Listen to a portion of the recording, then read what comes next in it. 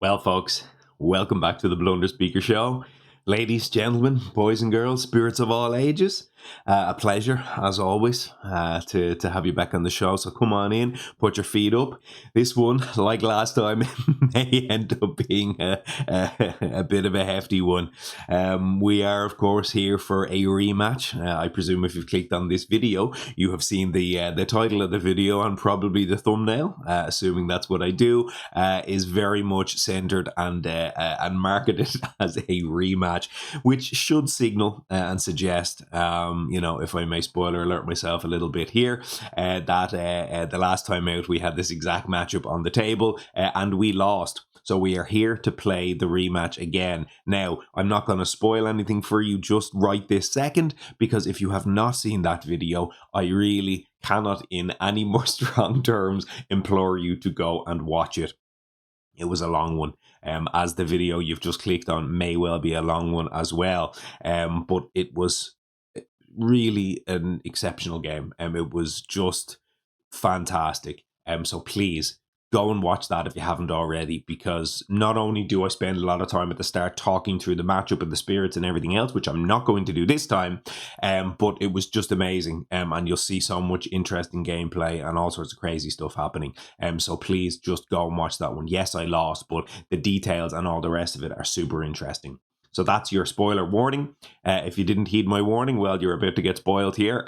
So yes, I lost. But obviously, if you watched it, you'll have seen the heartbreaking nature of the loss. I did believe it to be a win. The entire video, I thought it was a win, and I didn't realize till the next day, of course, as I said at the end of the video, that it happened to be a loss. Now, I will spend just a minute or two talking about why, because it's obviously very important, and I have to get the rule right for this particular video. So, as I said, I did it last time in terms of the spirits, the matchup, the 6-6. I kind of went through all of that stuff, so I'm skipping right past all of that now. But I'm just going to go straight here, if I can, to my my Habsburg panel here. So again, we're Habsburg and Sweden 6-6 again, and of course, as I said last time, the main crux and the reason for the difficulty in this matchup is our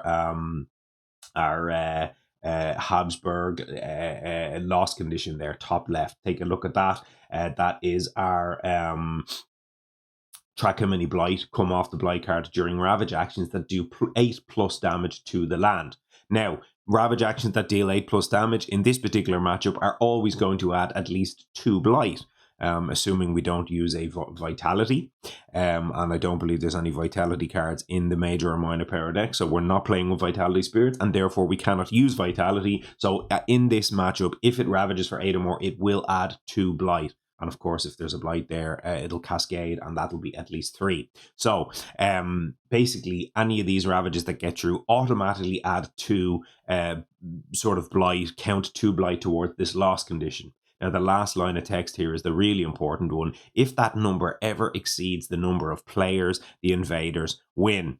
Now, last time out, I literally read this verbatim. I read the whole thing word for word, and then somehow jumped to the conclusion, the very next sentence, that meant I could have 6 safe blight as part of this, which is completely and utterly incorrect. I have 3 players, and therefore I can have 3 safe ravage loss condition blight. And what does that mean? It essentially means I can have 1 single loss condition ravage go through. The second ravage that goes through kills me. And unfortunately, in the last video, again, I had 2 losing ravages get through, and the second one I allowed to happen. I was in control of the game. I figured I'd never hit another one, and I thought I was allowed to have 3. So it was so disappointing because it was easily stopped. I literally had the fear card right there that could stop it, and I chose not to. So inside me, I know it was basically a win. The last video was more or less a win because it's on board, and if I just remember how the rule works, I win the game. But of course, it's not the case, and I can't just go ahead and turn around and go, yeah, no worries, it was a win. It wasn't a win. Of course it wasn't. It was a loss, and I'm here to avenge that loss. As I said, this is a crucifyingly difficult combo, and it's even harder than I was thinking and describing last time out. So I can only allow 1 loss condition ravage through, and everything in this matchup is a loss condition ravage. Last time out, I didn't quite appreciate it at the beginning of the video, but in this case, if you hit an explorer, just a single explorer into a land, if that explorer goes ahead and builds a town, and then you do your Habsburg gather in, and then assuming you have an adjacent town, because you always do, that is immediately a lost condition ravage. That is a ravage for 9. 2 towns is 6, the explorer is 7, and then the adjacent town puts it up to 9. So every single successful build essentially becomes a lost condition automatically. So you have to stop everything. Now, we of course do have 3 spirits which are pretty well set up to stop everything, as we described last time, so I'm not going to go through them now, but I will say, and again I'll reiterate this, this is a thoroughly and utterly broken spirit combination. It's, I think, in the running for the entirely best spirit combination in this whole game. I've talked about the cheese team a little bit on the channel before, which is the whole sort of hyper serpent proliferation sort of stuff, which is super broken. It's also including fractured, because everything broken includes fractured. It's like fractured and memory for the elements and stuff like that. So you just basically hyper proliferate and you hyper scale or serpent, where you like max out the left innate like basically straight away in the game, and you keep doing that every turn. You absorb everybody and you basically proliferate everybody, give them all energy, give everybody free majors, all that kind of stuff. Super broken, and it's capable of winning into absurdly high difficulties, but apparently it is not capable of winning this matchup because this comes out too fast.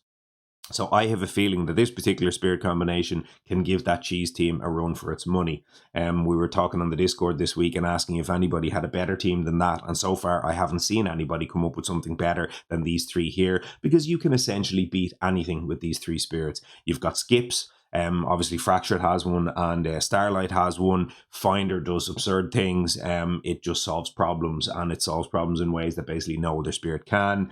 Starlight just scales into big majors and early majors and all sorts of stuff. And of course, Fractured Days has Slip the Flow of Time, which just ties the entire room together. So we saw last time out the absurdly crazy things that can happen. I won't say what they are, just in case you haven't gone and watched it, but I would again encourage that.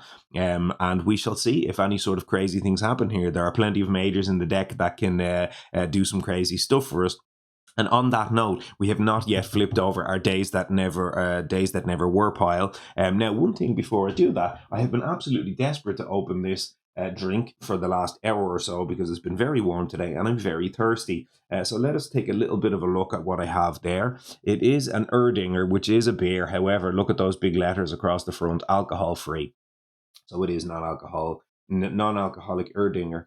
And if you're not familiar with it, and you happen to be interested in non-alcoholic drinks, this is, for my money, the best non-alcoholic beverage on the market.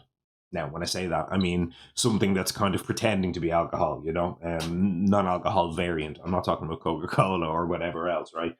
This is the best non-alcohol beer on the market available. It's the best I've had, and it's not even close. Because it is not trying very hard to be beer.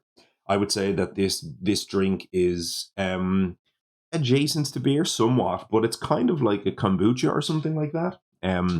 Which is why I like it, because it's not like, you've got God knows how many of these sort of 0.0s, and this one is a 0.5, but they're all essentially the same. But you've got God knows how many of these, like Heineken's, and you've got Carlsberg, like all the main brands have them. There's a bunch of them you can buy over in this country. Beck's have one. You've got like the Peroni and all of those, and they all try to be beer. And it's just disappointingly not beer. Like, you drink it and it's like, no, that just isn't beer at all. It's massively lacking. Whereas this drink, it doesn't try too hard to be beer, and therefore you actually get something which is a little bit different. Like I said, a little bit like a kombucha, and it's really nice. Like, I would happily sit and drink 3, 4, 5 of these, whereas all the rest of those I just described, I'd have one and then I'd barely finish it and I'd be like, nah, rubbish. So this is really good. Check it out if you haven't checked it out already. And the other one little note I'll make on that one is, in terms of proximity to its alcoholic variant, the closest that you will get by a distance, I found, is Guinness 0.0. So Guinness came out with a 0 variant, and it's actually very close to the original. Now, I do quite enjoy Guinness, so for me it's still disappointingly far away. It's not close enough, but it's pretty close compared to all the rest of those that I just described, which are nowhere near. Guinness could fool somebody who doesn't know the drink. So, you know, they have done a good job with that. But as I say, I'm not going to sit around and drink disappointing drinks when I can sit and drink something that I actually really do quite enjoy. So with all of that said, let's have a big old gulp here.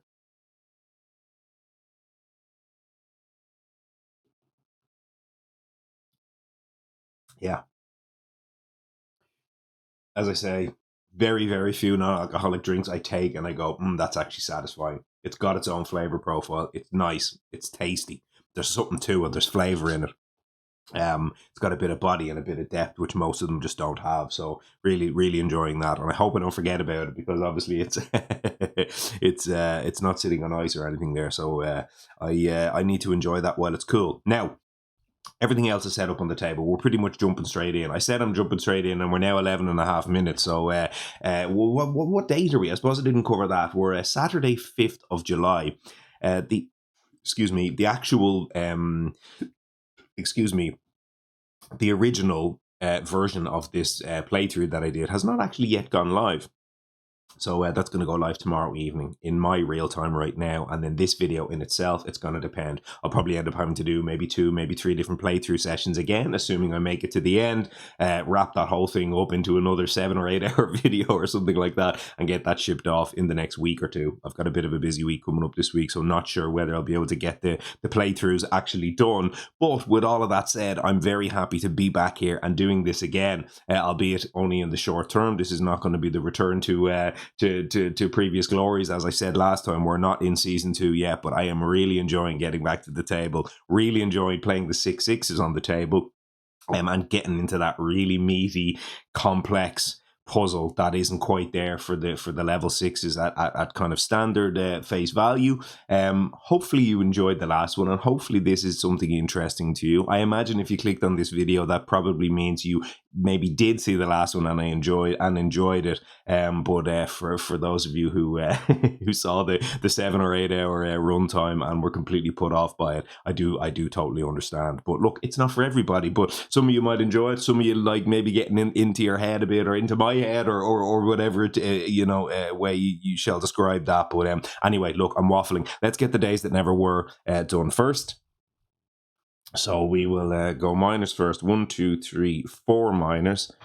And we missed pretty hard on especially the majors last time. We got 1 or 2 decent elements minors, which work okay actually with fractured. But we'd like to hit something really good here. We really want to get off to a good start here. So let's go. Let's start on the right footing here with the minors. Teeming Rivers, not as such. Call to Ferocity, not as such. They both have Sun at least. Rain of Blood, yeah, whatever. Call to Bloodshed now. So we've missed again. We've missed even worse than last time, because we haven't hit really very much of interest to us there. Which is a pity, but we've got a somewhat reasonable element spread apart from not hitting our elements themselves. So maybe we find an interesting minor or 2 in here, especially with the kind of Sun and Fire. That could be something. So 1, 2, 3, 4, not minor, sorry, major. So let's go ahead and see if we could hit. What we would love to see right now would be the Instruments of Their Own Ruin. We have the minor right here to threshold it, and we found it in the last game, but we never ended up playing it. So if we see Instruments of Their Own Ruin right here, I'll feel really good about that particular Days That Never Were minor set. But anyway, let's go and see. Number 1, Sea Monsters. We can threshold it with Rain of Blood, kind of, but that's not really it. Bargains of Power and Protection. Now there is an interesting thing to happen. We'll talk about that one again. Manifest Incarnation, not really it. And Plague Ship Sail to Distant Port. We hit that one again. We hit that one last time and it stank. It was stinky. However, we have hit something very, very interesting. Now, Bargains of Power and Protection. Let me tell a little story about this one before we move on with the rest of the game. Stick it in the card cam. I have hit this card on Fractured Days once before in the past. I had not been playing the game all that long. It was one of the first games I played with Fractured. Not the very first, because the very first time I played with this spirit, I had no idea what I was doing, and I did not realize that Slip could be repeated. So I had no clue what the hell I was doing. I think the second game I played with Fractured Days, or maybe the third, I hit this card in the Days That Never Were. And I went, this is kind of interesting. And then I picked it up, and I played it. And then I realized that this is the most absurdly broken thing in the entire world with fractured days. Because you have Blur the Arc of Years, which essentially prints the hand and pushes the hand around the island, and that is the only thing you essentially need for the rest of the game once you have Bargains of Power and Protection.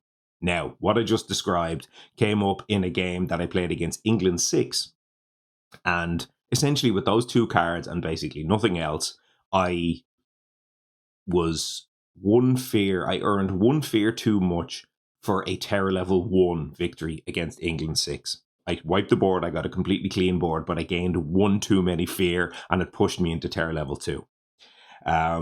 It was beyond broken. It was absolutely outrageous.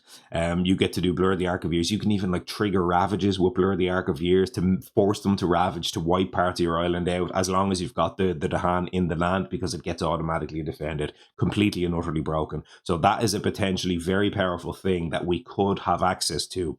However, needless to say, that is going to be very difficult to do when all of our ravages are coming in for approximately 1 million. So I find it a little bit difficult to believe that we're going to be able to make this particular card work quite the same way that I described that I was able to do it in that particular England game. So I am not so sure that that's something that we're going to have access to in this game. So it's broken with this spirit. And if you ever see this combination, just pick the card up, play it, and you'll realize what's going on. But obviously here, like, each of the Dahan defend for 1, for example, right? And even if I play this twice, which I can do, right? I can pick it up, I can play it. I can even maybe do a slip and pick it up and replay it again, have 2 bargains in play, and then I have to get 4 to hand in a land with a ravage will stop like the ravage for 9.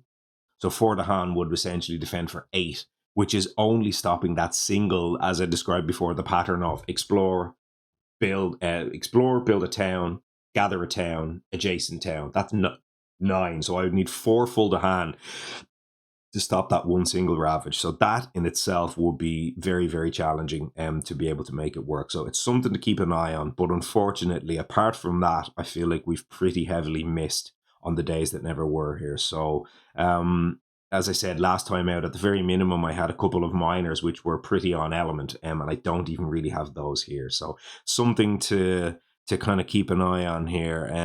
We've obviously got Bargains of Power Protection and Teeming Rivers are reasonably close from a sort of an element spread perspective there. So, we could kind of nearly make the threshold work, which gives you a proliferation. But again, proliferation is not super strong on Fractured. We're not really that interested in going all in to try proliferate ourselves, because it's like only fine on Fractured. It's unexciting to say the least. So we didn't do it. We didn't do really that well on that one, but it might still be a plan, because it might just be enough to say we'll just kind of go all in and use that with some of the Finder stuff, because Finder is extremely good at moving the hand. So that's a kind of a potential combo there that may come up, and we'll keep an eye on it. But anyway, that's all of that.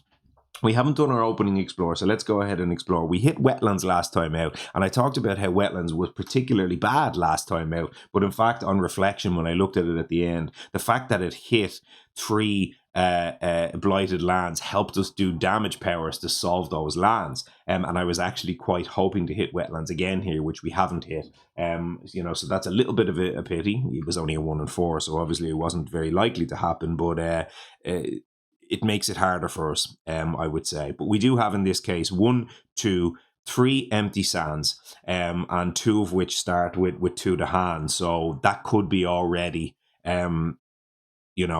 an option for us to, potentially get, the Bargains of Power Protection working. Like, as I said, this will ravage for 9 and this will ravage for 9, and both of them are empty with 2 to hand. So if I could find a way with Finder to get 2 to hand in there and 2 to hand in there, that's maybe 2 full ravages stopped already. So something to keep an eye on. So anyway, let's go ahead and explore. That's going to be 1, 1, 1, 1.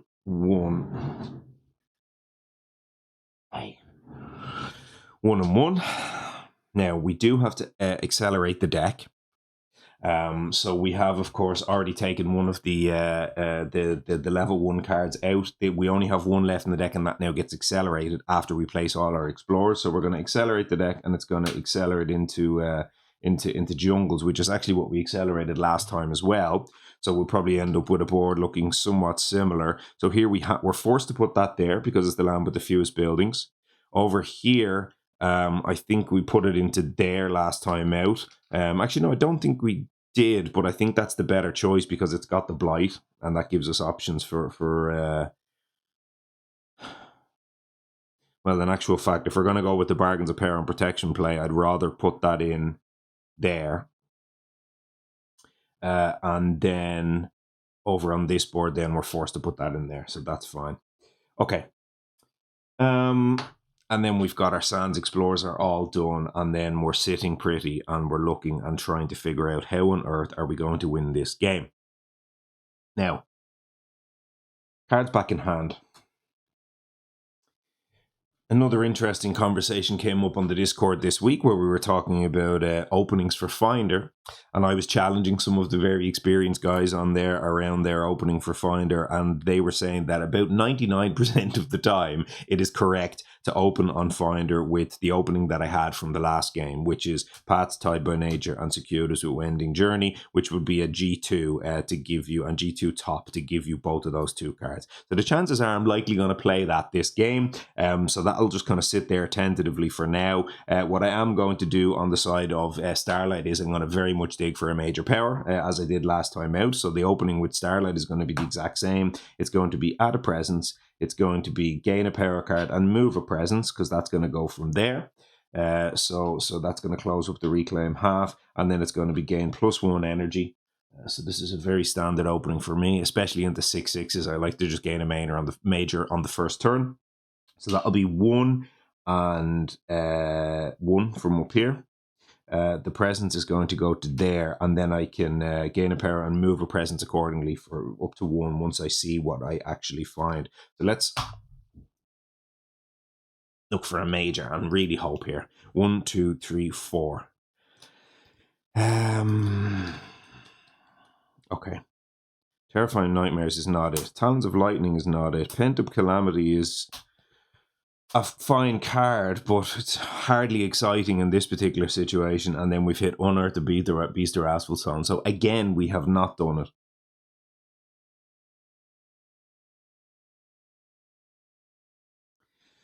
Terrifying Nightmares, you know, it pushes stuff.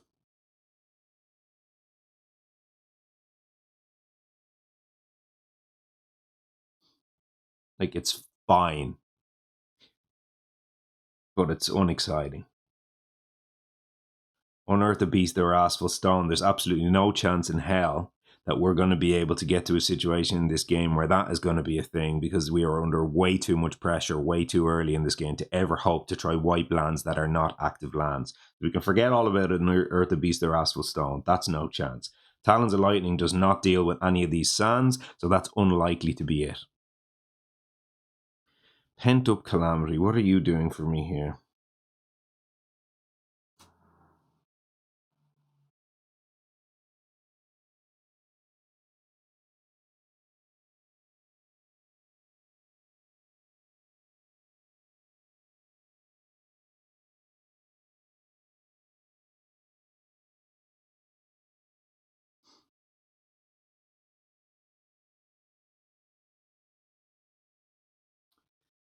Like, what I'm looking at with Pent-Up Calamity is there's a beast in this land, you know, so it could, like, whatever, like, remove a beast, which deals 3 damage, which in this land right now stops the build, but then, of course, you still do the gather and all of that kind of stuff. So, again, pretty unexciting. I have to imagine in this game that we are probably looking at a situation where we're going to have to bargains of power and protection to get this and this defended, because we need multi skips here.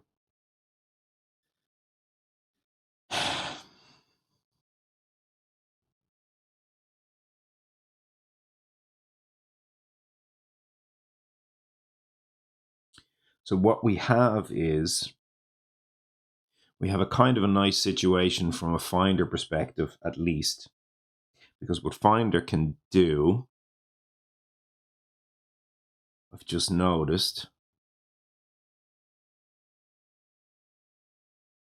is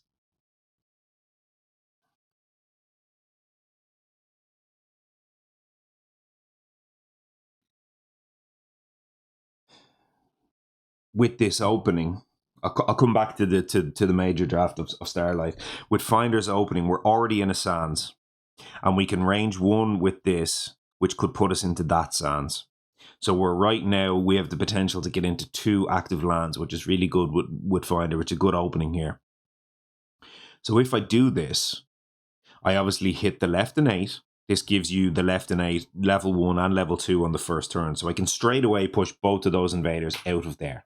That's the first thing that I'm allowed to do, which is great, because that solves this loss condition straight away. If I do nothing else, that will gather a town in, which is going to ravage for 3, plus 2 adjacent is 5. So I could, obviously lose a presence at that point with Finder, but that's a loss condition prevented.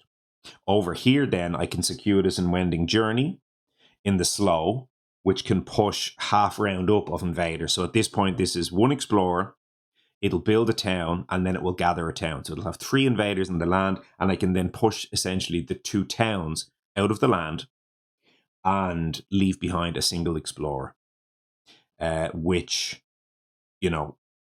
can ravage for 3, of course, if I've got the adjacent town, with a bargains but power protection. If I can get myself over there, which I can with Finder or with Fractured, because it can move 4, I could just move this guy over here somewhere, be adjacent to that, and 1 single bargains of power and protection solves this land. I don't need to put any more Dahan in there. It's fine. I don't need to isolate the land. It just gets solved by that 1 single copy of bargains of power and protection. And what that can potentially do is that can give me enough of a chance to next turn then with Finder to gather a bunch of Dahan in this land.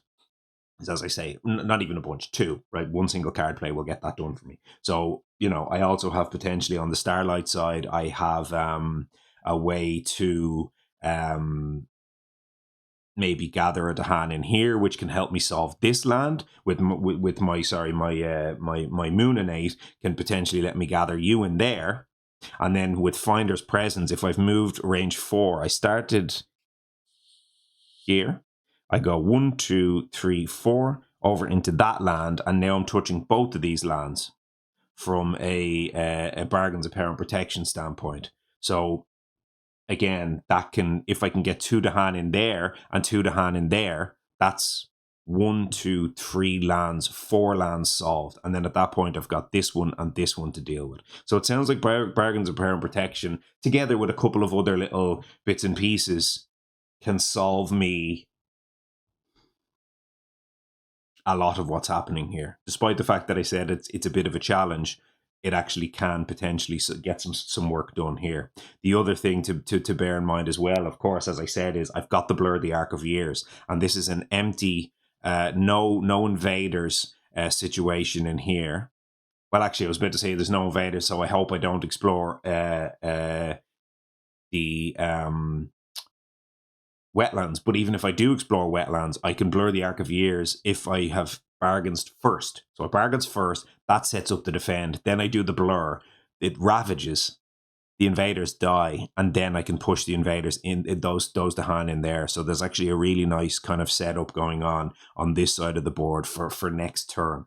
So there's some really good stuff happening here. We're looking at a game where bargains of power and protection twice on turn 2 is where we need to be. Now, can I do that is the question. It's going to be a challenge, but I hope I can. Finder can do, or Fracture can do some crazy things. So let's maybe at this point work on a game plan to get that done, because it looks like this board is set up pretty well to. Sorry, I've cheated there. That gathered into there by my plan rather than by anything else. So so let's go ahead then and look. How do I get bargains of power and protection played twice on the second turn? I'd love for it to be thresholded, because double threshold here will be nice. Let's be honest. But the chances are I'm not really too sure that that's gonna be able to happen. Now, one thing I do actually notice right here is I need to be in a land with the Han for bargains of power and protection to work, which is a challenge because I wanted to move my presence there. And if I move my presence there,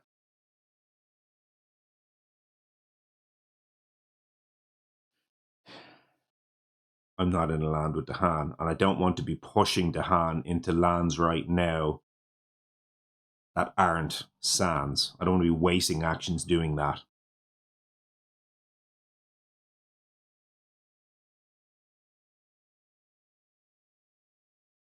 Paths tied by nature can move the hand, but it moves pieces into lands that have the same terrain. So I'd have to be moving from one sands to another here, and that's not really something I want to do with paths tied by nature either. So it would have to be like next turn, maybe with the innate power, or there's one or two cards in my hand that can also move the hand. So I think that's kind of will be our second turn, to kind of get all of that done. In theory, if I got two to hand into this land and I was adjacent via uh, open the ways, that's potentially something.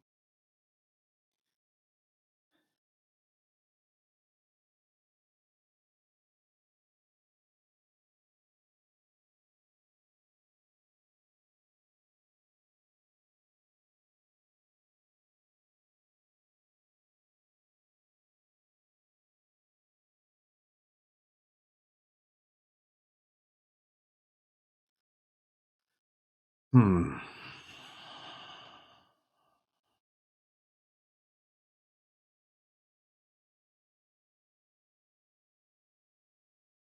mean, it does feel like this has to be the general gist of it.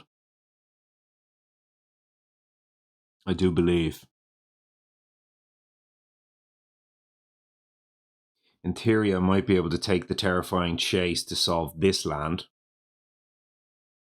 because this is going to build two towns and then gather a town. So it's like I can basically push all four of those towns out of there into a land, into here or something like that. So the terrifying nightmares might be the one I take.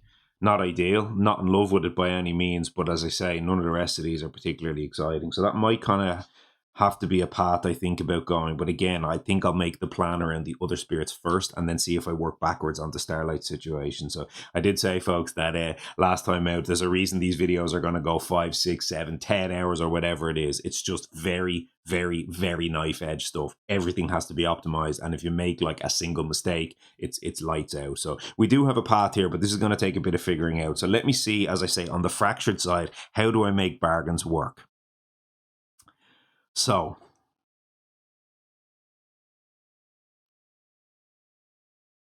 with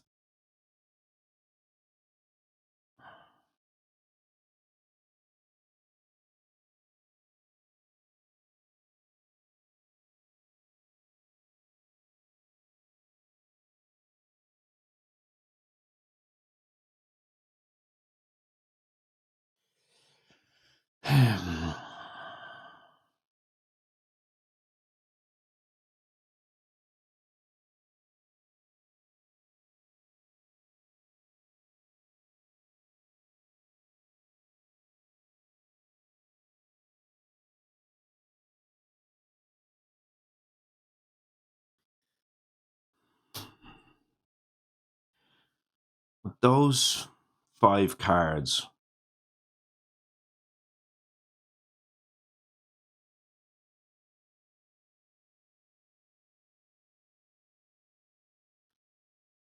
what happens?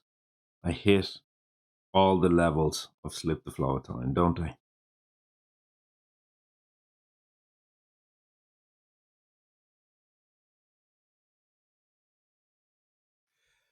So that's something, because that can give me, maybe Ways Ashore and Heartland, which can give me a way to push 2 to Han.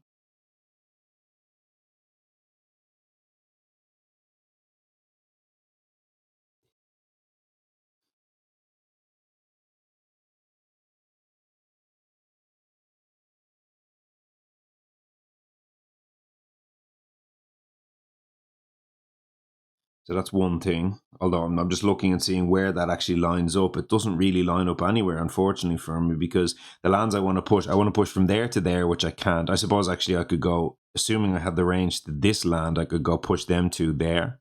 So that could help.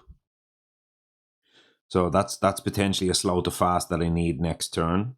As I say, I've got two other fast cards in my hand from Fractured, which can move the hand. So that can kind of set a lot of stuff up on the second turn as well here. So I don't need to necessarily plan out what I do exactly with Fractured next turn, but I'm just wondering in terms of slip how all of this kind of comes together. Obviously from kind of Starlight side, we have potentially some innate and things that could come up. But if we're taking the Terrifying Nightmares, maybe we don't necessarily need much of extra plays and kind of slow to fast and all that kind of stuff. So we might get away with not having to dedicate too much slip wise next turn. However, we may have to slip ourselves. So it's gonna depend. What I'm essentially looking at here is if I get all of that into play, not only do I have a full slip, I also have the full Bargains of Power and Protection. So I could have a double Bargains. Plus, we want to push probably two things with Blur the Arc of Years as well. So there's that too. So, there's kind of multiple things going on here where we want to use time for maybe absolute stasis, which could be, so we could stasis this land, which sort of gets us out of jail over there. That's one time. We have Blur the Arc of Years. That's another time. We might just give out a single slip, which is kind of free from a time perspective, and give one slip over to Finder, something like that.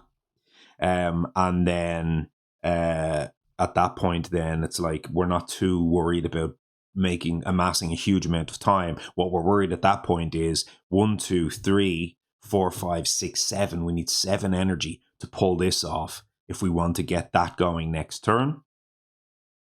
And we would also need a combination of one. We also need one of two things. We can either do the +2 card play situation with the G2, or we can, with G3, gain some extra energy. And then what we can do is we can slip our way to the extra card plays, but that costs us time as well. So this is really, really challenging here. The thing, if we want to do it with the G2 and we want to do it with the extra card plays, we lose out on the time, but we don't have to dedicate a bunch of time to the slip. So what we could do is, if we could get to the... Well, we can't get full bottom as well as +2 card plays. So essentially, if you clear your bottom track and then you go +2 card plays, that could give you 5 plays. We can't do both of those things because we can only take 3 off on the first turn, and then we could have to take 1 off and then +2 card plays. That's not going to work. So we can't do that. What we can do in theory is we could go 3 off. We could go 1 time off like this or something like that. It won't matter because we don't upgrade on the bottom or the top. And then we do +2 card plays. With the 2 on the bottom could give us 4 card plays, and then a slip could give us a 5th. So we have a way to get to 5 card plays, but then the question is, how do we get the energy? And I have no idea how we get the energy. So the point is we don't. So that's quite challenging. We can't really do everything we want to do here. So we need to give up on some amount of this. So what do we not need? Well, if we look at it, unfortunately, the only thing we definitely don't need is that, which is costing us 0 energy. If we want to do the threshold on Bargains of Power and Protection, we're playing essentially Poor Time Sideways and an absolute stasis. And we would like the stasis anyway. The Poor Time Sideways is only giving us a single water, but it is giving us the extra card play from the slip as well. So, with 4 plays, we can do this. and then we don't have to play the pass returns again. So if we don't worry too much about the plays, but as I said, we got to 4 anyway over here, and then at that point the slip was giving us the 5th. So either way, the problem still remains the energy, not the number of card plays. We have the number of card plays, but if we wanted then, so then if we reverse this back a little bit and we talk about, well, we have a G3 and it can give us a bunch of energy. So Fracture can sometimes do these broken openings where it just takes a bunch of energy off G3 instead of a bunch of time. What does that look like? Well, let's examine. Imagine on turn 1, I go G3, pick up the bargains,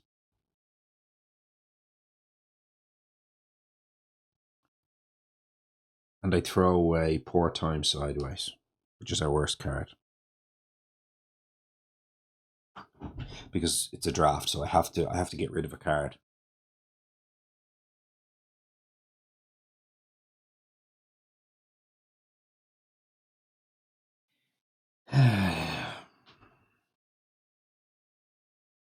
Yeah, see, what I was going to say was I take 6 energy on the first turn plus the 1 on top, and then on the second turn I just go G2, take 2 extra card plays. Sure, I can afford all of this, but I haven't placed any time. I have no time at that point. None.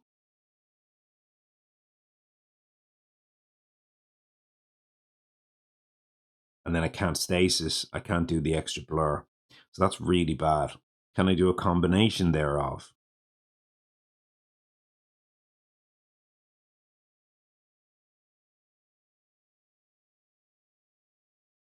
So if I took 1 time and 4 energy on the first turn, bank a single time. No, this way. Bank a single time. And then on the second turn, so at that point I'd have 1 plus 4, I'd have 5 energy.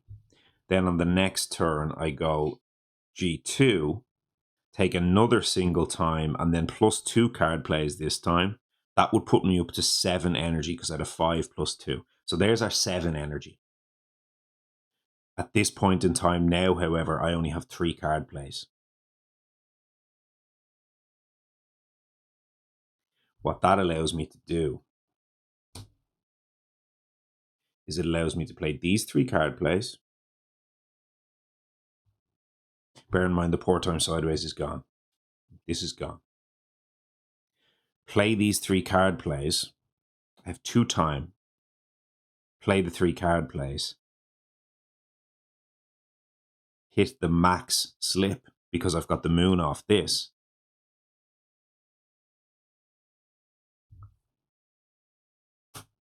Play this off the first slip.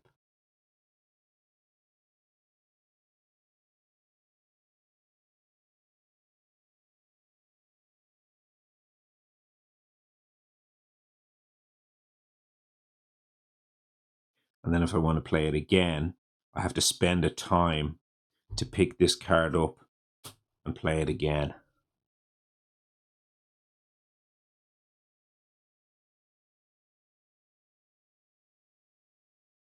So 1 of my time is already gone on this slip. But at this point, I have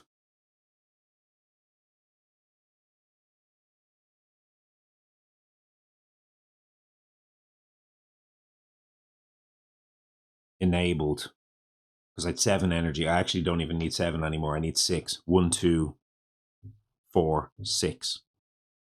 So at this point, I have enabled all of this. I have a stasis available my other time, so I can solve this land, but I can only blur once, not twice.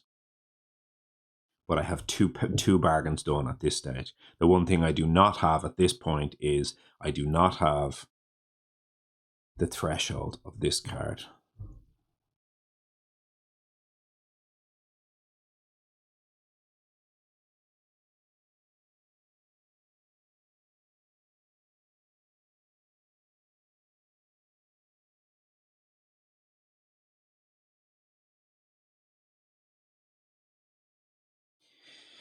Which is challenging.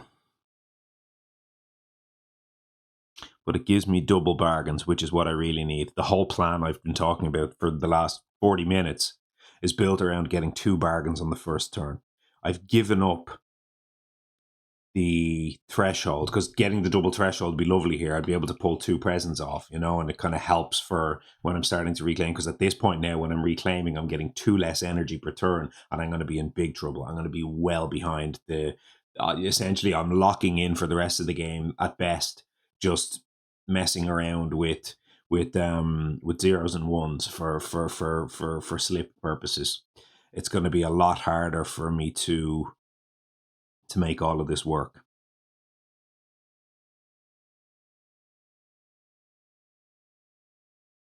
So I'd really like, if I could, to get that threshold, but I just can't. Don't have a way to hit that, I don't think.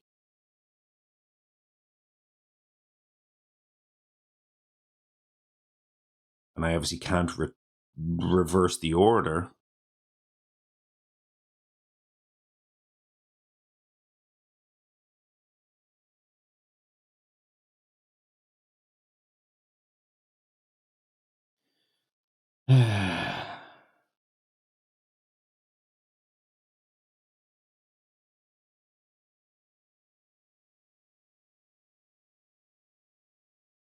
This is where you just love to see one of those broken support cards in the days pile, like a Gifted Nature's Connection or something, that solves every problem we have here. This is a challenge. I'm not gonna lie. This is hard.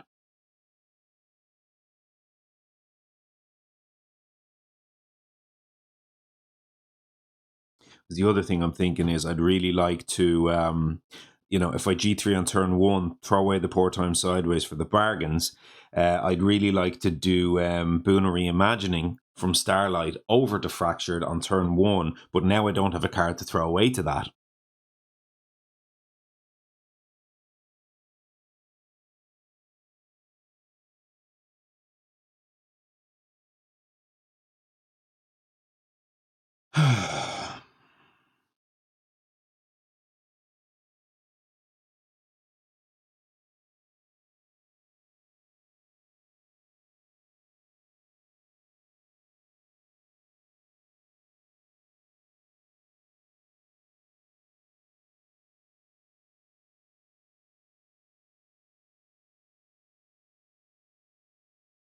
Boon Reimagining gives me 1 energy.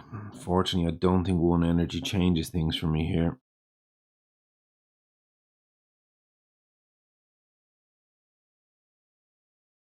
Or does it?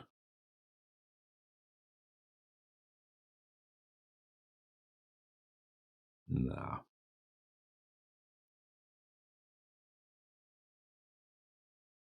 This is so all in, because I'm going to have to reclaim the following turn. I'll have 2 bargains in, situation ongoing, and both of these will be back on my tracks, and I'll be reclaiming with 0 energy and a handful of 1 cost cards.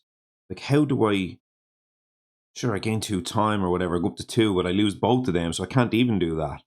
Like, how on earth do I play a game after I've done double bargains on turn 2?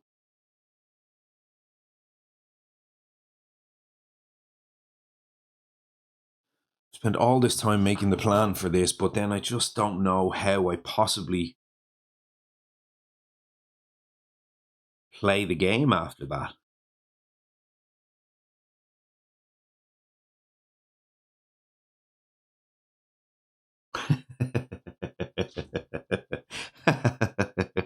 It's so all in. But it might just work. It sounds insane, but it might just work. I also have, a call to bloodshed in there for later. Admittedly, it costs 0. I also have call to ferocity. So gather up to 3 with call to ferocity. In actual fact, that's pretty good. If I G3 on turn 1, grab call to ferocity. Oh no, but I need the bargains. Can I G3 twice here? Pick up the call to ferocity. play it. Take 3 time.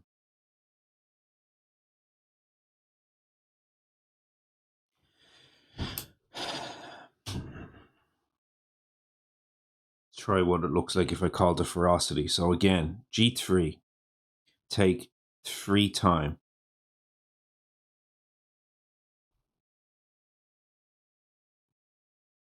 Pick up the call to ferocity on turn 1 and play it alone.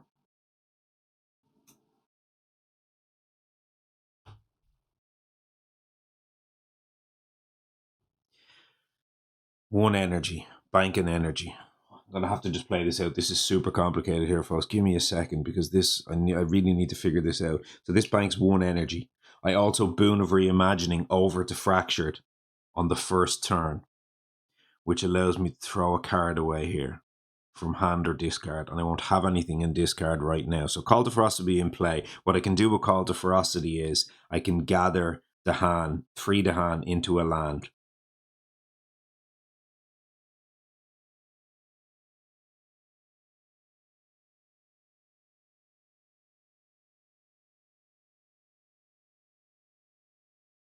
Like gather 3 the hand in there.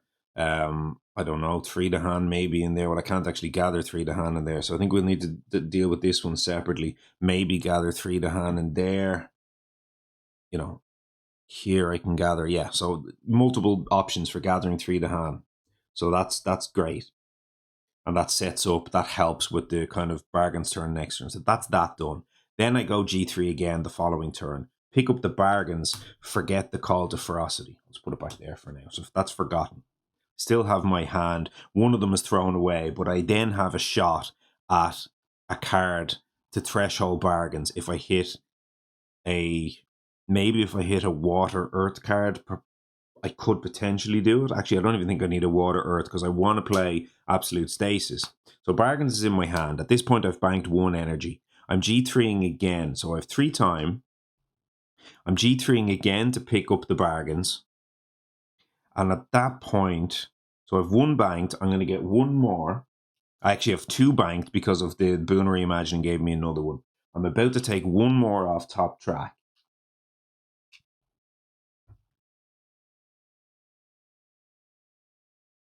So that's 3. If I just take...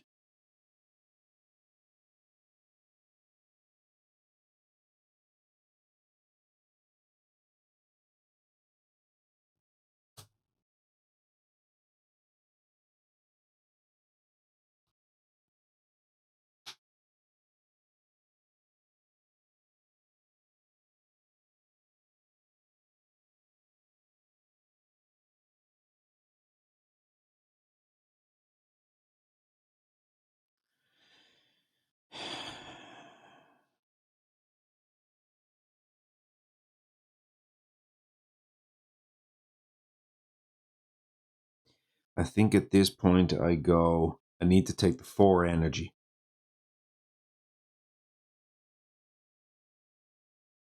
So I take the 4 energy, 2 card plays. I take, let's say, 1 more time and then 4 energy. That gets me up to 7. Right? So let's just kind of plan all this out. This is super slow, guys, and slow and clunky, but I'm trying to figure this out. So then my 2 card plays at that point become these 2 cards. 1 and 1. That gives me the 3rd level of the slip because I have the sun. Skip the 2nd level for now. We don't care about it. I now have an extra playoff slip. First slip is free. I have 5 in the bank. First slip is free. I play poor time sideways. That cost me 1. Second slip cost me a time. Play bargains.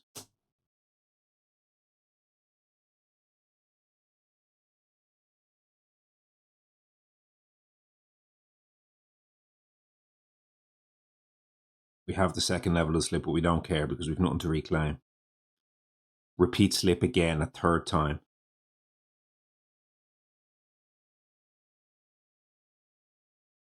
Pick up the bargains. Play it.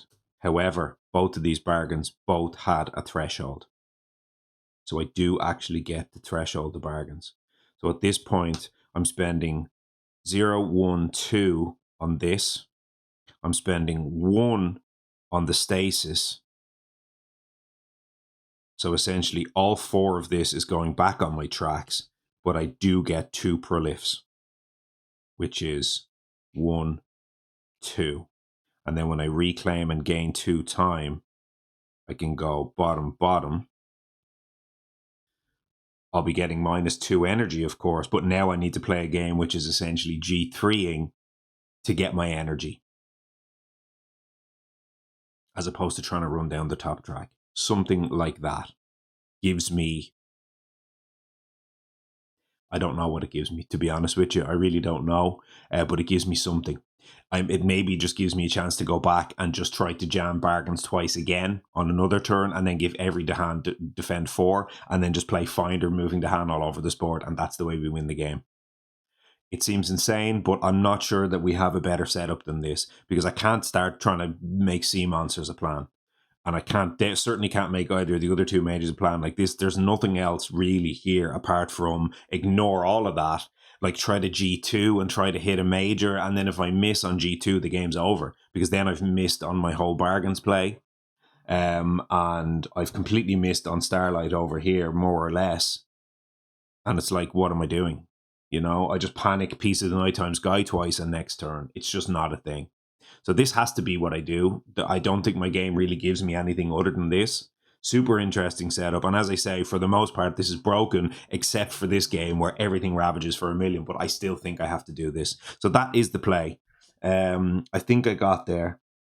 The Boona Reimagining now doesn't actually need to give me anything at all, but the energy is important, so I'll still be taking it.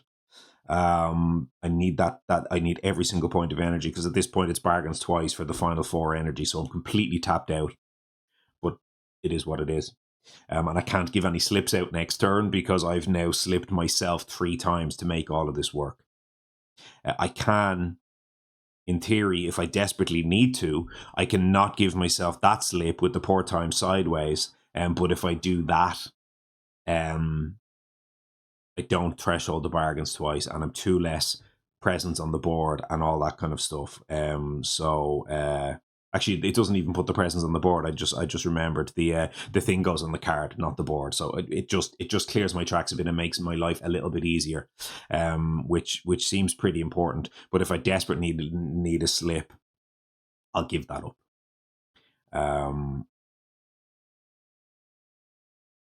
So yeah, this kind of just is what it is. It's one of them things. So I'm going to do it. It's a very all-in play, but it might well pan out. And obviously the reason that this can work, I'm not saying it will work, but the reason that it can work is that Finder is so good at moving the hand.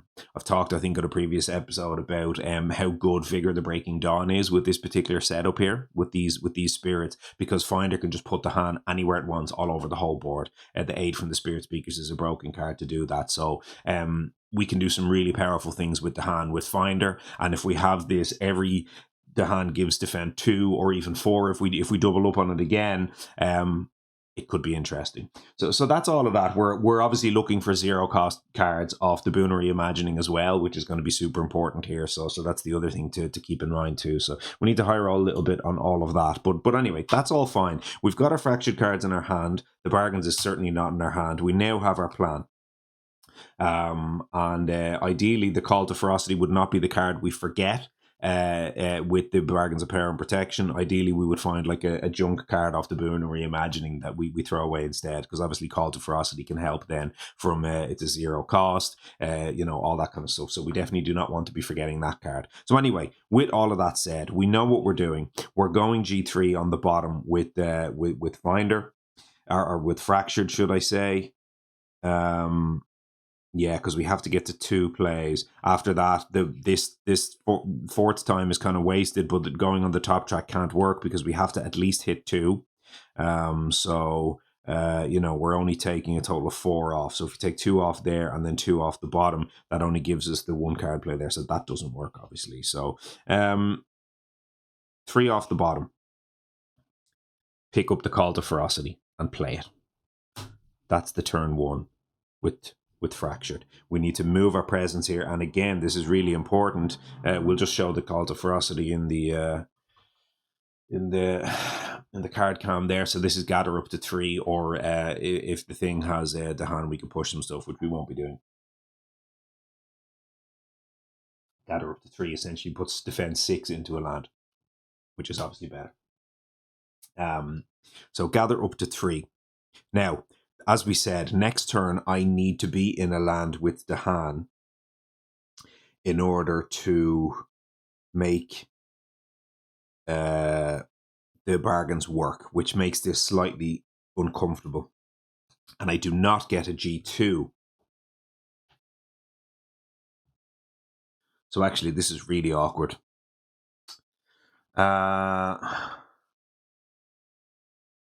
This is significantly more awkward than I thought, actually. So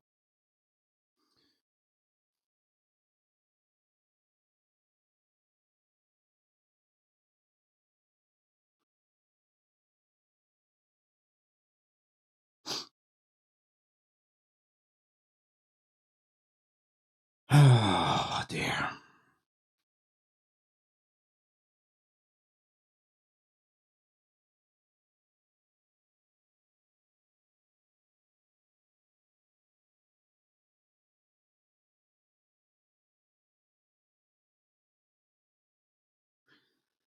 I mean, I can get greedy and I can circuitous here from this land into this land. I'm going to push, as I say, the 2 towns out of here. I can also push 1 Dahan into that land there, because it's half of Dahan as well. And that would give me in here my Dahan for the bargains next turn. It pushes a defend 2 out of this land. But as we said, this land only needs, assuming it doesn't explore coastal or sands, this land will only need a defend of 2. And if I happen to isolate the land, it wouldn't need defend at all.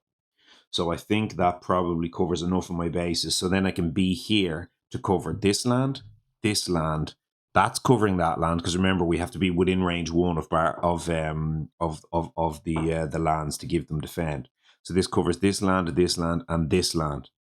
It does not cover that land, which we said I think we wanted to hit with the absolute stasis from here, but it won't cover that land over there unless on the following turn, when I grow with Finder, I grow in that land at range 1. If I do that, then I can open the ways over to here. When the ravage happens, with that ravage action, I can open the ways from here to here, and then this land will now be within range 1 of fractured days, and that can allow me to defend that land.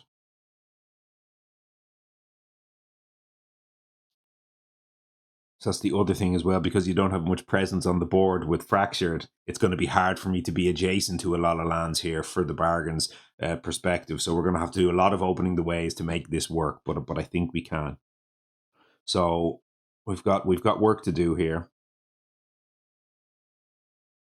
In actual fact, I just remembered something. We don't need to grow in there with Finder,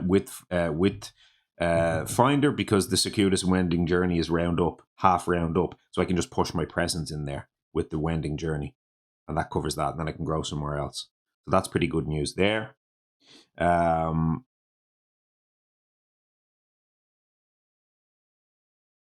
then it means that call to ferocity can actually target that land in the slow, because I'm going to push in there first, and then I can open the ways with call to ferocity, range 1, gather thing. So that call to ferocity has multiple choices. So I'm getting ahead of myself over here, but as usual, I do a lot of thinking and planning in the growth, and then I kind of know where I'm going when I get to the later parts of the turn. So I think all of that's really good. The path side by nature, we'll figure that out later. That's not necessarily coming into any of this plan. That's just a nice one to have. But we know what we're doing with the innate. We know what we're doing with the circuitous. That's cheating because that's not in there yet. So all of that's good. The call to ferocity. So basically at this point, it sounds like we've got 1, 2, 3, 4, 5 lands more or less solved. This is the one we haven't solved at all, and we haven't done anything about. We're not going to be able to pent-up Calamity that land on the first turn anyway. So I do believe here Terrifying Nightmares needs to be the one. I don't want to be Piece of the Nighttime Skying it, and I can't really reach there anyway with Piece of the Nighttime Sky.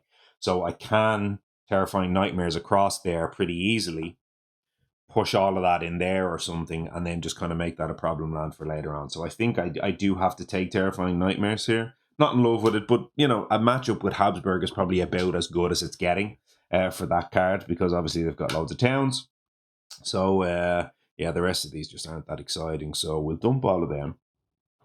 We'll take the Terrifying Nightmares. I do like to make a crappy major work, as I say on this channel all the time. If I could make a crappy major work and beat the hardest 6/6 in the game with a crappy major, I'll be pretty happy with that. So let's go ahead and take the Terrifying Nightmares and forget the terrible card that we have, Gather the Scattered Light of Stars. So that's gone. We won't be forgetting Piece of the Nighttime Sky, as we know, in this game, as I said in the last playthrough. And now we will do the move range 1. And I think I'll just start to kind of move my way across the board here. So I'll just move to there. Gives me a range 2 into that land for next turn anyway. But of course, I'll have another move in the meantime. So that's all fine. We take 2 energy. We play Shape and we play Boon Reimagining. We know all of this. That's 0 and 1. We are going to have the Gather there, which is pretty good news as well. And actually, let's think. So gathering, we know we want to gather potentially into this land. We don't care about gathering in there. Potentially want to gather in there. So yeah, that kind of gives us sort of, you know, some options. So all of that's good news. I'm cheating because I don't get to grow twice with Finder, so that's not a thing. We did this. We picked up the time. We gained the 3 energy. We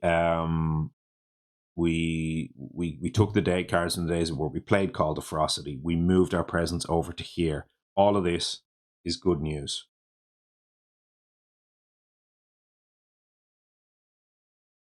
Yeah. Okay.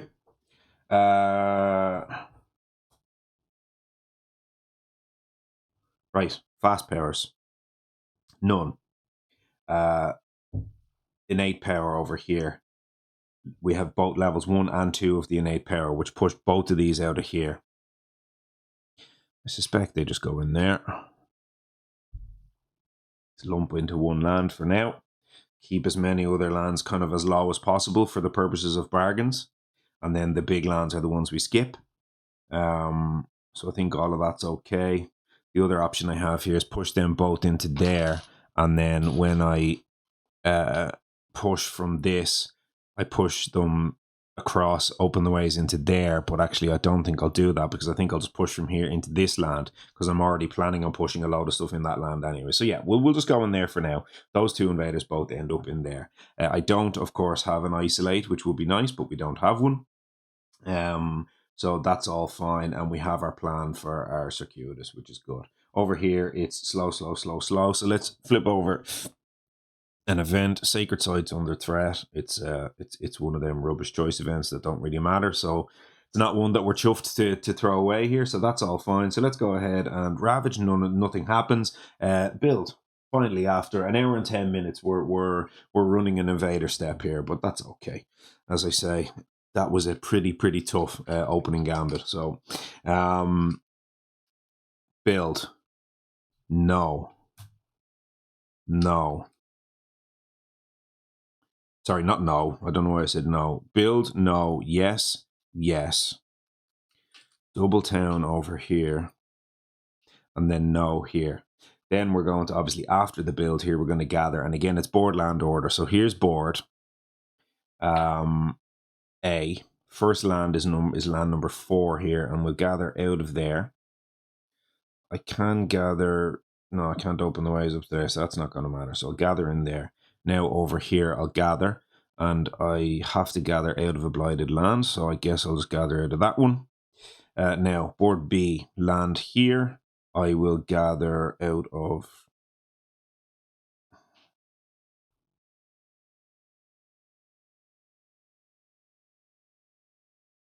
here. This land here will gather out of here. And then board C here, first land here gathers you. And then this land gathers you. Okay. Actually, now that I look at this gather from here, where did I gather that from? Oh yeah, no, I gathered it from there. I was gonna say I could I isolate this from towns, but no, because it's either there or there. Yeah.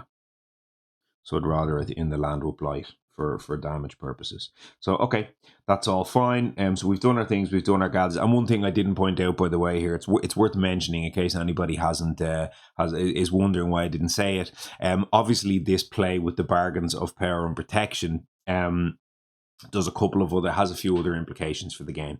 One is if I'm doing a very defensive play and I'm not placing blight on the island, it means I will be getting hurt harder by the escalation, which I'm very much aware of here. The escalation is hugely important against a standard 6 Habsburg, but in this particular game, extra towns on the board are like they kind of already fall under the skips a little bit.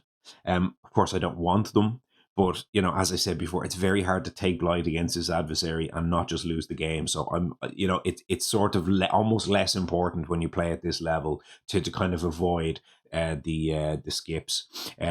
I know, of course, there's more durable towns when there's no blight. Yes, it's a problem. But again, we'll have to cross that bridge when we come to it. But the other implication here for this as well is, of course, when I'm doing defend and retaliate sort of counterattack tactics here, because they will most likely, for the most part, not be in blighted lands, my Dahan counterattacks are significantly worse.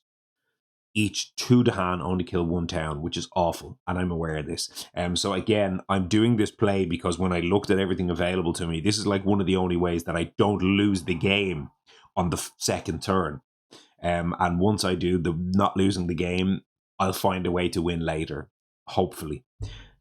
Although if I'm gaining 2 less energy or 4 less energy per turn with Fracture, that becomes a lot more difficult. But again, we'll sort of see, and we'll cross the bridge when it comes to it. We'll need to get a lot luckier than Terrifying Nightmares with Starlight. Let me put it that way to you. But anyway, we've done. Oh, what do I see? Do I see some terrifying rothflies coming in and bothering me again? 1 or 2 little mosquito type of affairs happening around the table here, but I think we might be okay.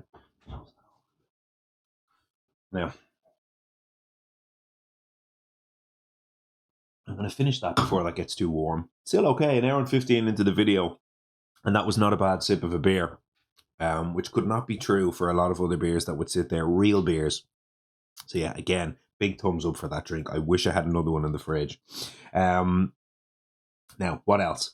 We've done the explore, we've done the build, we've done the gather. Now we do the new explore, which is mountains, and we just cleared out quite a few mountains, which is really, really good news. We actually have 5 clear mountains, which is great. Same thing happened in the previous playthrough as well. When I did all my gathers and things, I did a lot of effort to kind of isolate one particular terrain, hoping that I'd hit it, and I've gotten pretty lucky, and I've hit it here again here. So that's pretty good news. So we have 2 blight on every board, so we're going to double escalate.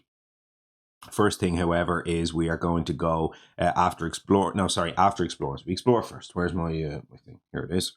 So 1, 1, 1.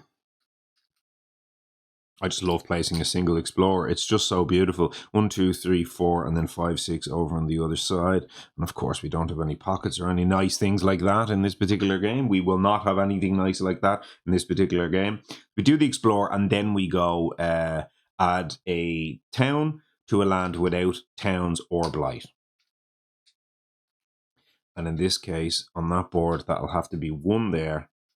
And then unfortunately, I am forced to place 1 into a mountain. Yeah. So I'll put it in that one there because that's the land where Finder is.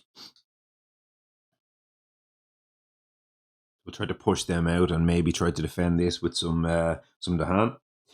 So that's fine. Now on this board here, we have 2 options. 1, and 2. So we don't have to go into mountains over there. And then on this board, we have 1 and 2.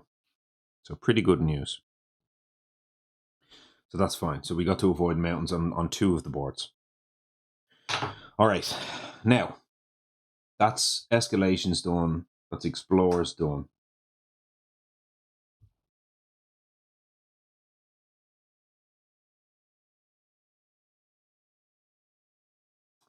Hold on a second.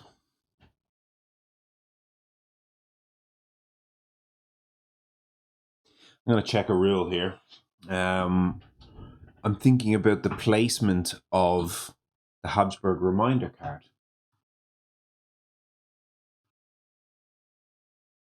I think I played it right last time, but I'm wondering, did I screw myself a little bit and did I make my life harder than it needed to be? So I'm going to go and check this now, just to be sure.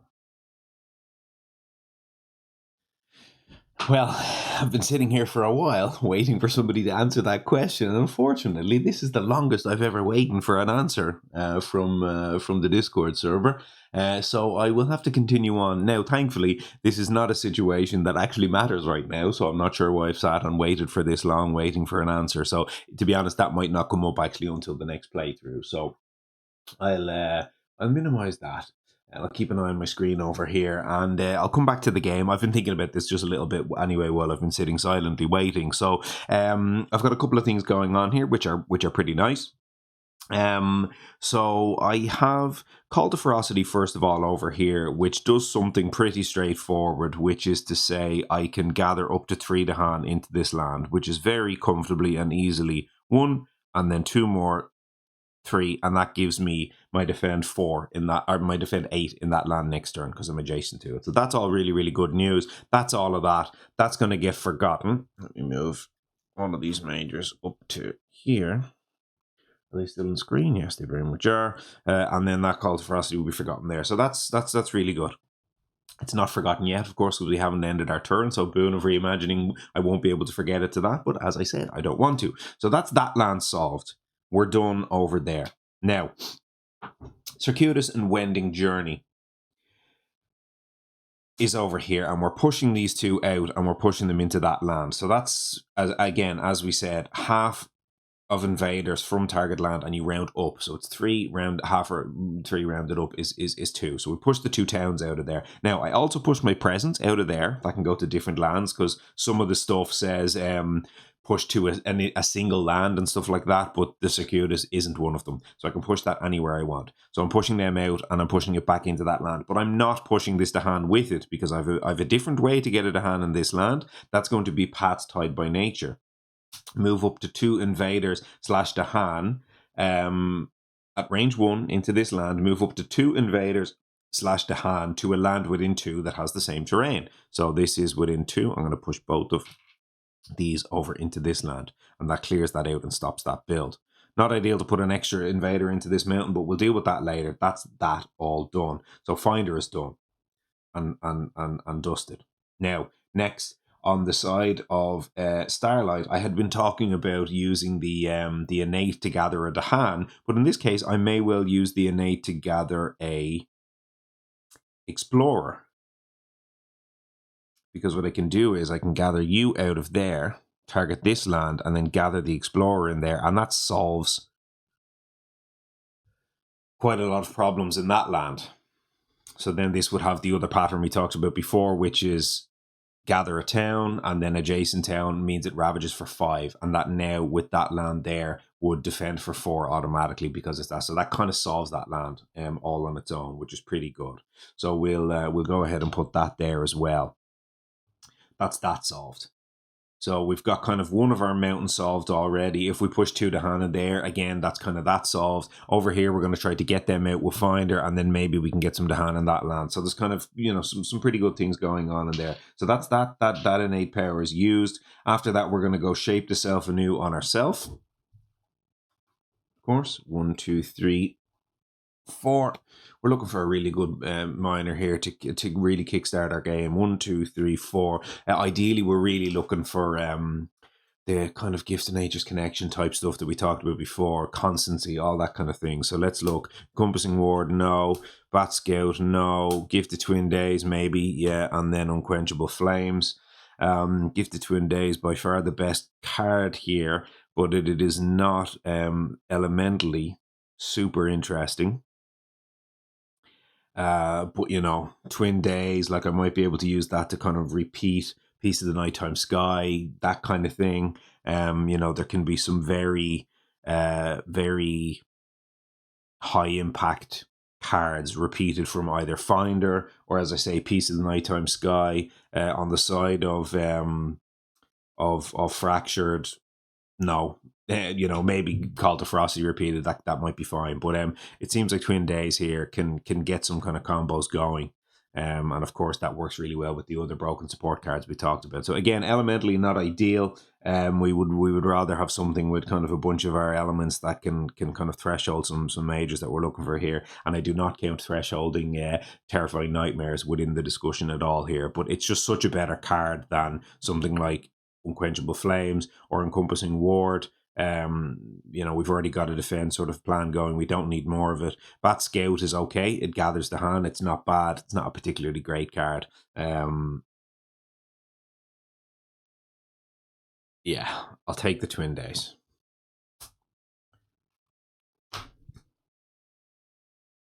Not super stoked about it, but it's fine. Now, Boon of Reimagining over to Fracture 2. I forgot to take my energy from the first turn, so that'll be 1+1 now. And then I will forget a card here.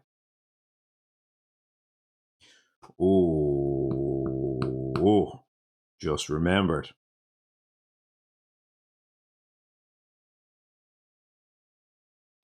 I have to throw away the Poor Time Sideways, don't I? So I was using the Poor Time Sideways in my plan. I mean, no matter how much thinking and planning you do at Fractured Days, you always make a mistake. I actually made a couple of mistakes when I was doing this plan where I was putting all my cards out and I was playing with the bargains.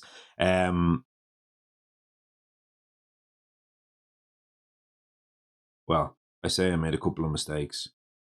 As I was thinking offline, I thought I had made a mistake, and then I realized I hadn't made a mistake. I'm all over the place here. I'm not going to bother explaining that last thing I just described there because it's just not worth it. But I do have to forget a card right now, and I can't forget the past returns again. I can't forget the other two, so I am going to have to forget Poor Time Sideways and just hope that I hit something elementally good to maybe threshold the bargains.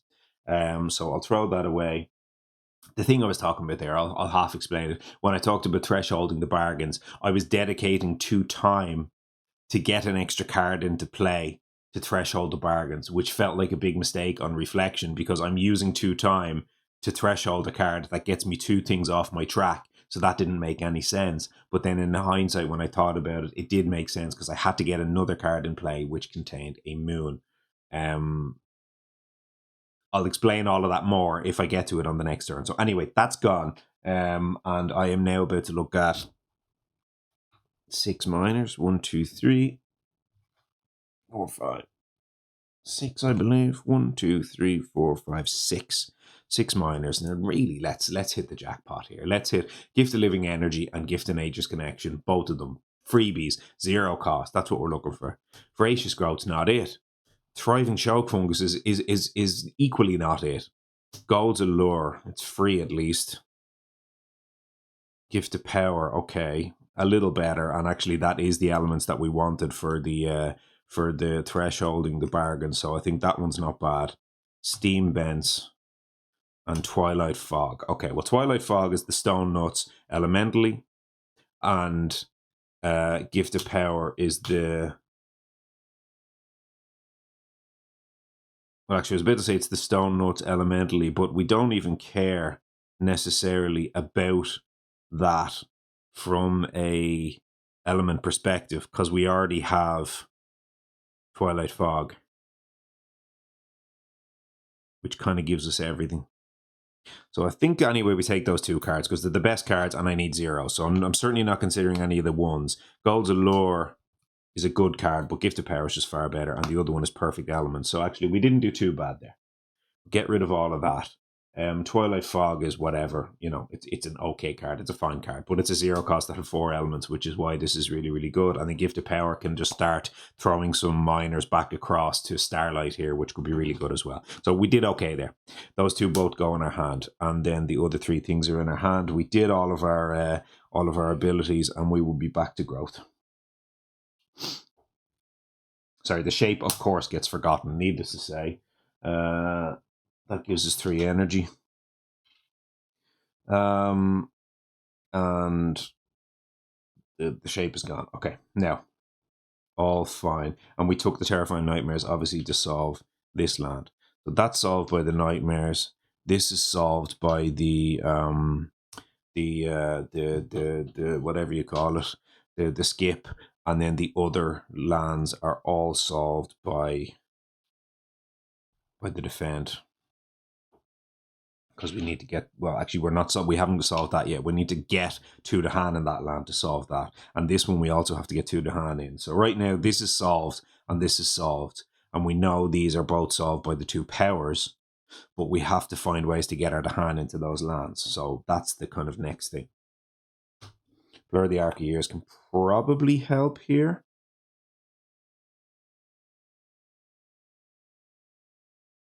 Now, having said that,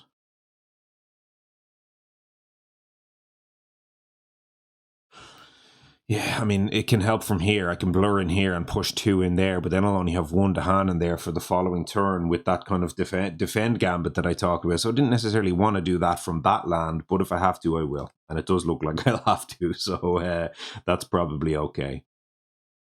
So we'll take that away from there for now. So what did we say we needed to do? We said we needed to do this. Oh yeah, actually, we have to forget one of these cards, don't we? To the bargains. But given that we picked up some pretty decent ones, I might actually just need to be forgetting the Call to Ferocity. So we have to draw the bargains. That needs to come. Then we said we would gain 1 time and 4 energy, plus the 1 on the top track. So that is going to be 5 energy. 1, 2, 3, 4, 5. Now, that gives us 2 card plays, and we have a sun. Put it here for now. Make this a little bit easier. The 2 card plays are Blur, Stasis. 1 each.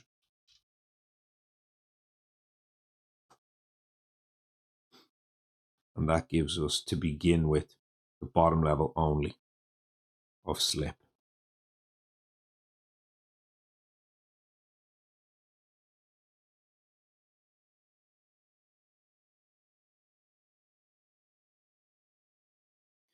So yeah, I'll finish explaining the thing I was talking about in the previous turn now, because it kind of makes sense too. So before, what I was talking about was to threshold the bargains, I would have to go Slip once to play 1 card from my hand. We'll now use Gift of Power, but in the other case, it was the other card, right? So it's the same explanation.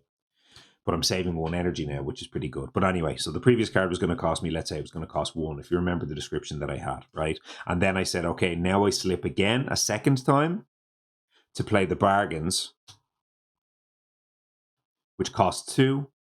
And then now at this stage, when I slip this time, I could pick up the Call to Ferocity, which I can still do because I'm probably doing this exact play anyway, but it doesn't really matter.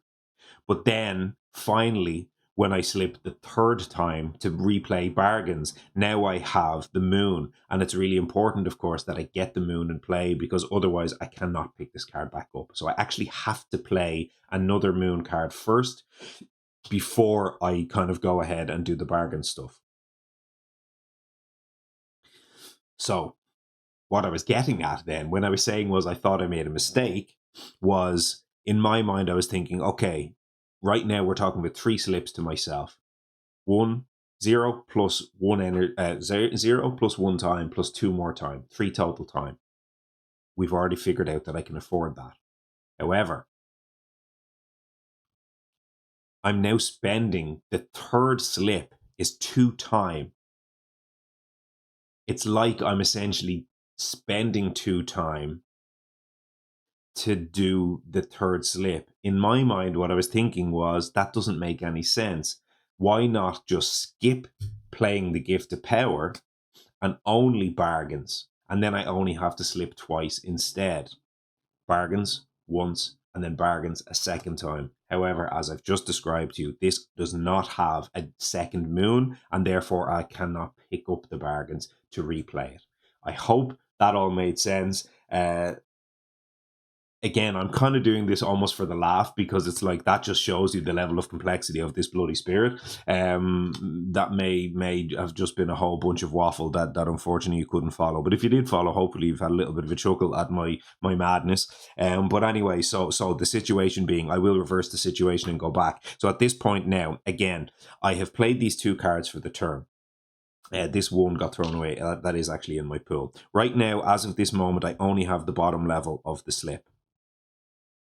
And I will be able to go slip once to put a minor in play, which gives me the moon, and then I will be able to slip twice more to play bargains and then pick it up and replay it again. So that's 3 full slips, which is going to be 3 of this time, and then it's going to be 1 of this time on the stasis. That is what all of that is going to look like, and that is going to essentially reset my bottom track, but it will give me 2 thresholds off the bargains, and that will take 2 more sort of presents off the bottom track again, that type of thing. So all of that is all of that. The question is, of course, at that point, do I go Gift of Power, or do I do Twilight Fog? And it seems to me as if Gift of Power will be definitely more important. Twilight Fog does allow me to push at the hand, which might matter, but I have a feeling that Gift of Power to give some minors over to Starlight is probably going to be pretty important here, I would expect. So now that all of that is said, we have almost our plan with Fractured. I'm not actually going to carry it out yet, because of course all of those things are fast powers, which I'm not yet reaching the point of fast powers. So we'll put all of this back for now.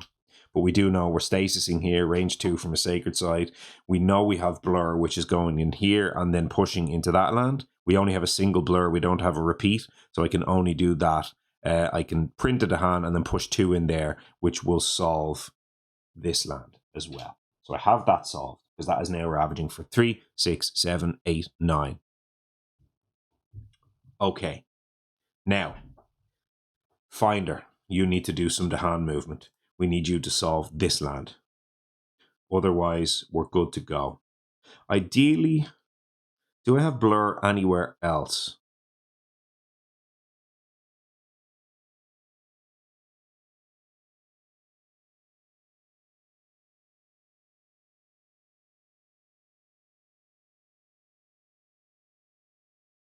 No. Because we can't yet set up the Blur combo where we Blur, ravage in the land, kill the invaders, and then push out. We don't have that online yet. It's going to take a while for that to get going. So I think Blur right now just into this land and just get some to hand going is just kind of safer. So question is, offer passage between worlds. That's probably just going to be the default way to get 2 to hand in this land, and that can basically let me take 2 to hand from anywhere and get them into one of my lands. So I can pull away any of these ones. I can pull away, actually, yeah, it is going to be one of these ones. So that's going to be fine. Probably the one without the blind, because that can potentially die to damage. So I think I'll pull those 2 to hand out of there and get them in there. That's kind of the first thing, and that solves that land. Now, a bad event here with plus damage is going to cause me all kinds of problems, but I can't play around that. I just can't. I can't edge case proof myself on that front. Down here, I get to push these 4 towns out of this land of terrifying nightmares, but I do not get to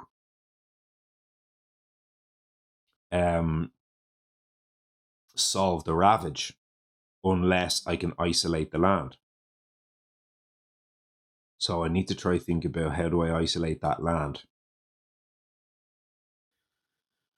The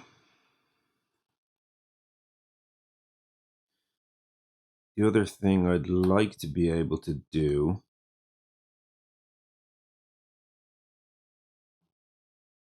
I mean, I can offer passage and I could ways ashore in Heartland to give me a single isolate at range 1. So I'd have to, move into one of these lands to get in within range of that land. Maybe into this land so I can keep just pushing stuff from all over the island in there, because that's a big dump land right now. So that's probably fine to do. And that gives me my my isolate into that land there. Obviously, pushing a Dahan in there would also do the trick, but I doubt I'll have the chance to do that. So does this give me? This only gives me level 1 of the innate. It does not give me level 2. Whereas if I Traveler's Boon, I do get level 2 of the innate. Sorry, it the other way, it doesn't give me both level 1 and level 2, which is what I'm looking for right now. If I get level 1 and level 2, I can get both of those out of there. Ideally, we'd love to isolate that land thereafter, but we only have one single isolate, so we can't do both. But that's okay. So I do think that is what we do here. So that would be G2 again from top. That gives us 2 energy, and then we go 1 and 0. So now we need to think about, how do we Traveler's Boon? What does Traveler's Boon do for us?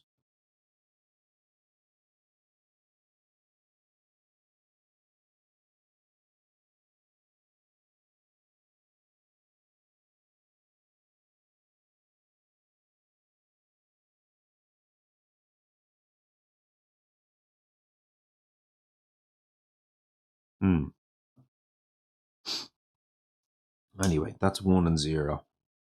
We have the fully max, or not fully max, but we have the level 1 and level 2 of the innate, and then we've got the isolate.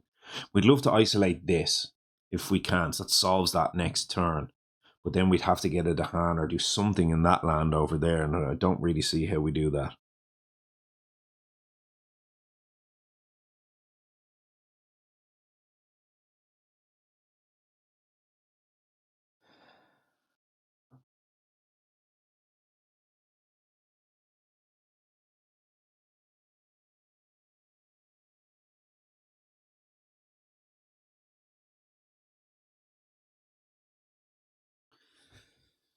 No, I'm not quite seeing how we get that done.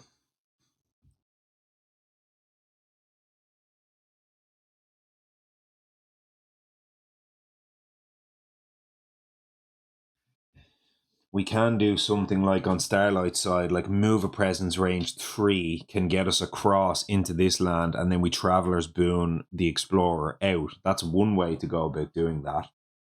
Don't really want to dedicate a move 3 though, is the problem.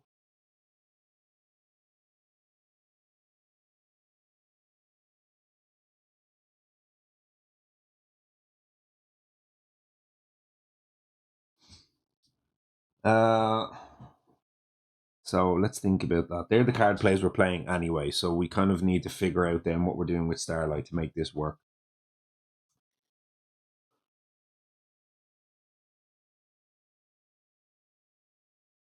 I have a sneaking suspicion I need to get Boon Reimagining back in my hand and start looking for other things to do, because I have to play Terrifying Nightmares this turn. That's one card I'm playing. I don't need the Piece of the Nighttime Sky, of course. Gifted Twin Days can allow me to Traveler's Boon a second time, but that's not. I'm already struggling to make Traveler's Boon work a first time. So do I just pick back up Boon Reimagining and play it and do add a presence, gain a power card, and then I don't know after that. I don't have a clear path for elements yet, so I don't want to go and start unlocking elements on my bottom track yet. I could take from this top track and go 2, I do love the +3 button, as you know very well. So I could just take the +3 button and then go major next turn. Because if I take a major right now, what am I forgetting? I don't really want to forget Gifted Twin Days, and I'm not in love with forgetting and Boon Reimagining. Sort of feel like I'm going to have to kind of get Boon Reimagining back in my hand together with the major that I find and try to make that work just a little bit. So if I gain a minor now off this, that feels pretty relevant.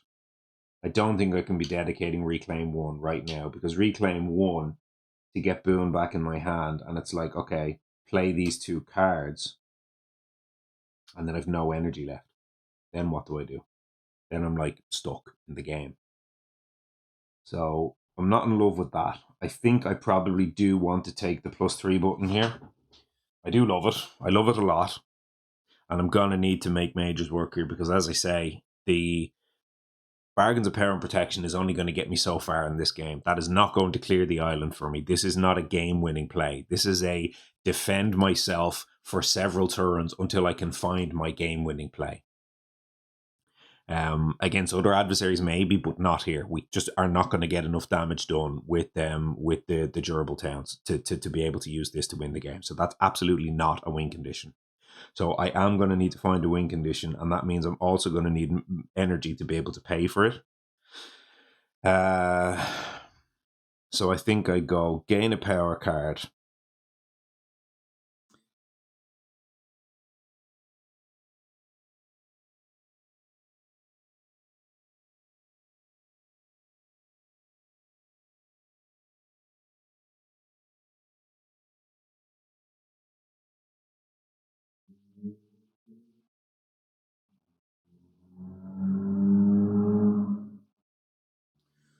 Oh, I hate giving up opportunities to draft majors here. I just hate it. So I've got the gift of power this turn to give myself a shot at another minor, don't I? To help. So I think I do look for a major here.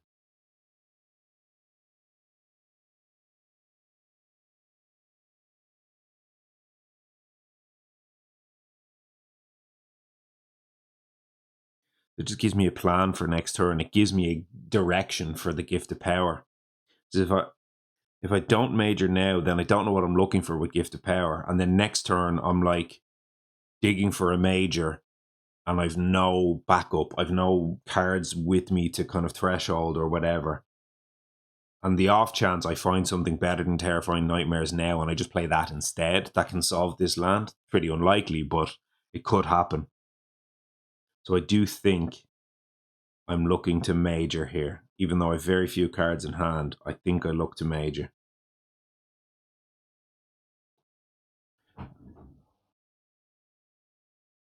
Yeah.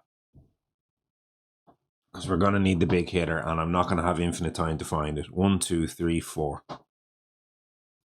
What do we have?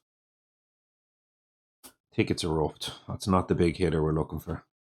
Angry Bears. That's most certainly not the big hitter we're looking for. Power Storm. That's pretty good. Transformative Sacrifice. Also pretty good.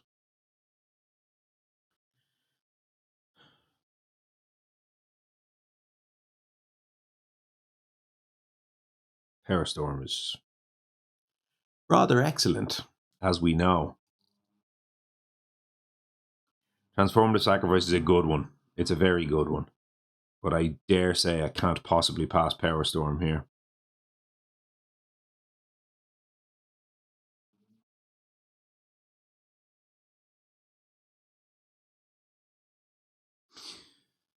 Yeah, I mean, let's be honest with ourselves here. Let's throw the old Power Storm in the card cam here and have a quick look. Yeah, you gain energy. You repeat cards. You repeat multiple cards. It's all kinds of pretty good news. Transformative Sacrifice. Yeah, you just kind of random stuff off the deck, and it can help you hit like a bunch of innates with Starlight and stuff like that. But it's a bit all in, and it's a bit kind of throw your hat in the air and hope it lands on something impressive. That is not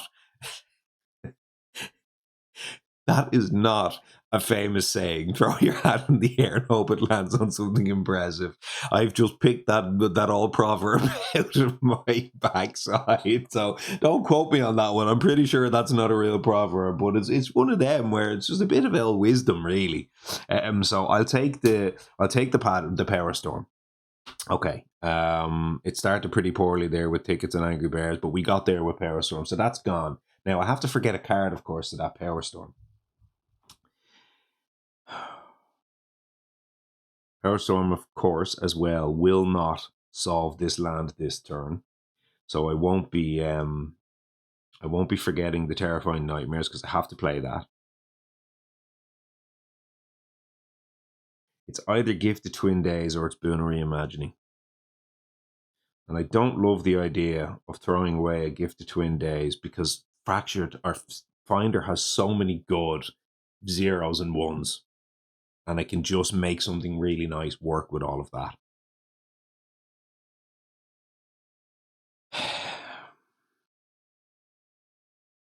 So do I just forget Boon Reimagining?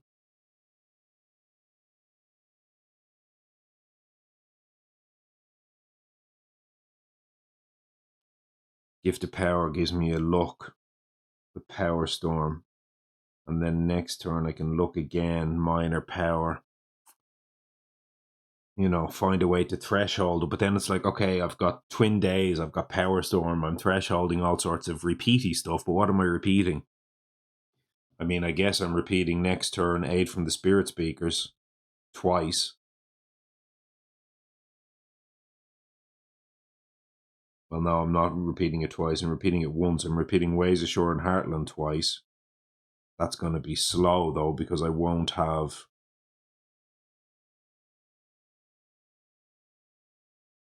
Well, actually, maybe I will have a slip to make that fast. Doesn't make it fast, though. It just lets you resolve it once.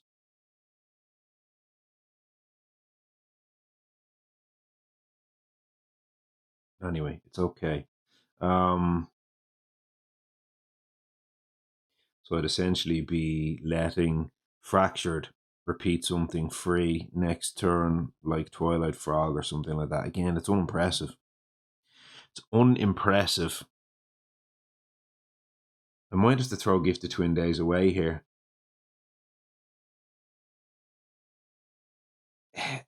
Again, Power Storm is not the win the game card. It's very much enables you to win a game with something else. You Power Storm, then you find like Vigor the Breaking Dawn or something, and then you go bananas. But Power Storm in and of itself right now is not winning me this game because I still don't have my big hitter card. And like Power Storm, Sea Monster, like I can't even look at these majors over here anymore because I'm going to take the -2 energy. So we no longer have Fractured Days as a source of winning the game. We now only have two spirits that can win this game. And it's going to have to probably come down to Power Storm plus another major on the side of Starlight and just go kind of nuts on the board, which will definitely involve me taking the +3 energy button. So all of that said, I think I have to take Power Storm.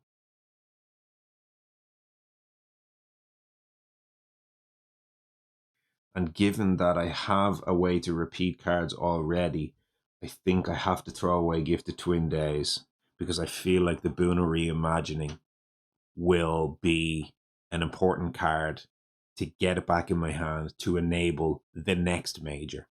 Because this is going away.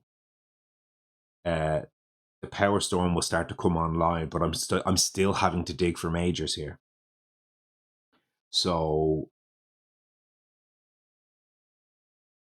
I'm going to need the Power Storm plus another major, and that's going to probably require a Boon Reimagining to really bring the whole room together. So I think I have to throw away this Gifted Twin Days. I hate it, but I'm just going to have to do it.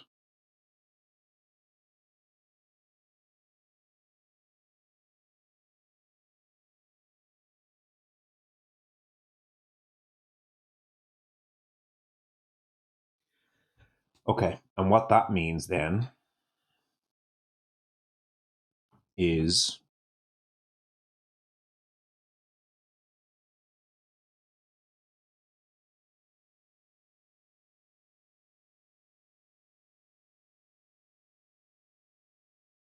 do I have to pick up this boon reimagining now and play it? I think I'll go top track here to give myself the 2 energy and start my energy rolling a little bit on that front, but then give myself a boon reimagining now. In doing that, though, what am I throwing away to the boon reimagining? I actually can't boon myself. Well, I can give the power myself, and then if I'm not happy with what I find, I can throw it away to boon. If I am happy with what I find, I can boon somebody else. I can essentially boon Finder. I give Finder like 2 minors or something like that. Maybe stretch out the reclaim. That's kind of, something that might be able to do. Because otherwise, what am I doing? Like, if I throw away the boon reimagining, then I can play the Twin Days this turn. But Twin Days doesn't really do anything for me on this board. It gives me 1 extra Traveler's Boon. But as we already said, my Traveler's Boon is already not doing very much. It's basically not doing anything.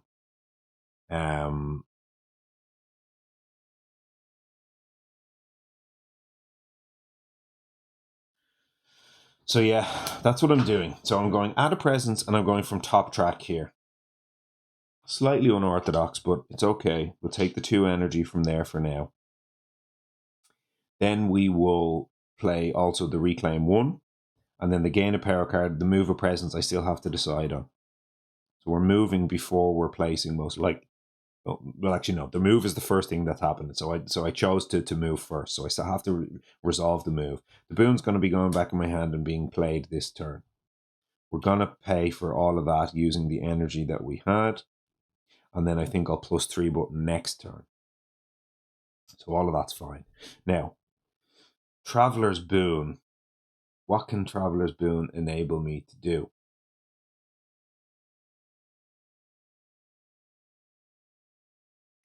Absolutely nothing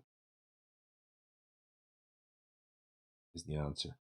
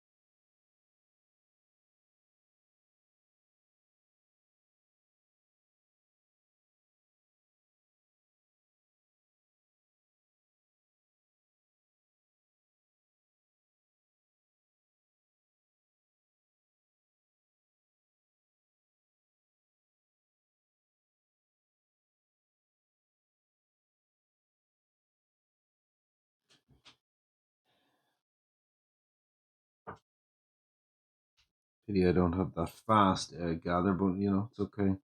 Unfortunately, the Traveler's Boon is not really doing anything for me right now.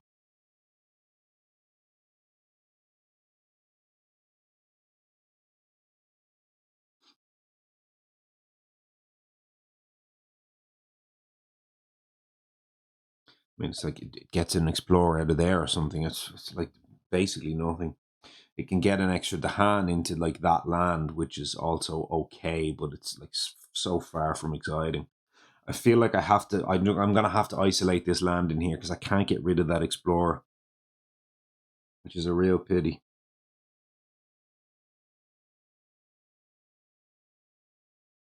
But I just can't do it.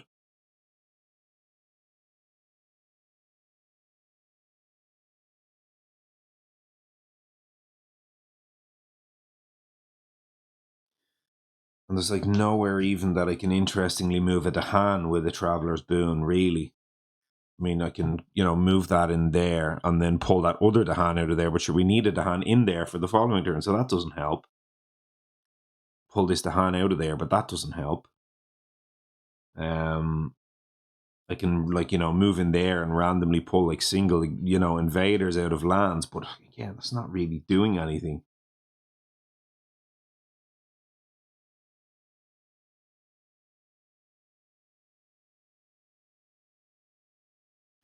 I suppose one thing I can do, actually. Yeah, okay. No, Traveler's Boon does do something. Oh no, actually, that's not even great.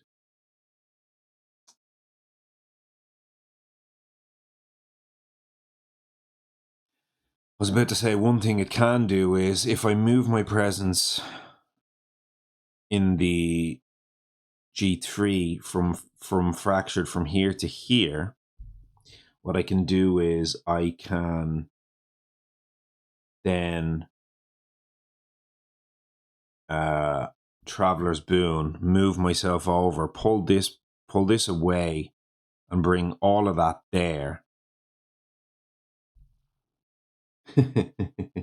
But then it just puts that in there before it builds, which is a disaster. But it means I don't have to offer passage into this land to protect it anymore. I could instead, do something like offer passage into this land. Take the 2 to Han out of there, put them in there. But now this is like adding 1 town plus 2 more towns when it builds. That just can't be correct. So no, I'm not doing that. I'd rather just push the 2 towns in there and just, solve that ravage. Again, remember the ravage from the thing is a ravage action. So every single action I can open the ways. So this ravage action in this land can open the ways back to this land, which will give me the adjacency for the bargains of power and protection. So the Traveler's Boon almost gets wasted here. It's a pity because it's a powerful card.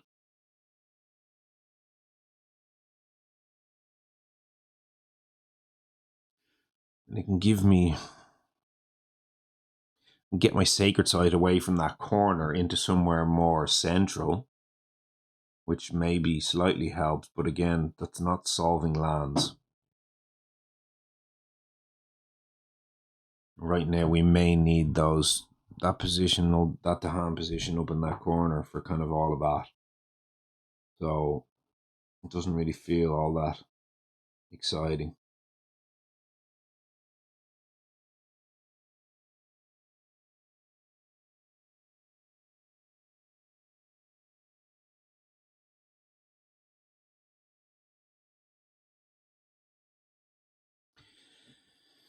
This is going there.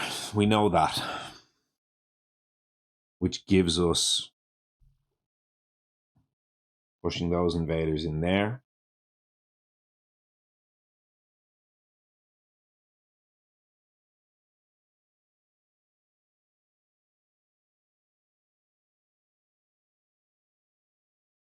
And then it's Traveler's Boon basically from Starlight. And then do we have anything we want to do with Starlight from a Traveler's Boon perspective?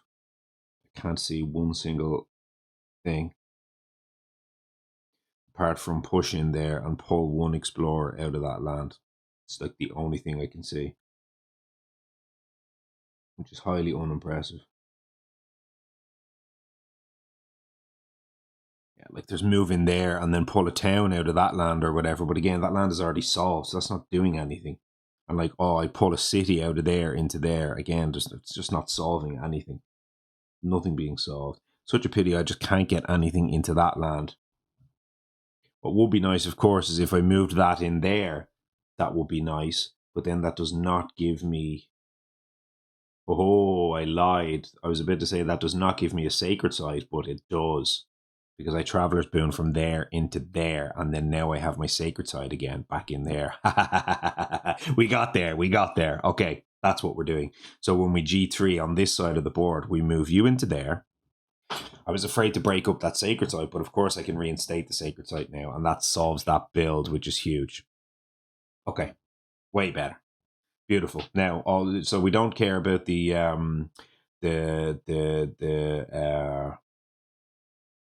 It's actually nice as well because I think I'll probably pull that Dahan over there as well. Oh, dropping Dahan. Well, I don't know. We'll just let that ravage next turn probably. So that's nice. So then again, we have to move a presence with Starlight, but now we don't care. We're removing it, so I'll probably move onto that side of that board over there. And then I'll just create, I guess, a sacred site in there. No hassle.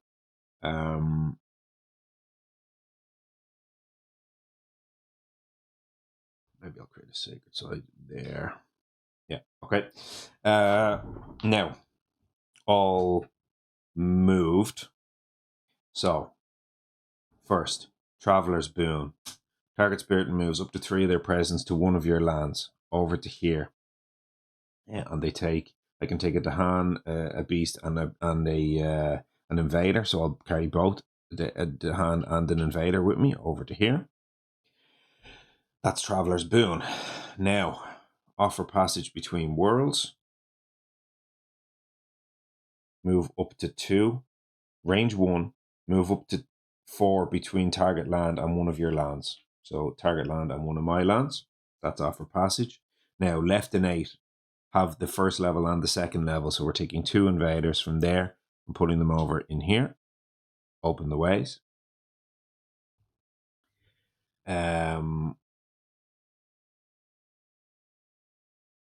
It's either that or onto the coast. Yeah, maybe I'll just put them onto the coast, actually. No, because I already have a presence in this land, and I have to put that presence in this land this turn for the isolate. So I'll just do that way. Yeah. So that's that. Done. And then we have an isolate here, which is going to be into that land at range 1. That's isolated. Now we have Terrifying Nightmares. 2 fear. That's our first 2 fear of the game. Push up to 4 towns. 1, 2, 3, 4 into this land. It's isolated, but I can allow the adjacencies, of course. So that's that. That's that solved. This is isolated, so it's only going to ravage for 1, assuming our event doesn't kill us. If that event has plus damage, the game is over. So, we just have to assume it's one of them. We have to assume that it doesn't have plus damage. So that's all of that. So that's fast. That's slow. We've done all of our finder abilities. Over here now we have absolute stasis, which is going to cost me 1 time. We'll put it here for a moment. That's going to skip in there. It's going to basically just, that doesn't exist for this turn. So now we have the bottom level of the slip. That gives us Gift of Power. First use of the slip.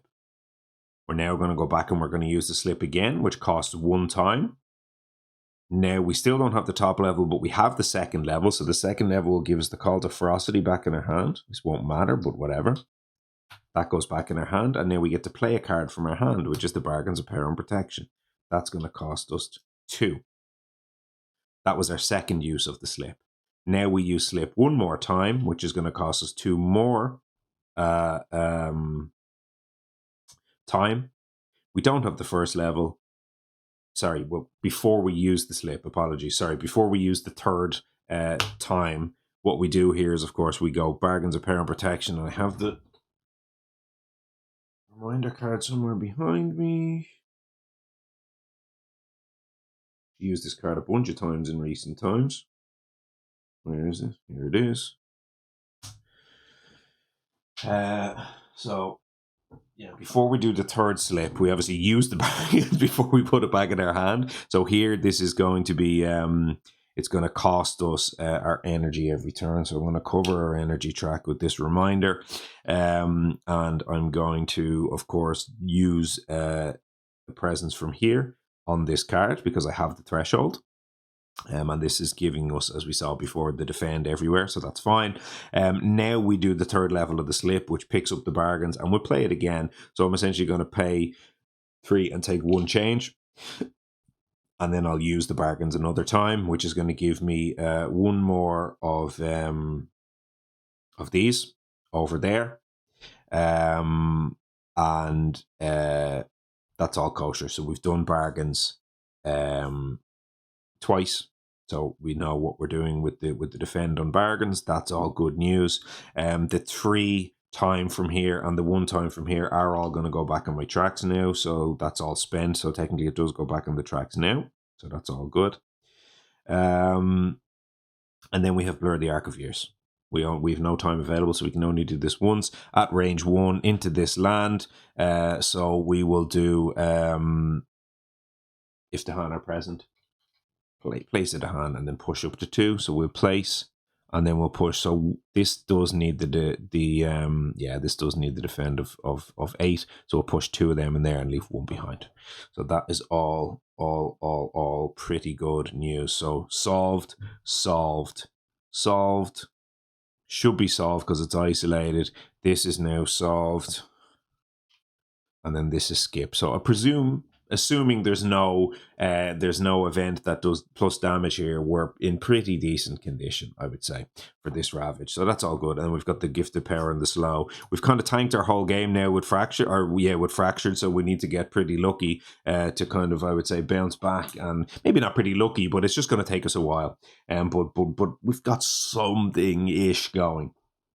Okay. Good to go. We gained all of our energy over here. Yeah, we've got 1 more floating that we didn't spend. The boon is coming in the slow as well. So all pretty nice news here. So let's go ahead and resolve an event. We do, of course. Sorry, I forgot to say, have the fractured level 1 rather than the level 2. Get another reminder token here to remind us that we have the level 1 there, and that's all okay. Now, what do we have over here? Healthy Island. In each land with at least 2 explorers, push 1 to an adjacent land without invaders. Interesting.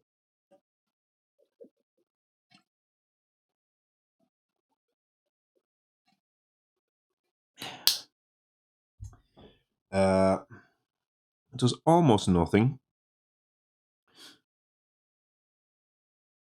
but it'll help this land a tiny bit.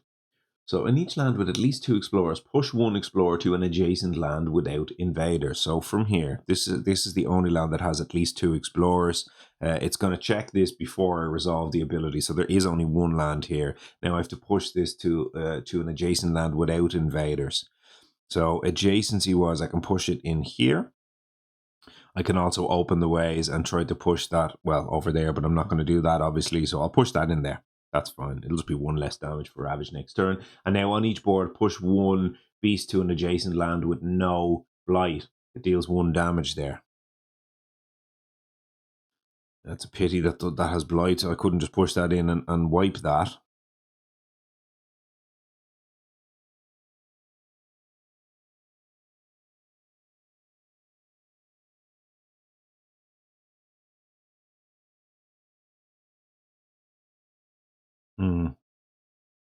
Yeah, or I couldn't like push that over there or anything like that because I couldn't open the way. So there's no way to get that beast. A pity that could have gotten in there and solved that if that had to be around.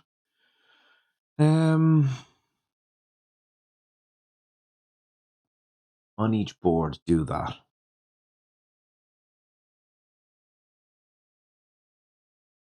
And during Ravage, we defend per the things in the land, which we've already done essentially.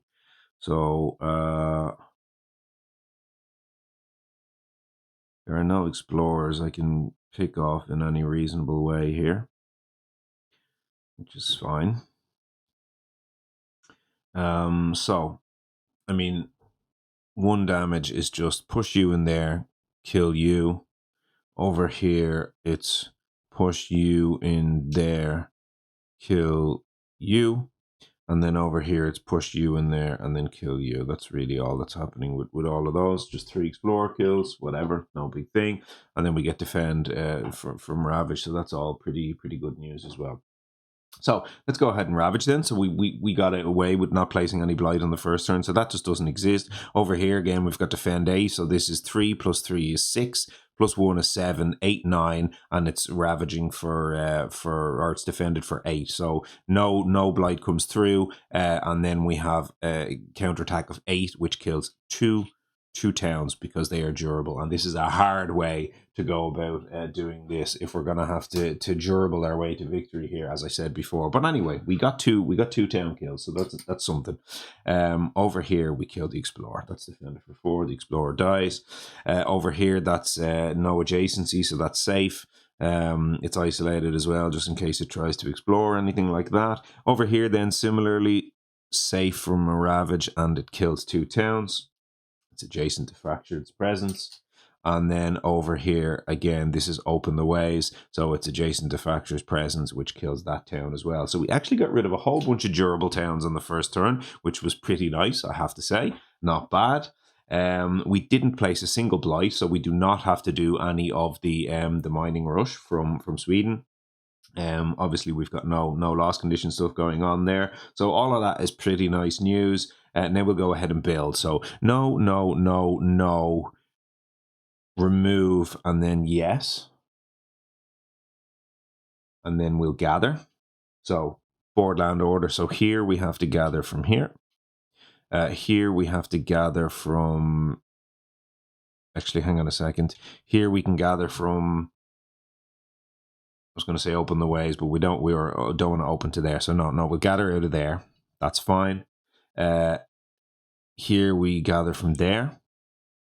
Now board B. Here we gather from here. Here we gather from here. Actually, there, because that's coastal and jungle covered.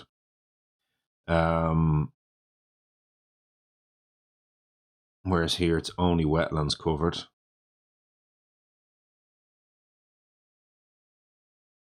I'll come back to that decision in a second. Over on this board here, we're going to gather from... Yeah, so we can gather and clear that jungle as well. So we've got a pretty good jungle gather going on there. And then on this board, we can gather from wetlands and kind of clear wetlands as well. So that's 1 wetland clear, 2 wetland clear, 3 wetland clear. We had an opportunity to clear a wetland over here as well. You know, basically when we gathered there, we could gather from either here or here.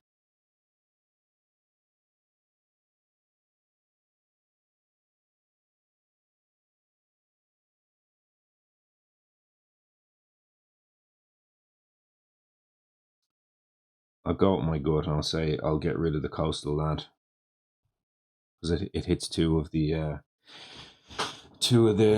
5 cards. So that's fine. So there's all our gathers done. So let's go ahead now and explore, and it is indeed coastal lands. Okay. So not ideal, but it's at least no escalation. Right now we only have 2 blight on each board, so now is not a bad time to skip an escalation in truth.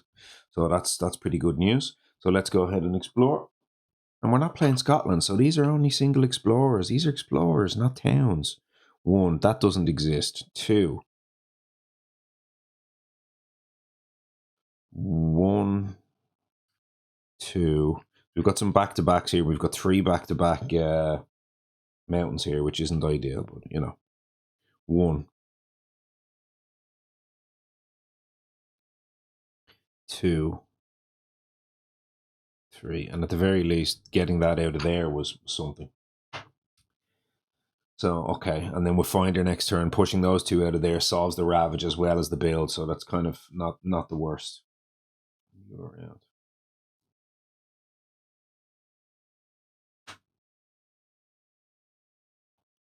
Now, we reached the slow phase. We're safe. We reached the slow phase in safe condition. Now, so look at the top card of either the event Invader deck or, if relevant, the event deck, and then I do the reshuffle thing. So I don't have the option of putting this on the bottom, but if you remember the last game, I barely did that anyway. I was usually happy to keep the event. So let's go ahead and look at the event before we make any more decisions in this game. Well-prepared explorer. So it's going to give us healthy island explorers have +1 health. We're not really worried about that in any meaningful way. And we have beasts generating fear, which essentially just gives us what it would give us 2 fear. And then on each board we get to add Dahan to an inland land with Dahan, which would be amazing. So that could actually solve a ravage for us. So that's a 50-50 shot to potentially get a Dahan into a land with Dahan already, and that of course could give us a +2 for Fractured's bargains card. So this is clearly here a no-brainer to keep this card. Well, actually, we don't have a choice, but I'd be keeping it anyway. So let's go ahead and take a little screenshot of that, because I'm using my phone for my camera. So I have my screenshot of my my well-prepared explorers here. It's all good, and then this will get shuffled up. So essentially, block some explorers getting killed. I'm not playing around that in any way whatsoever. I have some fear, which I'm not really going to be playing around either. It gives me 2 fear, but whatever.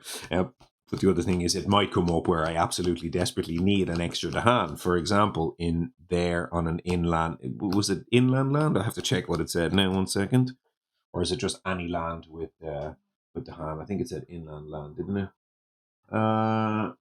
Inland land with the hand, yeah. So in that case, on each board as well. Let me check that as well. On each board, yeah. On each board, inland land with the hand. So I have a 50-50 shot for that to add defend a 2 in there. If I could maybe get a defend in that land, or a Dahan in that land, that could give me a solve in that land as well. So I could give myself maybe 50-50 shots to like prevent 2 blight here type of thing. So all of that kind of stuff could matter similarly over here as well. So with all of that said, that's gone. We're 50-50 to hit that card. We've no slows with Finder, so Finder is done. That 1 energy goes away. Now, on the side of Starlight, we have Sidereal Guidance and we have Boon Reimagining. Sidereal Guidance now may be interested in getting Dahan into land. So right now we have 3, 6, 7, 8, 9, 10. That's ravaging for 10.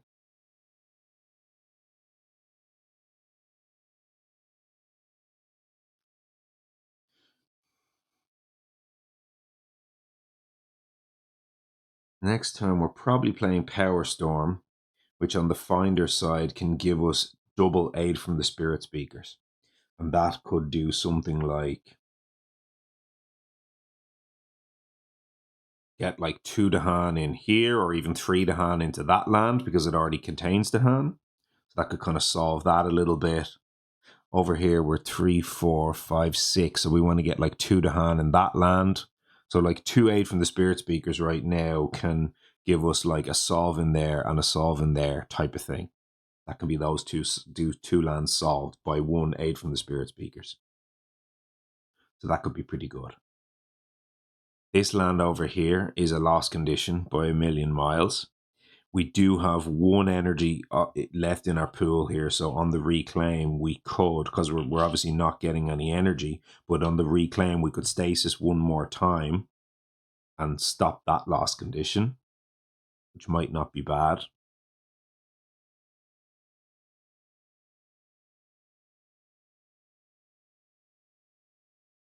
Otherwise, these lands are mostly manageable via Dahan.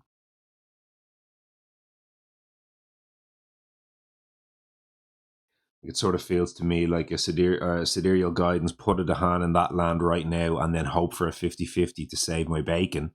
Seems like a not bad play. Because otherwise I can do like gather you out of there or something like that. Gather you out of there. I've 2 shots to kind of gather to solve a build, which isn't awful, I will admit. Try to get ahead of tempo a little bit here and try to stop the rot of just dealing with ravages, because that's a way to lose a game. Gift of Power here has to go to Starlight. So let's start there. 1, 2, 3, 4. Gift of Power. Desiccating Winds. That's a pretty decent way towards Power Storm. Drought. Well, that's a pretty good card. Cycles of Time and Tide. That's a pretty good card. Gift of Constancy. That's a pretty good card. Wow. Okay. It just kept getting better, didn't it? It was like, hey, Desiccating Winds. That's not bad for Power Storm. Drought. That's a pretty good card. Cycles of Time and Tide. That's a decent card. And then Constancy. Oh my God. Have we got a choice to make here? Oh boy.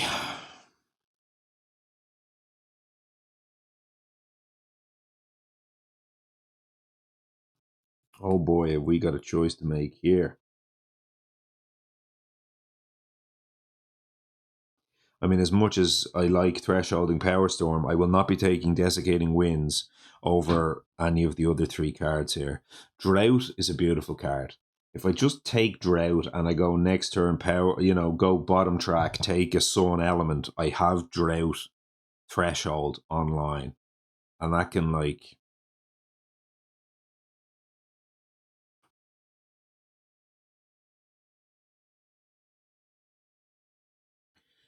if I gave myself a fast Drought, I could drought that land before it even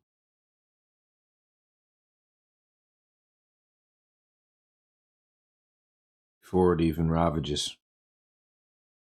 If I could give it to myself fast.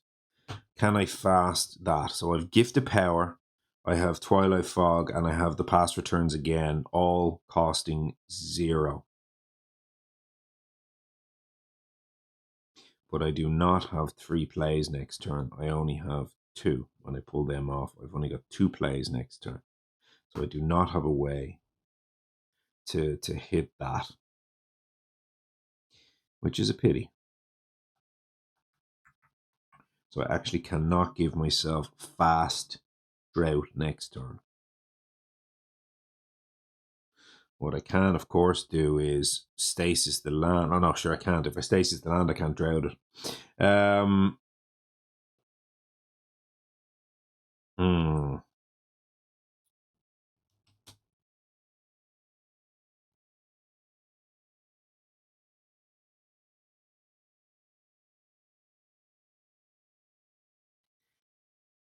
I guess what I can do is not reclaim next turn. Go for like a G3, and that, or G2, should I say, and that actually would give me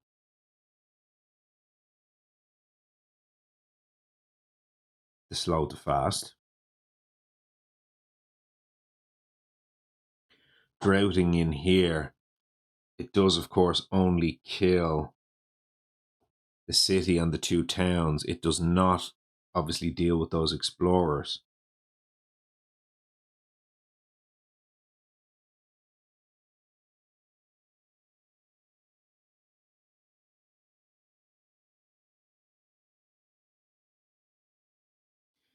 It's a way to start churning through the invaders a bit here.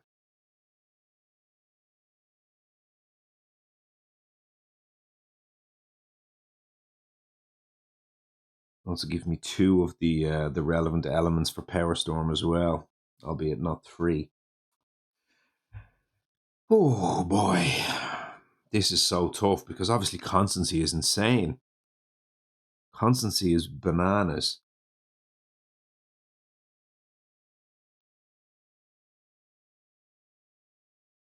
And repeating Constancy, if I Power Storm myself, all this kind of stuff, it's Constancy's so good.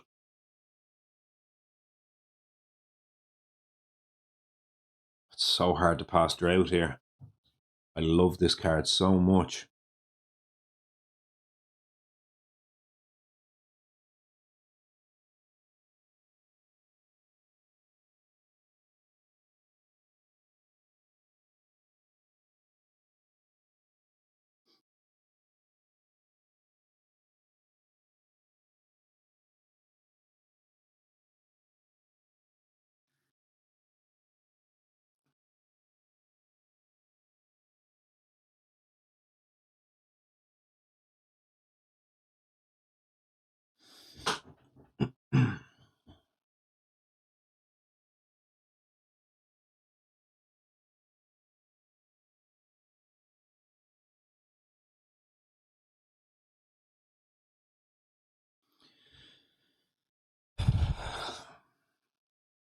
what I also potentially have is G2. Take one from bottom and then give myself 2 card plays. And then if I find anything with an air, I have my entire slip online again. And then I can give out 0 plus 1. I can give out 2 slips next turn, which could make drought fast twice. I could do 2 fast droughts next turn. Here and maybe here. Something like that.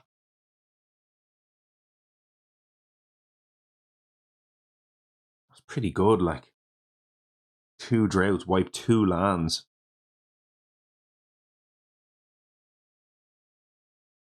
Any air card does that. Ideally, I'd find a 0 cost air card, but any air card does it.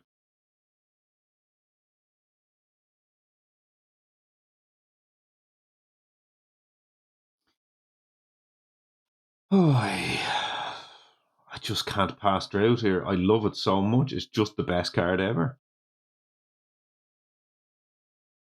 Power Storm, Drought, and a Sun element on the bottom here.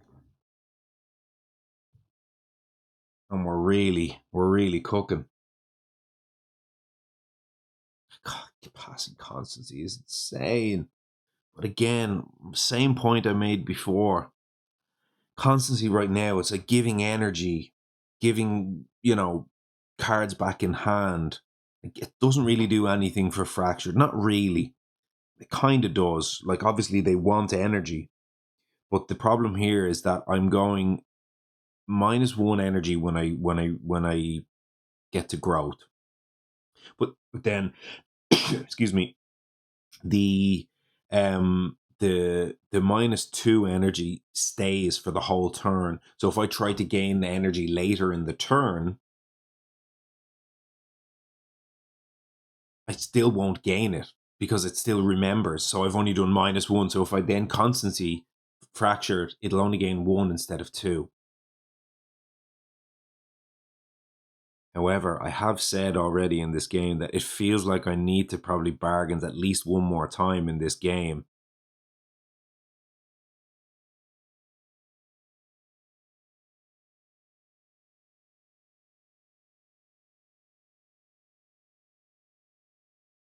Maybe not actually. Maybe I have enough going where I'm moving the hand around where I just do the hand defend stuff in the sort of small ball lands and then the big lands get dealt with by the majors. So yeah, maybe I don't need to bargains again. So in that case, maybe I'm still just playing a 0 cost game for the rest of the game of Fractured, and I just never try to overcome that 1 energy button. I just leave it. And yes, I tried to supplement with the +2 energy a couple of times from the G3, but for the most part, I just tried to play the game with 0 cost cards. And the odd stasis or blur.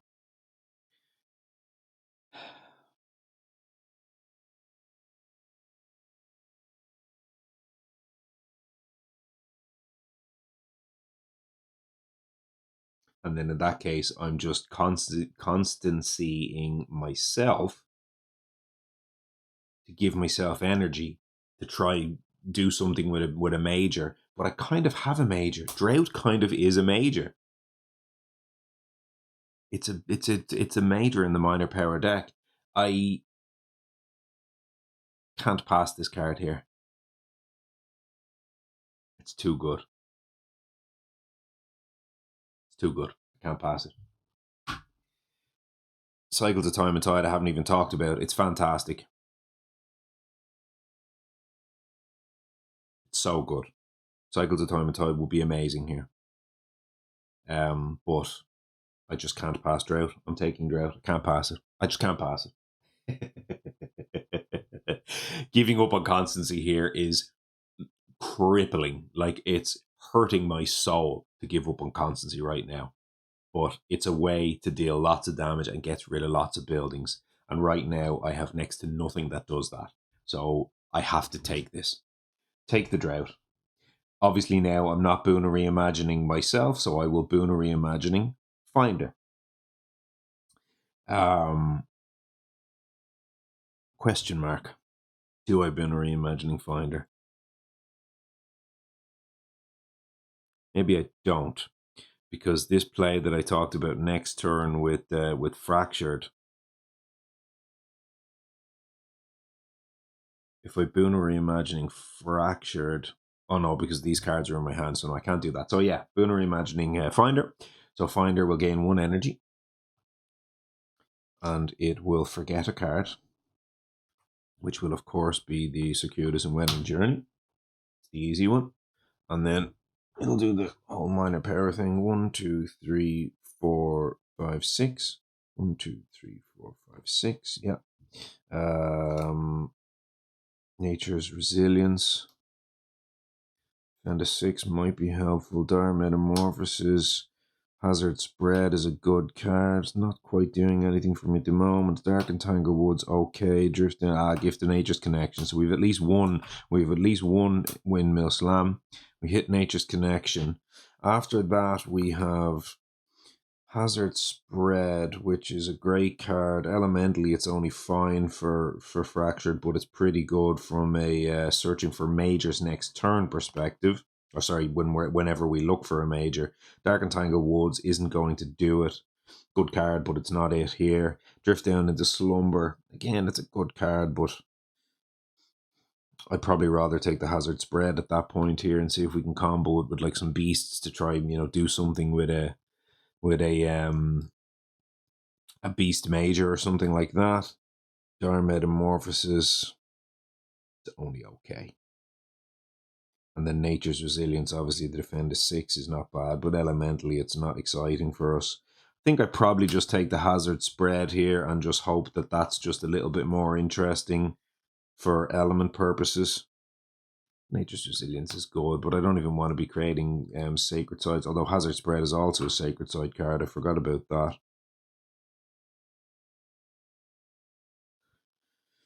Maybe I do take Drift Down then.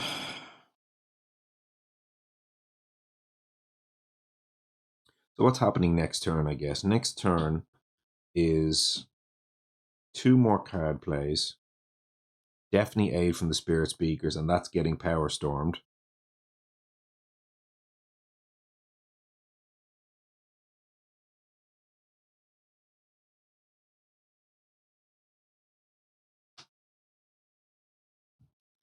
And we would like to hit a Moon and a Air if we can to hit this left innate. Dire Metamorphosis does in theory give us that. Doesn't give me an Isolate though. Do we need an Isolate this turn?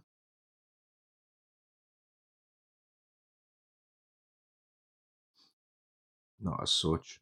I'm gonna let that go. That's gone. We'd like to push this out of here.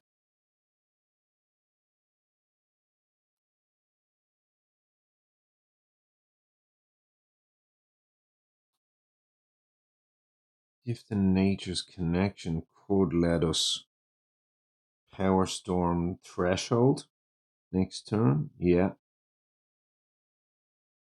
Which lets me repeat the aid and the Gift of Nature's Connection, which is maybe something.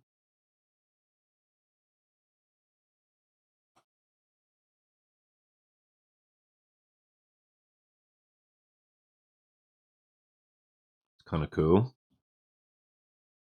We only get 2 card plays. We said probably have Fractured's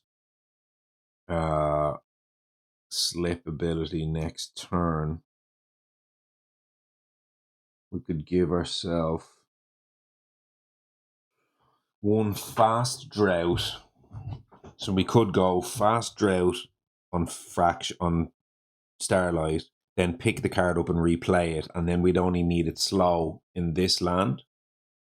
No, because that's going to build a city.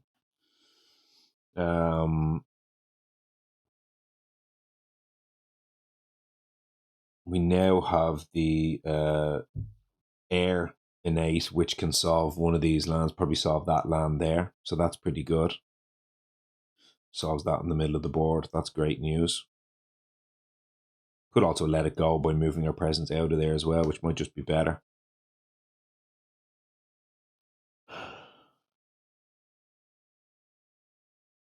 But either way, it does sound like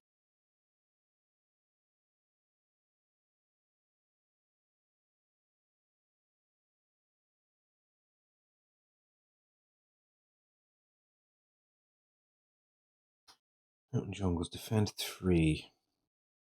And actually, right now that's defend what? 2. A defend at 3, and that a Darker Tangle Woods in that land right now is a solve. And then maybe a Dark and Tangle Woods in another land could also be another solve.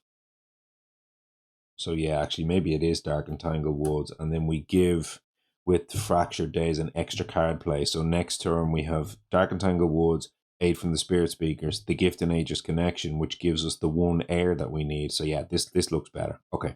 And Dark and Tangle Woods is a reasonable card. It's not going to come up that much, but it's actually useful this turn. So okay.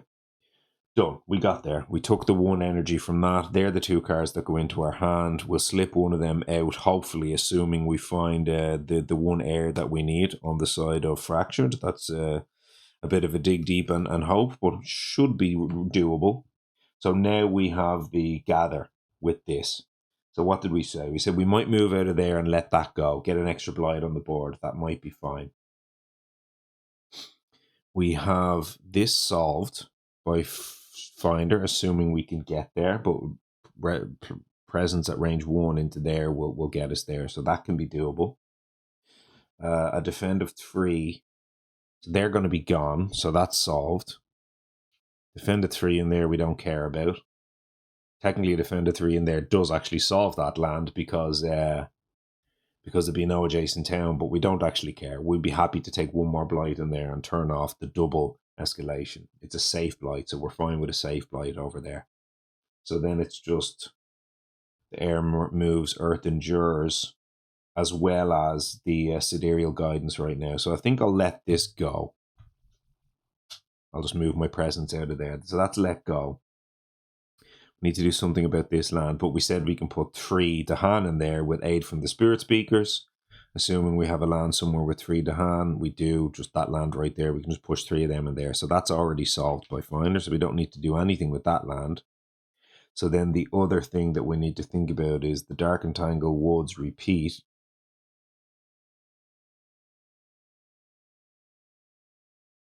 I mean, technically we might just... Oh no, it's in here, isn't it? Because we're going to go Drought in there. That's going to leave behind 2 Explorers, which ravage for 1, 2, and then 4 in an adjacent town. So that will ravage for 4, and then we can just do a ravage of a defend of 3 in the land. So putting a Dahan in that land is pretty nice. Is that what we're saying here?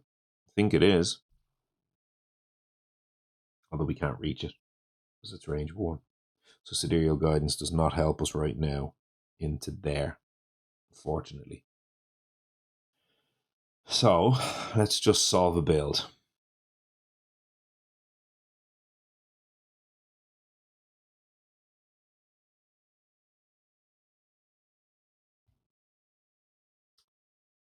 Solve you. No, you have it at hand. You're already getting defended. Solve you. Yeah. Okay, that's sidereal guidance. 3, 4, 5. This puts this up to 6.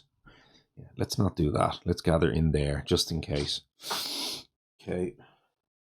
Well, not just in case. That will be a double blight, which we clearly do not want. So that's fine. I think at this point here, I'm going to more or less wrap this up because I need to get to bed. So what are we at now? We're pushing 3 hours here, which is a pretty nice first session. We have taken care of everything that we needed to take care of on all of that side. So that's all pretty good. 3, 4, 5. So the Boon Reimagining and the Terrifying Nightmares are gone. We have next turn more or less lined up. So I might just kind of place my cards and sort of just, line that particular setup there. Parastorm Drought pieces all over there. All of this stuff is gone.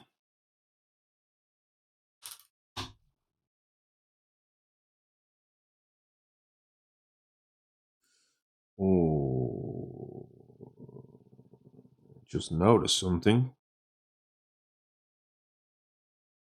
I'm not sure how I'm reclaiming with Starlight, which is not something I usually have to worry about, but I've just seen that now. Starlight has a bit of a reclaim situation going on here.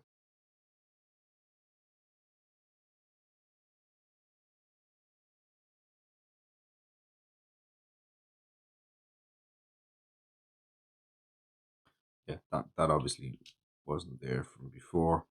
So we said we needed to do this game one time and 2 card plays kind of thing.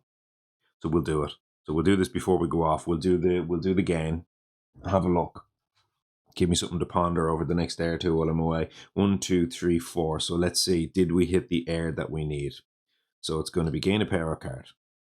Like calls to like. No. Sap the strength of multitudes. No. There we go. Lands of Haunts and Embers. That'll do. And then we have Devouring Ant. So we said we needed the air. It's also a 0 cost card. So that's a no-brainer. We'll take the Land of Haunts and Embers. Now, that's in the hand. So we'll take 1 off the bottom track, which is a time. And then we will take 2 card plays, which gives us a four total card plays. And that plays the whole hand. And then we, of course, get to place a presence, which we will place from the bottom track. And that's going to go somewhere as well. So all of that's fine. We don't gain any energy, obviously, as we said. And these are all free, and these give us the max innate. So we have our max innate. We know that. That's going to give us the drought at fast speed to solve this land, which is good. Now, on Finder's side, we will G2 again. Give us the extra card play. Go for the top track, which gives us the extra energy. That gives us 4 energy. Let's take the 4 energy for now. We'll put it here so we don't forget. And then we will play Spirit Speakers and Gift of Nature's Connection for now. 2 and 0. We will have to play the Dark and Tangled Woods out as the extra card play. But that's fine. We aren't doing it yet. And then on the side of Starlight. So this is where it gets tricky. So Starlight wants to play these 2 cards this turn. It wants to take a Sun off the bottom track because of drought.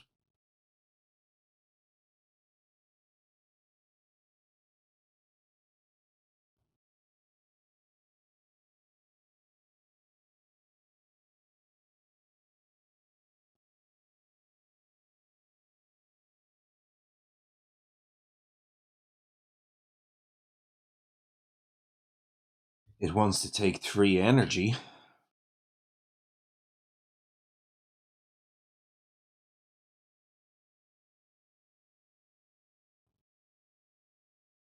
And it wants to take a Sun element. Hold on, hold the baby here. How am I doing this?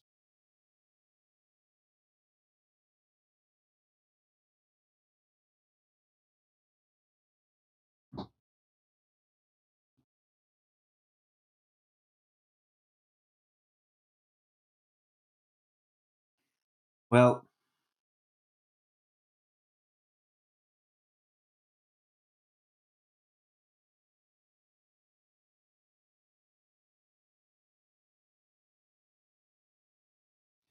so I go add a present because what I'm thinking is what's my next turn? What's my reclaim look like next turn?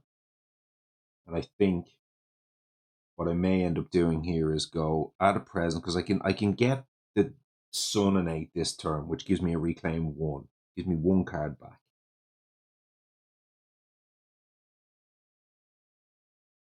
I have a draft, which gives me a sort of a plan for the following turn.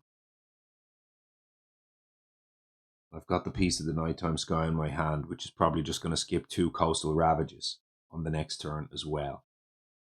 So I guess I don't need to reclaim next turn. What I was thinking was I could go this turn, go from here, and then the following turn reclaim, but I don't need to reclaim next turn.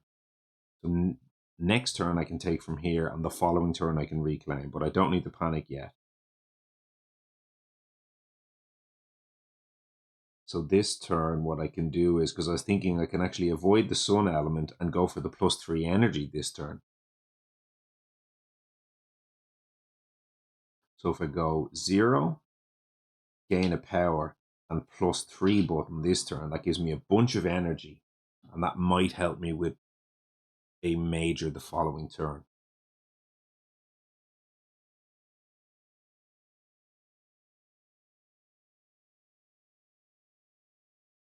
Because what I can do here is, if I don't go bottom track, I was thinking was go bottom track to get the sun, but in actual fact, if I don't do that, and I instead take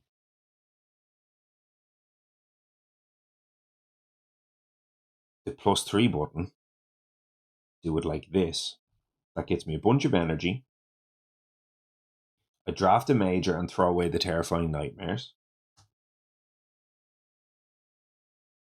I Power Storm and Drought. These are the 2 card plays from Finder. Finder gives me first the 2 air.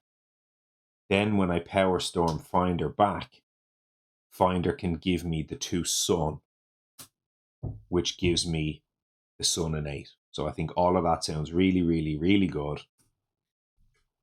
Lovely things happening there, and I do believe, with all of that said, I am going to look for another major, because Starlight draws majors every turn. That's just what Starlight does. So let's go ahead and start the turn with gain a power card, look for a major. 1, 2, 3, 4. Exaltation of the Incandescent Sky now would not be a terrible major to find, but I suppose at this point in the game, as I said, I need to find ways to actually get rid of plastic. But if I find that card, I'm slamming it. You better believe that. So 1, it's Mist of Oblivion. Well, that's not it. 2, it's The Land Trashes and Furious Pain. That's most certainly not it. 3, Sleep and Never Waken is a skip. It might have to be okay. And 4 is Grant Hatred of Ravenous Form. Now, is that not just the worst major draft you've ever seen in your entire life? It's going to have to be Sleep. To say Sleep is unexciting is the understatement of the century, but it is a skip, and in this matchup, skips are what we need. So we'll have a little look at that into the camera, and I will leave you there, folks. So that's going to be the Mist, the thing. That's all gone. At least it's cheap. So the thing is gone. The Sleep and Never Waken is gone. We won't be thresholding that, but it's whatever. It's okay. And the Sleep is in our hand. And the Terrifying Nightmares is gone, of course. We don't care about that card. But this comes back here. Sleep's in our hand for next turn. We'll do the. We need to move a presence, but now we need to care about being in sands. So I was thinking about moving myself in there. Oh well, I actually have to do that, don't I? Yeah. We'll move in there for now, and then next turn we'll be drafting again, I believe.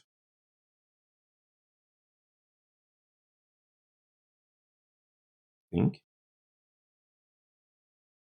Yeah, next turn it's probably just same story. Add a presence, draft, and +3. So that's all fine, and we'll probably minor next turn. So yeah, we'll push in here for now because we need the range. So that goes in there. We place the presence, and I suppose we just make a sacred site here. Not that we need it, but it's okay for Peace and Nighttime Sky. At some point we'll need a sacred site, and we'll gain the +3 energy as well as the 2 on the bottom. So that'll be 5. 3, 4, 5. So we've got some energy going now, at least at this point. It's quite nice. We'll play the Power Storm. We'll play the Drought. As I say, we won't take any track elements yet. I do this quite a bit with Starlight. I end up playing a game where I don't really take much of any track elements for a while until I really feel my game coming together, and then I lock them in, which is quite different, as I've seen, to how people play them. Like Red Revenge has played a bunch of Starlight on his channel recently into single sixes, and like every game he plays just bottom track and he just starts taking elements straight away. And I found over time there's a lot of games I play where it's exactly like this, where I'm feeling the game out, I'm sussing it out, I'm digging for some majors, I'm really trying to find my way to win. in single sixes, you can take almost anything and win. So it's like whichever cards you find some minors, you find some stuff, you just kind of piece it together. You go, oh, hey, there's 2 minors off Boon Reimagining. Yeah, no stress. I'll just take like my water element here. It combines with my cards, and pretty much no matter what I do, it'll beat a single six. When you play at this level into 6/6s, you cannot beat these games with pretty much anything. You need very specific things to win. And that's why I tend to avoid taking my elements until I really know what am I locking into. And like even here, you see, I'm very hesitant to lock in the elements for this Power Storm because while it's amazing, it's not winning me this game. I need to look for my Cast Down of the Briny Deep or other such cards, Volcanic Eruption or whatever. They're ways to win the game. And once you find those cards, then you really start to go, okay, turn the screw, lock in the elements, really go for it. So that's generally the gist of how I like to play these. And as you can see, it's kind of somewhat coming together here. So I think we're going pretty well. I am going to close out here. We're now 1:30 in the morning. I need to get myself to bed. But I've really enjoyed this. We're ready to go here pretty much on this turn. This was our track growth, and we're going to need that obviously to play out the Tangled Woods. We'll be playing this turn, as I say. The Nature's Connection will give the Power Storm. That'll give it back to me. But in the meantime, I'll have played the Dark and Tangled Woods from my hand. So we'll get two Dark and Tangled Woods. That'll be for fear. We'll get some Spirit Speakers here that's going to move some stuff around. We've got the left innate that's going to clear out that land, and then we're kind of moving a little bit, and then we'll be reclaiming obviously next turn and searching for our major. We'll find her as well. So we're on the way. We're on the way. No lost conditions taken yet. Looks like we won't take any this turn either. So all of this is pretty good news. Take a little bit of blight this turn, but more or less we're, I think, 1-2. I think that's pretty much all we're going to take, and then we'll use our like air and A to kind of clear out some stuff and maybe stop 1 or 2 builds. So amazing stuff happening here. Next turn will definitely be more challenging. There'll be lots more lost conditions coming once that coastal land card starts ravaging on us. But look, we'll see how it goes. In the meantime, thanks for checking the thing out here. We'll be back however long for you. Maybe it'll only be a few seconds in the turnaround. Maybe it'll be another video, depending on how the whole thing goes. But yeah, we shall see when I get to editing. But that's it for now. Thanks for watching. See you soon. Well, folks, welcome back. I presume it's probably one of them little turnaroundy things inside the video. At least that's what I hope. That was certainly the way it played out in the previous playthrough. So we shall see. We are several days later after the last session. We are, what are we now? 9th of July. What are we? I think it's a Wednesday, 9th of July at this stage, and we're just after 10 p.m. local time. I have just put up a short on my channel. You may have seen it, you may not have seen it, but I have been away on a little mini holiday with the family for the last few days. We were down the country. And yeah, it's one of them things. I'm going to reuse my terrible cheesy joke, but when you go away with kids, you get back and you need a holiday, you need a break. You're out of your comfort zone. There's all sorts going on. You have roosters waking you up at 4:30 in the morning every day for some bloody reason. I'm getting bitten to hell by flies and insects and getting sunburnt and I am just a miserable summer person. I hate the summer. I've said it on the channel before. It's been very warm the last few days. However, I do have a little bit of good news. Because I was on my holidays, I have said I've been off the drink, but I had 1 or 2 little cheeky drinks over the last couple of days to enjoy my holiday. And I happen to have a small bit of wine left over that we brought home with us. So I have a bit here. It's a bottle of Sauvignon Blanc, nothing fancy, but not a bad one. I'm generally actually not a fan of Sauvignon Blanc all that much. I do like white wine a reasonable amount, but tend to prefer Chablis. They have more expensive taste because I'm a snob. I can't afford Chablis. It's not even that expensive, but generally I don't plump for the for the fancier wine. But on the times that I do tend to quite enjoy that one. But even at entry level prices, just Chardonnay tends to be kind of that little bit more acidic, a little bit more crisp, rather than kind of sweet. Or kind of fruity, which I don't tend to enjoy quite as much. But this, as I say, was quite a nice one. So have it left over. It's been chilling in the ice bath, so we have it dried off. I've got about a large glass worth there, so we'll do maybe two sort of half glasses and keep it cool for the second glass in a little while. So there we are now. It's a little,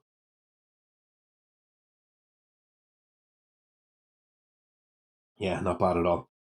I'm not going to start doing any swirly, snobby stuff with the wine because I'll end up spilling it all over my bloody board game, which would not be good. But that's all of that. So that's set up, and I'm happy about that. I'll be back off the drink again as of tomorrow. Because I have not enjoyed waking up the last 2 days after having those few drinks, let me tell you. So anyway, that's all of that. What else? Is there anything else to describe around here in terms of the room or me or my life or any of that kind of stuff? I'm going to be itching like crazy here.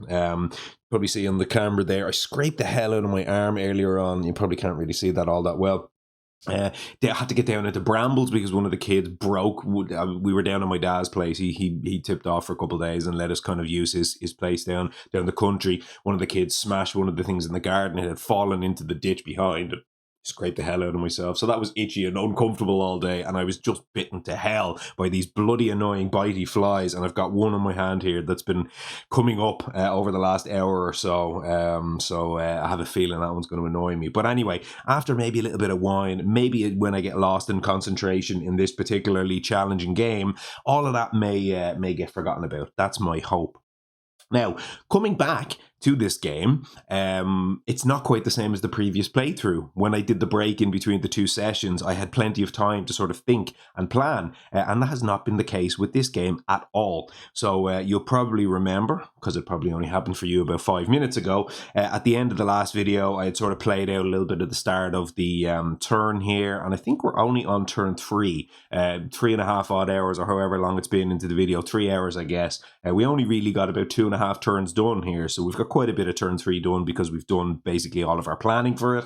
But I sort of had forgotten kind of all the things that I had planned, so I had to go back and watch like the last 10 or 15 minutes of the previous video and sort of remind myself where I was, make sure I had like gained the right energy and not overgained or undergained or all that kind of stuff. So as it happens, we had basically more or less been ready to go to the to resolve our fast powers. The last thing that we hadn't done is place our two presents here with Finder and Fractured, but we did gain our one time with Fractured over here. We played all our cards and gained all our energy with Starlight, and we know we're doing some slip stuff here. I think we said we were going to slip once for Finder to get the Dark and Tangle Woods in play. That's going to give us some elements as well as some defend, and we're going to give one slip over to Starlight, and that's going to give us an extra drought. I think we said we're going to drought this one fast and this one slow.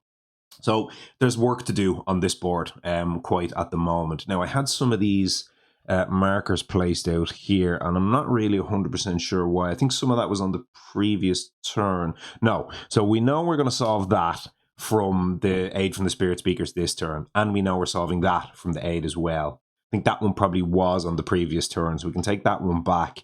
And then this one we're also going to solve this turn with our innate as well. Push that out before that ravages. So really on this turn, I think we said we were going to take a single blight here, a single blight here. We will take a blight here from the drought, but then we're going to defend it with the Dark and Tangle Woods. So that's all pretty good news. We had been looking at the event card from the previous turn, so we know we have a 50-50 shot to hit the Well-Prepared Explorers card, which was doing next to nothing really, except adding a Dahan to an inland land with Dahan.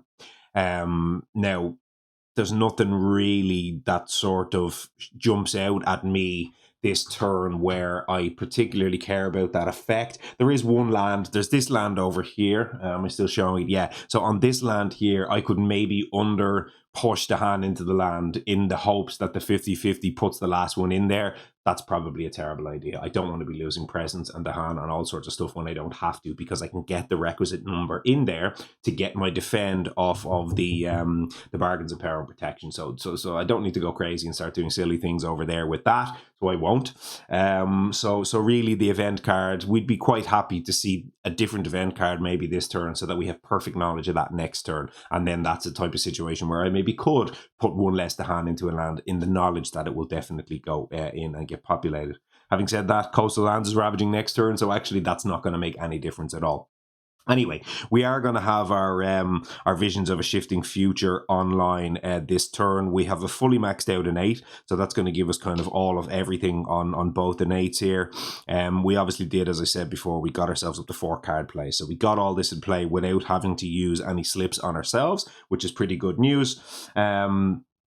And I think that's more or less all of that. Now, what we need to think about here is particularly Finder's Presence is going to matter this turn, because we're going to have to aid from the Spirit Speakers. That's a range 1, and then it's got a range 2 ability to kind of push our Dahan. So we know we need to push into this land and this land. This one isn't going to be a problem. This one, it's a little bit far away. So I have a feeling we're going to have to place into this land here at range 1. I'd be fairly certain of that.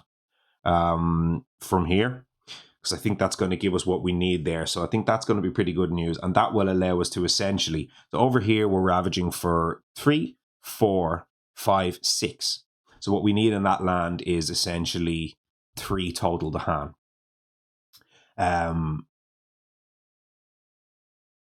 That's an exact defend of 6 versus a ravage of 6. That can allow a +1 of an edge case, but a +2 would hurt us pretty bad there. So we might want to push the 1 extra to hand in there. The other thing to think about here as well is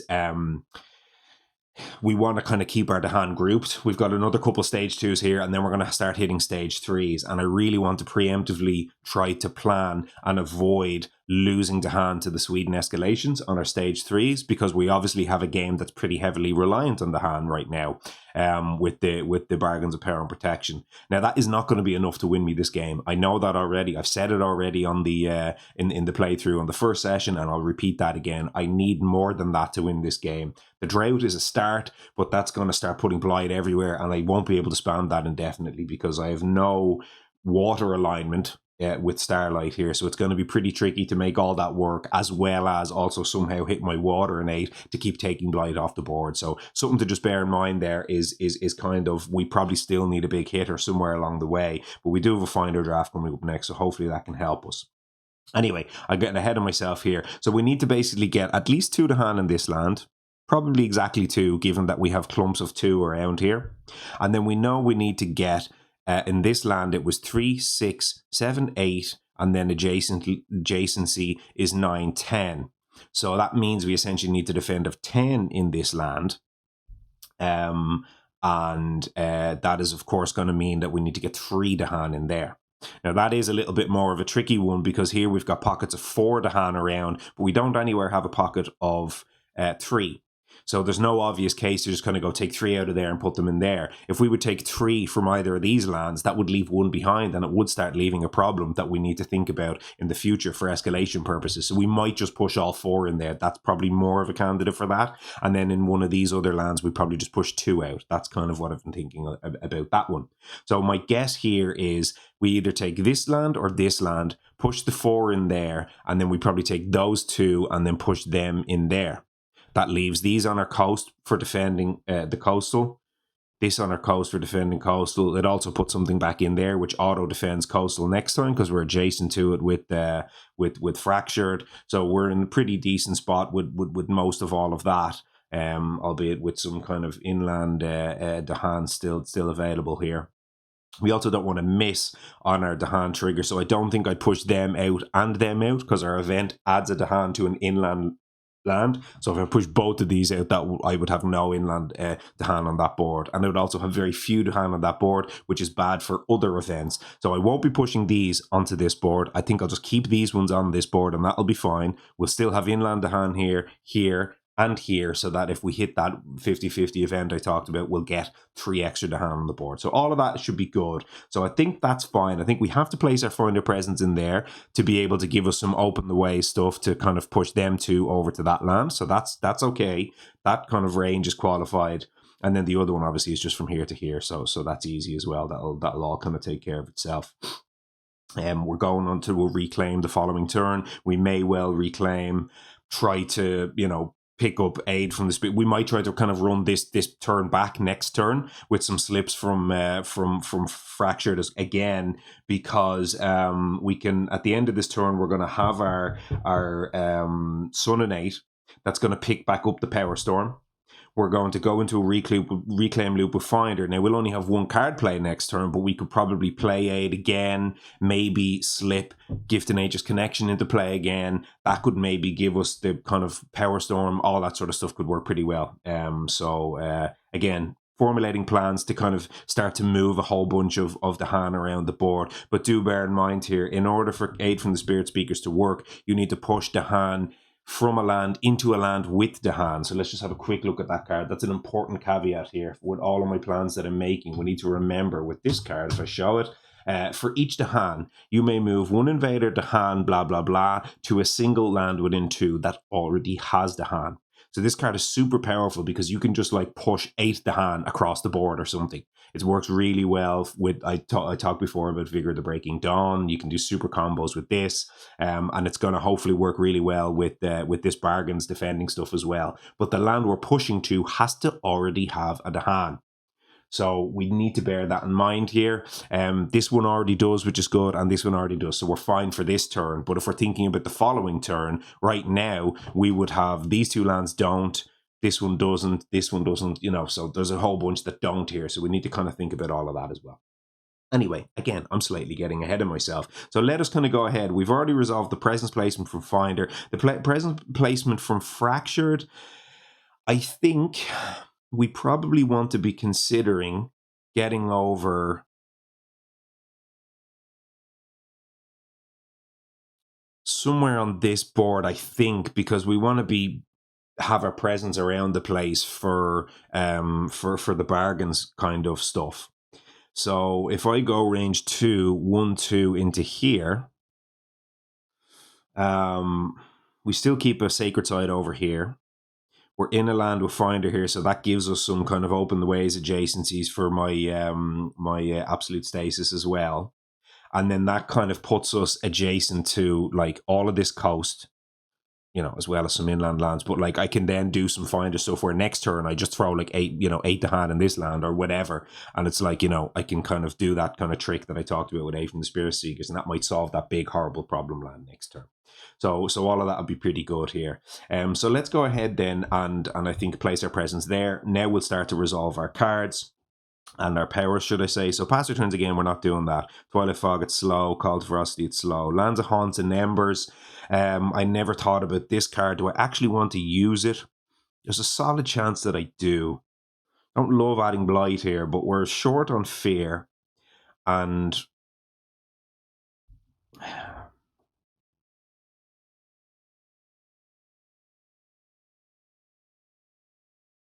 just anywhere I could like use that to solve a build and then also maybe Finder isolate, that could be good. What we actually have in terms of isolation this turn, so just to be clear here, we get the Dark and Tanglewoods into play using one of our slips. That is going to give us our sun, our moon, our sun, one air, and then we will be taking an air off the Gift of Nature's Connection. We're playing this card twice, so we do have one other elements to give ourselves here. And right now we have 1 earth and no water on any of our cards. We've 1 water on our track. So we actually have no isolates online. So we can only give ourselves 1 isolate this turn, which is super frustrating. And I mean, it sort of feels like it's that land to isolate after we push the 2 of these things out. So we're going to have the left and 8. That's going to get the 2 of them out of there. I can push them across the map into this land. And then I just isolate the land. So it doesn't ravage, it doesn't build, obviously, and then it doesn't gather either. So all of that could be pretty good.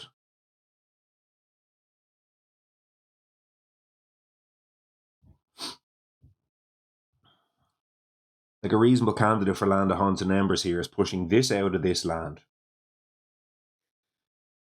And just like push it in there, for example. But it places a blight, and then I'll have to gather back into that land after I build. I have no way to kind of isolate across there. So it'll be blight the land, but then next turn it'll be ravaging back for another like 5 or whatever. So I'd need to have a way to kind of get that out of that land next turn for that to be a reasonable play. So I'm not really 100% sure that I want to do that. Again, because of drought here, I'm going to be adding 2 blight from drought, plus another 2 on the board. So that's 4 blight.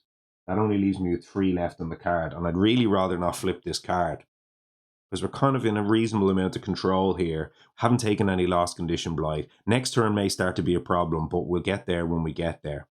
For now, I don't love just adding a blight to when I can't solve the land. If I could isolate that land, I would do this in a heartbeat. I'd do it straight away. But I can't.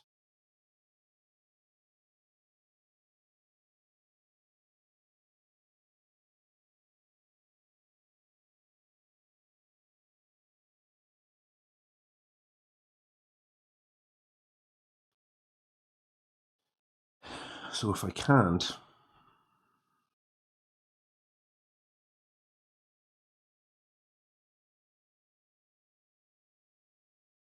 what am I doing?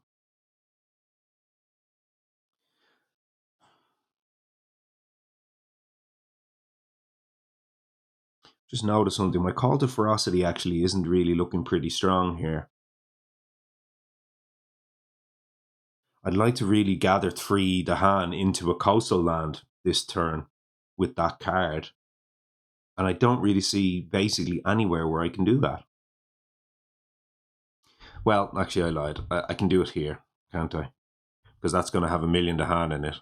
So then I target in here at range 1, and then I can just gather like 3, and then that can defend for 10 next turn or whatever. So actually, yeah, that solves that land. So I was just thinking, do I need to do some open the way stuff with Call to Ferocity, and do I need to rethink where I place my presence with Finder? But actually, no, I don't. So that's okay.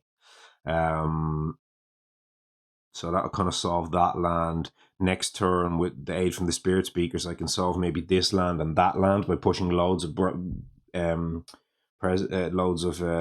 into those 2 lands. And we have reasonable, actually, because we're reclaiming, we don't care about range, so that's not going to matter. But yeah, sort of, we can, I think, somehow make that land and that land work. That land's going to be empty. This one is a safe ravage because it's only going to be 5. This is a problem.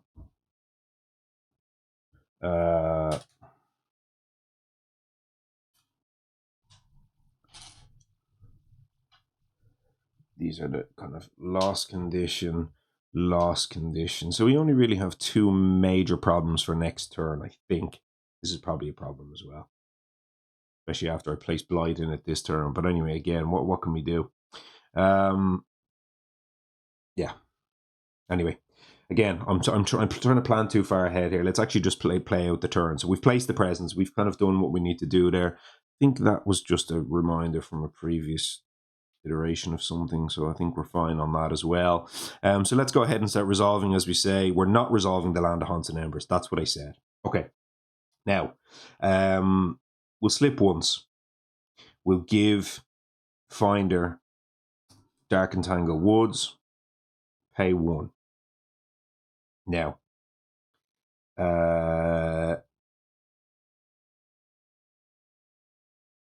first, before we do the second slip, we'll now gift an Aegis Connection, and we'll give Starlight to Air. How much of that is in shot there? Is that all in shot? I'm not really sure. It's more or less in shot. We'll give ourselves 2 Air. That's fine. That now gives us the threshold of Power Storm. So now we can threshold Power Storm. Sorry, we can use Power Storm. It's going to give Finder 3 energy. 1, 2, 3. I'm going to need some change here. Actually, no, I won't. So 3 energy over to Finder. They can now repeat up to 3 cards. And I'm going to repeat all of these. So,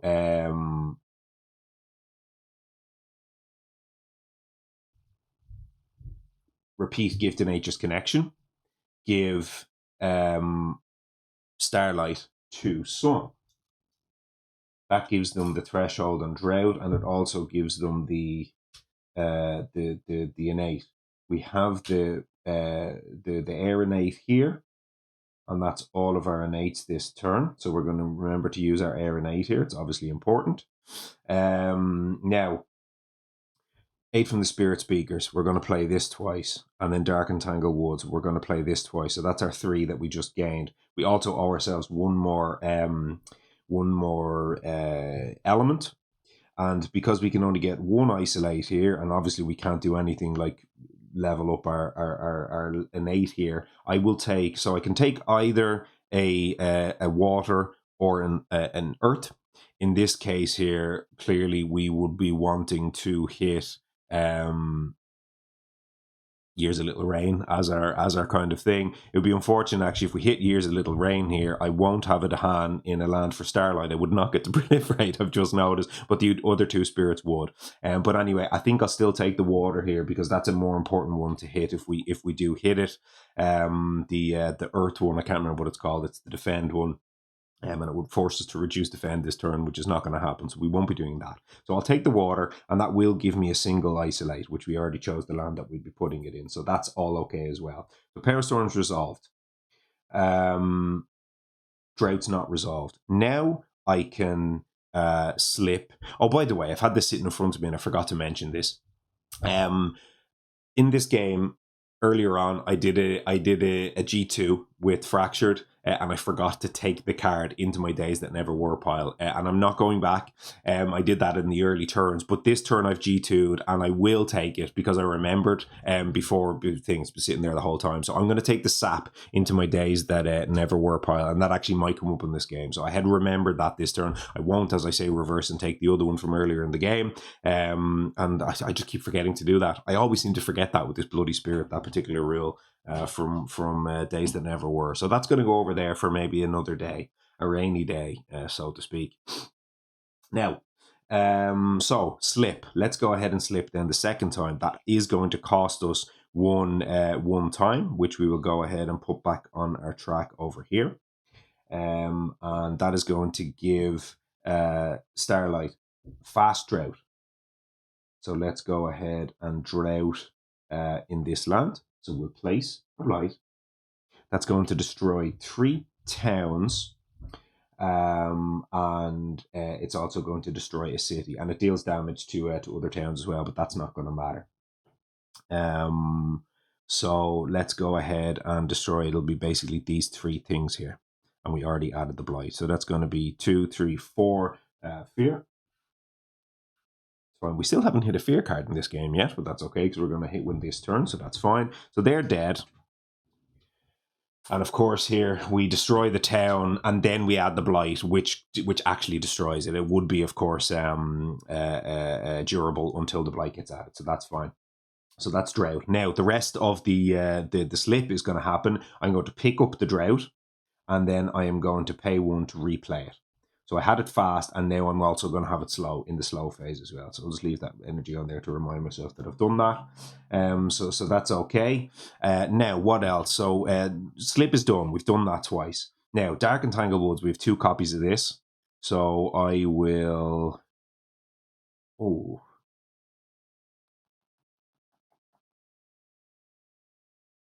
In actual fact, I don't have to take 1 blight here.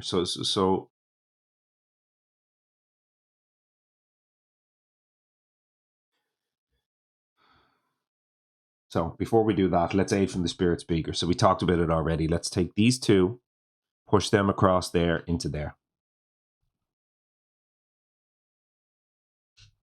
That's now defended because it's range 1 from Fractured's presence.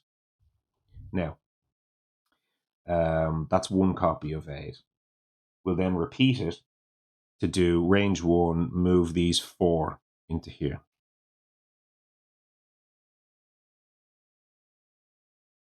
That's solved. And that gives us the defense solve in this land. That's now defended for 12. And this now might let us fear push another, building or something in here, because right now this is killing all of this, and we could maybe kill like another town or something. So that's 8 from the Spirit Speakers done twice. We've over defended in here by far. So we know for sure we need 1 Dark and Tangle Woods in here. Right now, this is attacking for 1, 2, 3, 4. We can hit a defended 3 in there, and now this is seriously under. It's not under defended. It's defended for exactly the right amount, but even +1 attack power will give us a Blight Cascade from that, which is not great. That gives us 2 fear. That's our fear card. So that's that. And also it's unfortunate this turn because we've coastal lands ravaging, but we're now, because we're about to explore our 5th card of the deck, we're about to also hit one of these terrains is about to hit a city, which is super unfortunate. And that is actually going to make this a problem again. So I talked about that not being a loss condition, but it most definitely is. So it's pretty ugly. But anyway, okay. So that's 1 Dark and Tangle Woods gone in here. This is defended for 6, and it's ravaging, as we said, for 6. We can't dedicate a Dark and Tangle Woods in there, so that's fine. I just don't feel we're in a game right now where we can dedicate actions to preventing edge cases. The action economy and the level of difficulty of this adversary just doesn't really give us the luxury to do that. What I'm thinking is if I defend this land right now, because these will be pushed out of here, this will not have an adjacent town. This is actually only going to be ravaging for 3. So I could prevent a blight in that land with the Dark and Tangle Woods. As opposed to trying to preemptively prevent this blight cascade. So I think I will do that. This one will blight. It's okay. And this board already has 3 blight. This board has 2, and this board has 2. So we would rather get 1 more on there because it's 1 less escalation as well. So I think that's probably pretty okay here. So yeah, let's go ahead and do that. So Dark and Tangle Woods 1 more time, 2 more fear, and then we'll put a defender 3 in this land. Now, left and 8. Push these 2 across the board from there to here, the dump land. Isolate the land.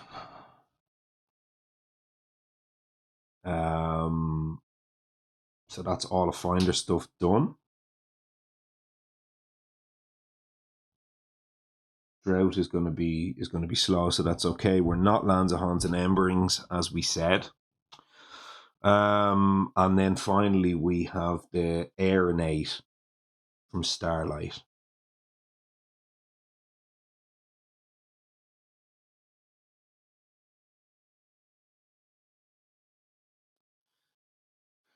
Which actually, I wonder, do we just get them out of there?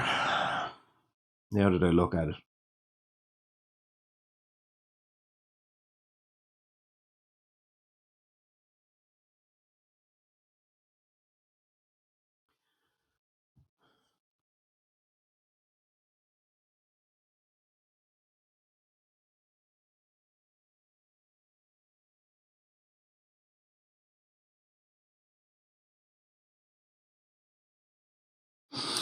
Actually, there's a couple of things going on here, so hold on, hold the baby.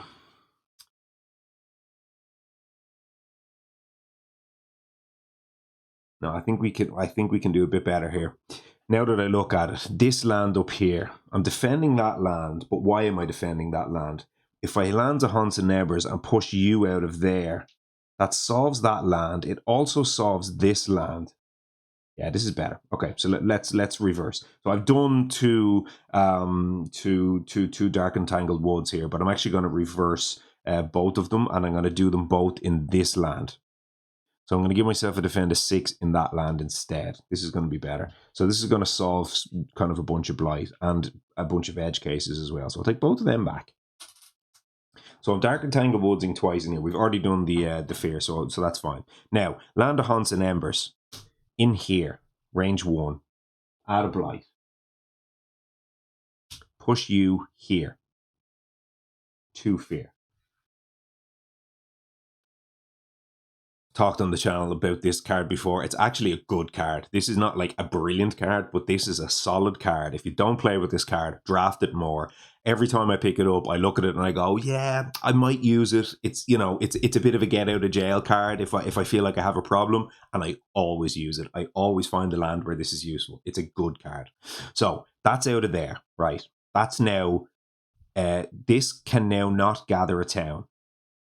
So I don't need to isolate the land.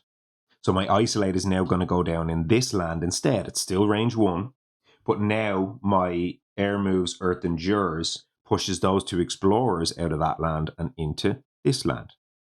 So now that's not defended anymore. We know that. That's gone. We can take that away. I mean, we know it's defended per Fracture's presence, so it's fine. But now this doesn't ravage. It's not edge casing, potentially killing us, and it's isolated from the kind of gather and all that kind of stuff after the build. So I think that's a lot better. Ideally we could like push, you know, if we got some sort of event or something to push to the hand in there, that would be quite nice. But look, it doesn't matter. We're I think a lot better with this particular setup. So we added the 1 extra blight, but we prevented 2 blight from the ravages. So this is a lot better. So all good. I think that's everything. That's all of our fast powers. Yeah, we've got a couple slows here. We've got some slower 2 over there. So yeah, let's go ahead and we'll see if we hit our event from before, the one that we were looking at. So let's go ahead and no, so this isn't the one from before. So this is actually means we have perfect information about the next rabbit. So let's see what this looks like.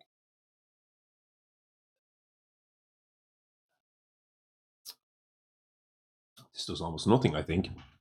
Sprawl contained by the wilds, healthy islands, add a wilds to a land without invaders. Oh, building the land with the most things. So that might hurt. I didn't read that line of text.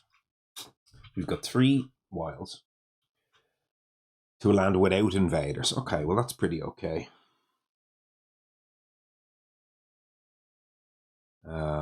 These coastal lands are going to kind of gather and turn into problems by gathering. So I think inland lands is probably where we want to protect. Is this on each board? Yeah, on each board. So let's go ahead and I think, have we? We still have wetlands as an option. So we'll go wetlands, wetlands. And then on the other board, we actually have only 1 land with no event. Okay.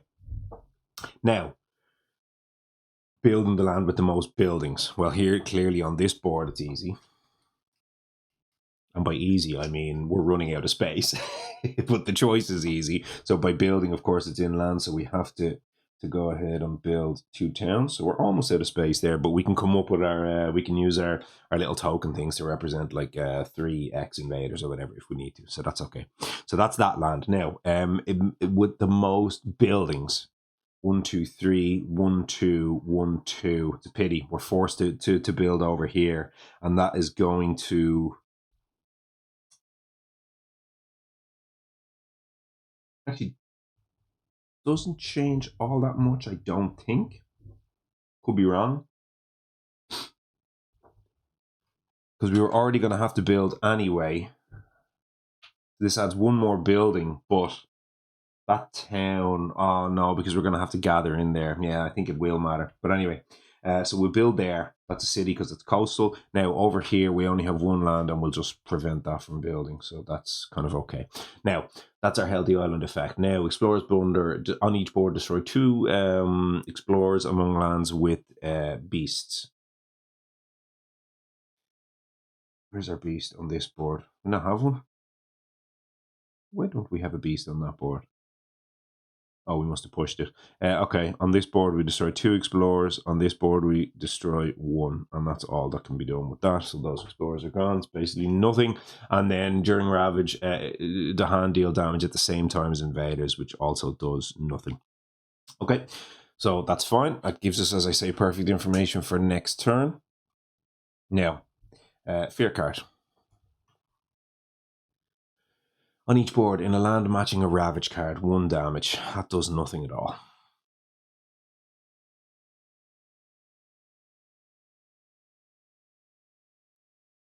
No. because everything's going to die anyway. So over here we said, yeah, what, this is 12, so no, they're all dying, so it doesn't matter. Yeah, whatever, 1 damage, sure, kill you, makes no difference. And I guess you take 1 damage, not going to matter. Right, that was particularly unexciting, but that's fine. So let's go ahead and ravage. Over here, dead, fear. Over here, all dead, 2 fear. Destroying a whole bunch of durable towns. I've never killed this many durable towns in a game. Definitely not. Over here, no, safe, no. So all of that's fine. Talking my in my Habsburg playthrough on the channel to never ever fight, never waste your time fighting durable towns against Habsburg, and here I am. That's the only thing I'm doing. But that's okay. It's not too bad. We're kind of getting there. So that's all the ravage is done. We didn't take any blight, which is also great news for our mining rush as well. No loss conditions, no anything here. We said this was 3, 4, 5, and we defended 6. So again, all good. So now let's go ahead and build. No, yes.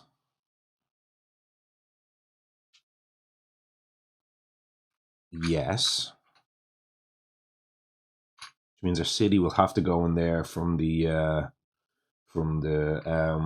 Habsburg reminder card, but you know, we can kind of figure that out after. So that's fine. Over here we'll go yes, no, yes. And then over here we'll go no, yes, no. That takes a town. Now we go after, we do the after build.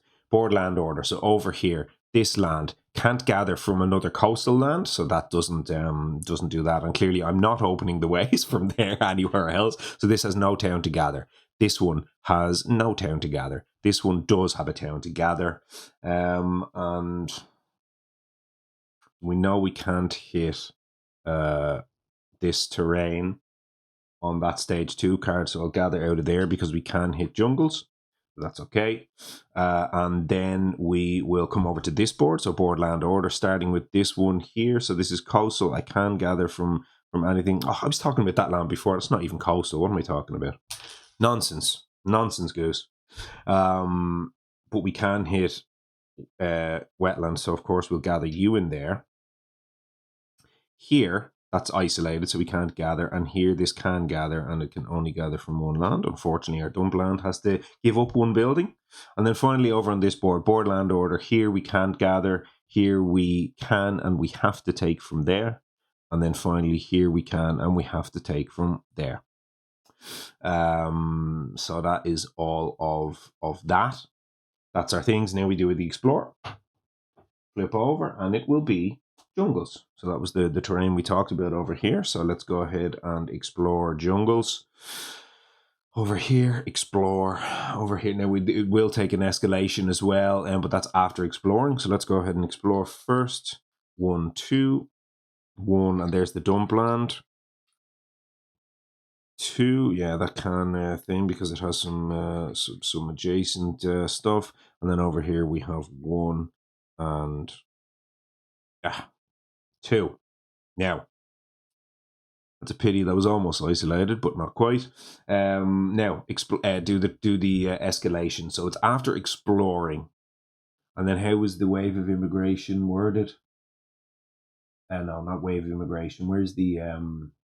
yeah, it is. Before the initial explore. So under the top 5 invader cards. When revealed on each board. So after exploring... I'm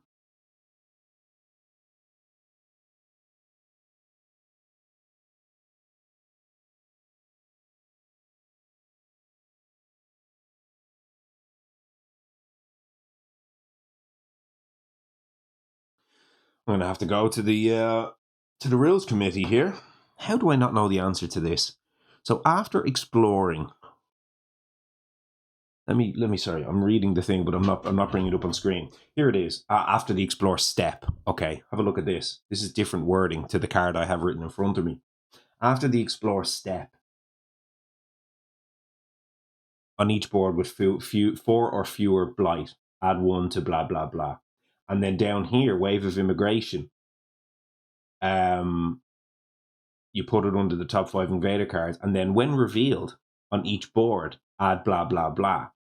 Now, when revealed is after the Explore step, the cards shift left.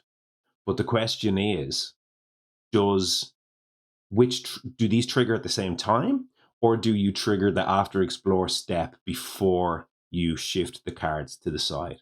So I don't know how clear I made that sound, but I am going to have to check this. So I'll get the answer, and then I'll show you with clarity what it means when I come back. Okay, we're back after a bit of a hiatus there to find some answers, and answers I did find.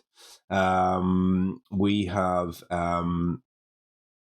had some very quick answers here from some of the fantastic people, as always. We got Astrolabe, Enduranto, Nugspy, and Ananfal, all four coming in and chatting through a couple of little different things in and around this rule. But yeah, we have the ruling, and again, so stupid that I have to look up what should really be a pretty basic thing. So the way this works is you do the after the Explore step trigger, you kind of resolve all your abilities within the various how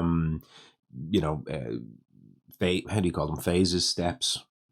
I don't even know. I always forget the terminology. I always confuse them with Magic anyway, so it's hard to remember. But essentially, long story short is we do the Explore, then we do the escalation, and then when the escalation is resolved, then we're going to go ahead and we're going to advance the Invader cards, which is going to trigger the reminder card.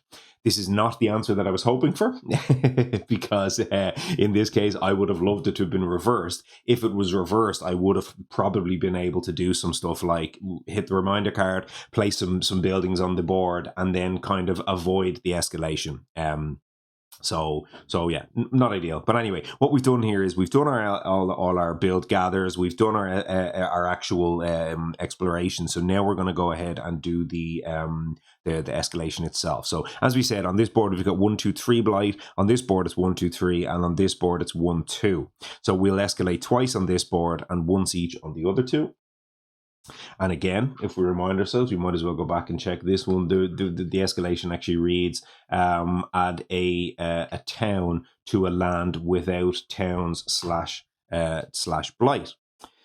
So if we come back here, on this board, we only have to do it once. So we will do it on that board, that land there, I think.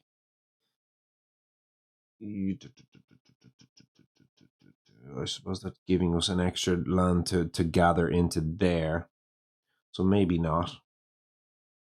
We might be able to make our life slightly simpler if we push the stuff over to this side and maybe don't have a gather in there. If we push this out or something, I don't know. But I think maybe in there might be slightly easier. Then we it also potentially gives us a way to push this out, and then that removes adjacent towns for this ravage, so that kind of might help as well. So that's fine. So that's 1 on that board. We have to do 1 again on this board. So no towns and no blight is our condition here, which gives us 1 single total available land. And then on the other board, we have to escalate twice. Again, our conditions being no blight and no towns. And in that case, we have 2, 1, and 2 is our only available. So unfortunately, we got a little bit unlucky here. Actually, I suppose we have that one as well. No towns, but that's a jungle that we want to solve. It's because it's just explored. So that's fine. So now we're going to go ahead. We're going to advance the Invader cards, and then we're going to hit our Habsburg reminder. Let's go ahead, throw that in the old card cam for a moment. Again, when revealed on each board, we're going to have to add a city to a coastal land without cities.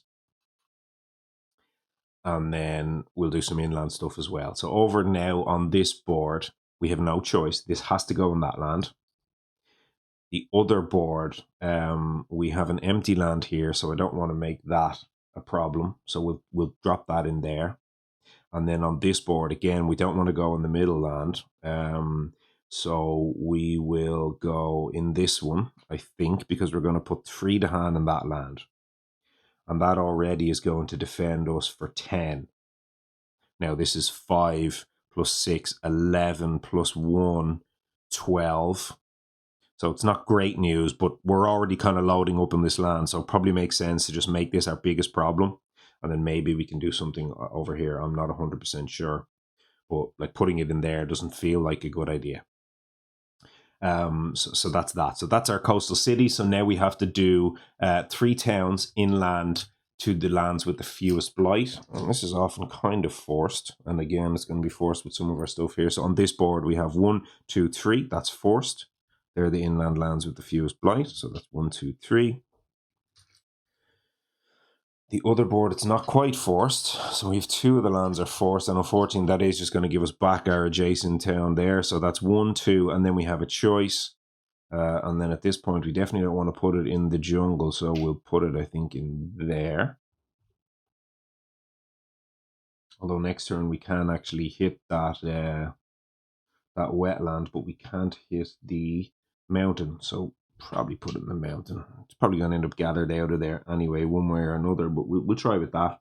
That's fine. And then finally on this board over here, we actually have another forced situation. 3 lands with the fewest inland blight is going to be 1, 2, and 3 into that jungle. We don't have a choice. Okay, we've advanced the cards. We have gotten through the Invader stage. We've gotten through that horrible Habsburg reminder card. It's absolutely awful every single time, but it's done. And now we don't have any fear. No fear left. Look at this board. There's no fear to be had at all. Simple situation. This isn't simple at all. It's an absolutely horrific situation. Let us be truly honest with ourselves. Now, with all of this said,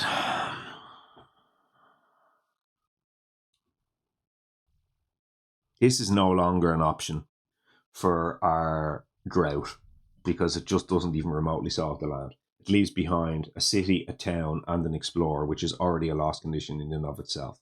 So that isn't an option. So that land is a problem. So let's kind of, so that was isolated, but we're done with isolation. Let's kind of reverse ourselves just slightly here. Not reverse, but let's just kind of clean up our board state so that we can, look, that's healed. We're not going to be dealing damage to that. We've no damage effect, so that's fine. So we do have this visions of a shifting future. We know the event next turn. I'm going to remind myself of that event next turn. I can't bring it up on screen here. Well, actually, I can't because we know what it is. So I can bring that back into the card cam here because we know it's well-prepared explorers. So let's just, for the sake of strategic discussion, we know the top card is this card, so I can do this safely. So it is well-prepared explorers. If that wasn't well-prepared explorers, I was in trouble because I had no idea where it had gone if it wasn't. But we knew this from the previous turn. So this is the event next turn. We have full knowledge. We don't care about explorers having +1 health. It's meaningless. We aren't going to be Blighted Island because we're about to go add 1 blight with drought. We might reclaim and place another one with Lands of Haunts and Embers, but again, we're not blighting out the island here. So we're going to hit this +1 stuff. Each beast is going to generate some fear. That's, whatever. And then we have on each board, add 1 land to an inland land with the hand. It's such a pity that this says inland. There's 2 of these, I think, in the deck. There's 1 inland and 1 coastal. So it's the inland one, which is a pity. So it's not really doing anything for us to solve a land. Now, this again, we talked about this, I think, in the previous turn or maybe the previous video, where it's like, I'm not going to get greedy. You know what I mean? In this sort of difficulty game, you would generally be very happy taking these kind of non-event type events. And I got quite a few of them actually in the previous playthrough. I was fairly lucky that I didn't really get anything that wrecked me. And this is another instance of that where I'm not really getting something that wrecks me. Remind ourselves again over here that this is going to be a stage 2 card followed by a stage 3 card. So I don't really want to look at the Invader deck, then shuffle the deck's top 2 cards, because if I shuffle that wrong, I hit a stage 3 card next. And I cannot afford to hit a stage 3 card right now. I need that stage 2. to give myself that little bit more breathing room. So I can't resolve this effect on that.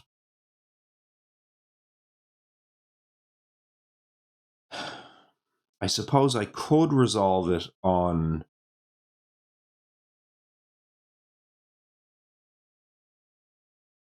this deck.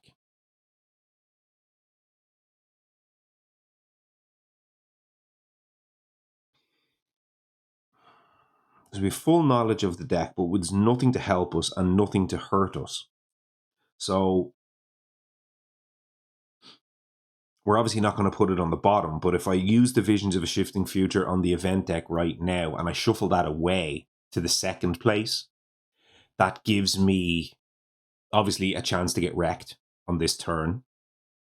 But that sort of chance to get wrecked was coming the following turn anyway, right? At the end of the day, the second card down there can wreck me in any way on any given turn, right? It's like, in a sense, I can't stop that, right? So here, what I'm thinking is having knowledge in this game is so powerful. But when, sort of getting to harness the knowledge is where the power comes from. And right now, having that card sitting on top of the deck doesn't give me any chance to harness the knowledge. Mostly because I can't use this effect, this inlandy thing, right? If I could, in theory, do something like, if I shuffle this right now, if I choose to resolve this on the deck, shuffle them, and then I put it second in the deck, next turn, I'm not doing anything to play around this effect anyway, so it doesn't really affect my game at all. Then I go to the event, I resolve the event, and it's the other one, right? So let's say I do shuffle this into second place. I resolve the other event, whatever happens, whatever happens. Now I know that that's coming in second place, and I can now play around it because I now have an inland land here and an inland here, which will both ravage next turn. So I could push some Dahan into those lands, and I could give myself a free defend too, and obviously a free counter attack of 2.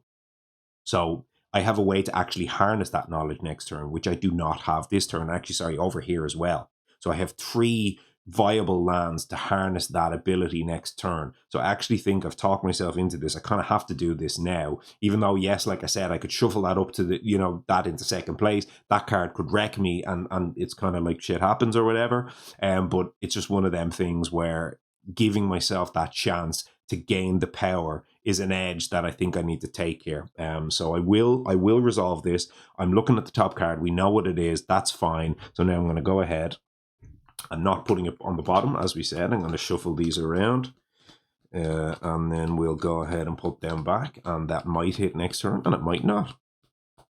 So that's back like that. That's gone. So we've resolved that. Fine.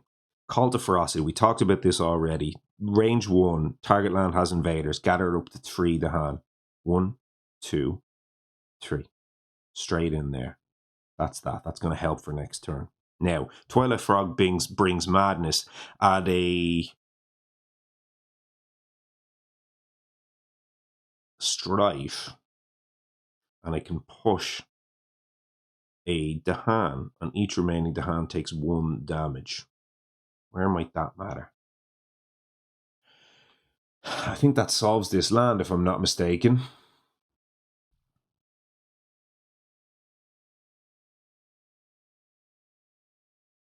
Not in love with pushing a Dahan out, but it solves the land. And right now what I'm looking for is, can I solve a land? And that is a solve.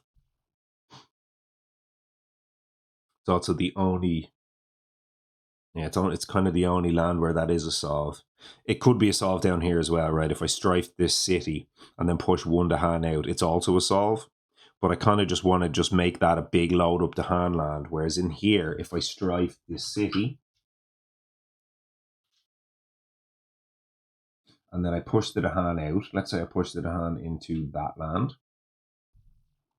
It's not impossible. I want to push that in there, actually, so that I already have a Dahan in that land for the stuff I was talking about 2 turns from now, when this is about to ravage.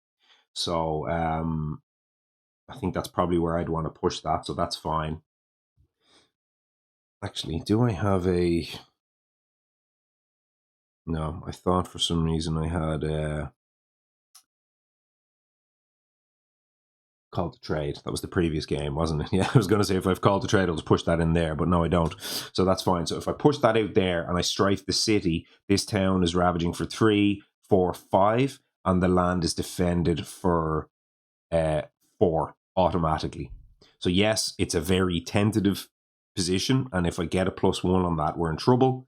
But you know, kind of it is what it is, really. It would kill the city. The town would hang around or whatever, and that's fine. But it solves that land, so that's fine. Each remaining thing takes 1 damage. That's not going to matter, so we don't care about that. Past returns again doesn't get resolved, so obviously that's kind of all of that. So that's done. We're done with Fractured. It's actually quite nice as getting away to get a single to hand into that land actually kind of works pretty well.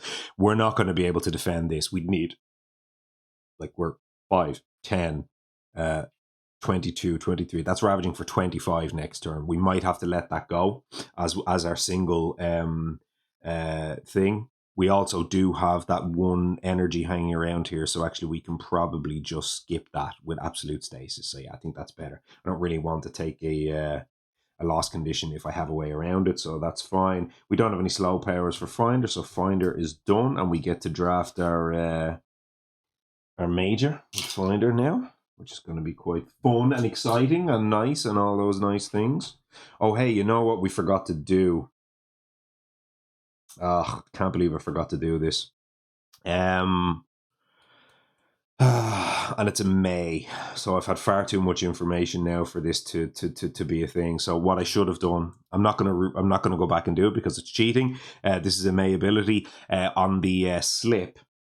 When I targeted Finder, and this is one thing I did think about offline, but I forgot to do it in real life. When I slipped myself with Finder, I was playing a card from hand. I wasn't picking something up from play, so I should have picked a card up from my discard pile, and I would have had one of these 3 cards back in my hand. Probably would have taken the Offer Passage Between Worlds back into my hand, and had I done that, now I would be able to go again if I wanted to. I could do like a G2, maybe go top track, and I could use my innate with kind of 2 card play. So that would have been something I could do, but doing that right now, way after the slow phase, is just not an option because I'm not going to have that asterisk hanging over me. So I forgot it. It was my fault. That was a mistake. But anyway, we're sort of getting to the phase now where I need a major power, and I feel like I need one right now. So I'm kind of okay to reclaim and dig for that. So that's all done. That's all gone in the discard. And we'll get our cards back in our hand here with Finder. I'm kind of pretty happy to be reclaiming anyway, so no stress. So that'll be the reclaim of Finder. Before we do that, of course, we will we'll resolve our effects with our famous Starlight. So we have a drought. So now the question is, where do we drought?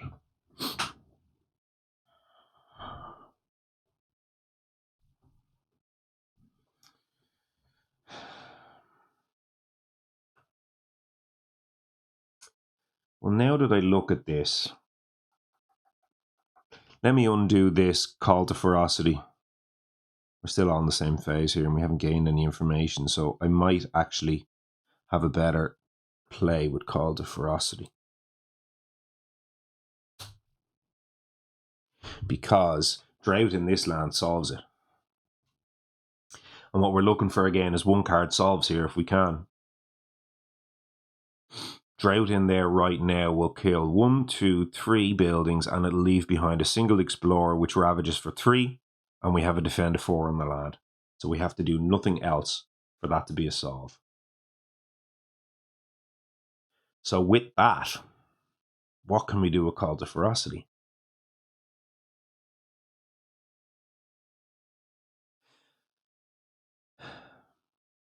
Well, one thing we can do is we could gather 3 to hand in there,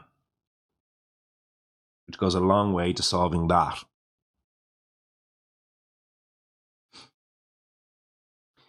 You know, we can do kind of 1, 2, 3 that way. And what we could do is we could Offer Passage Between Worlds to get 4 to hand from there into maybe that land. You know, so there's kind of ways of sort of figuring some stuff out with those cards, in theory.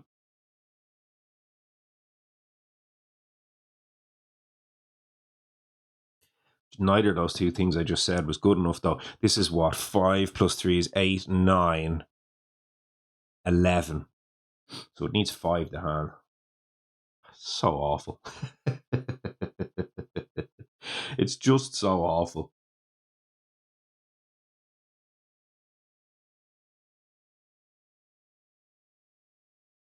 Where else does gathering the hand look good here?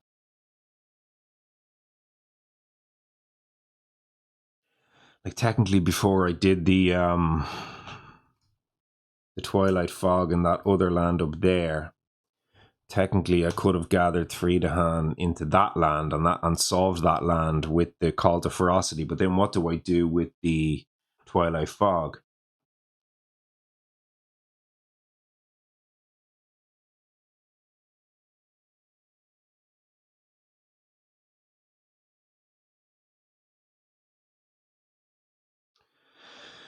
Was Twilight Fog in there on one of those cities before I push 4 to hand in there is pretty good, right?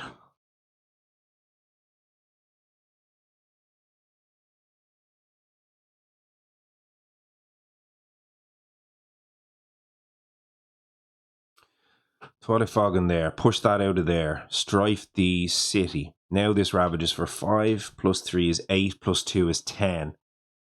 No to hand in there. But there's a city.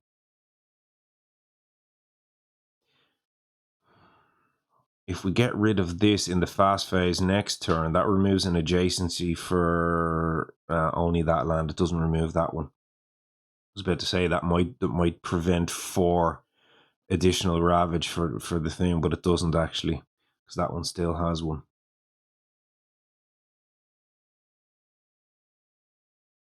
That was still in there.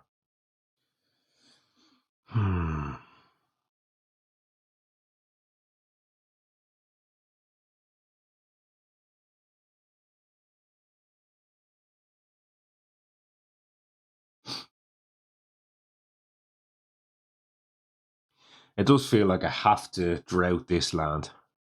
Like, drought being a solve without ever having to do anything else is really good here, so it has to be drought in there. Like, ideally I'd like to drought one of the jungles, but I sort of feel like I need to do something else about them. Because if I drought one of the jungles, I need an additional effect to also solve the land. So let's drought in here. Blight. Destroy these. That's 4 here.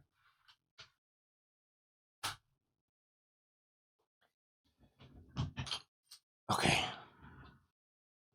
And then finally I have Sun and 8. 3 more fear. Gain 1 energy. And then reclaim Power Storm.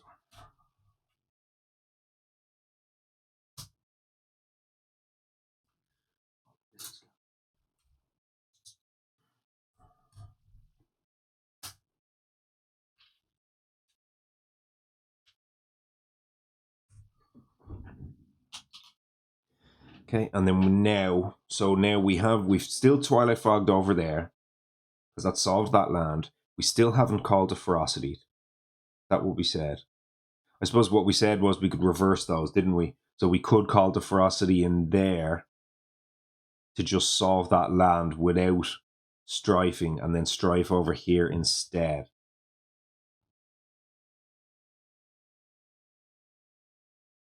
I quite like the idea of doing the Twilight Fog in here, because it pushes that to hand there. And if we push that to hand there, we're now 4 away from just solving that. Isn't that what we said? Because if we push 4 to hand in there with the card from Finder, that's 5, 8, 9, 10, 11. Yeah, so that solves that land. So that feels slightly better. And it also takes a lot of pressure off that land too. So I think I am going to do that. So let's undo over here. Okay. Over here instead, we go Twilight Fog. We push that Dahan in there. Then over here, we'll call the ferocity in this land, and we will gather. So right now, this is 5, 8, 10. So we'll gather 2 to hand in there, and that's ravages for 10, it defends for 10.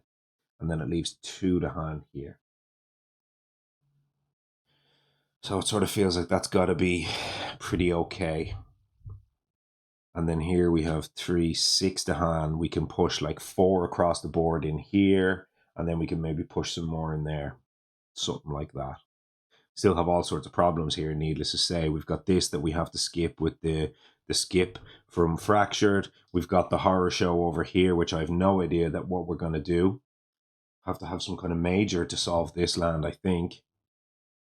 I don't know. But, so I think we'll go, that's solved by Fractured already. This is solved by Fractured. This is a giant problem, so we'll give this a big yellow warning sign. This is solved by Fractured. This is fine. This is a yellow warning sign.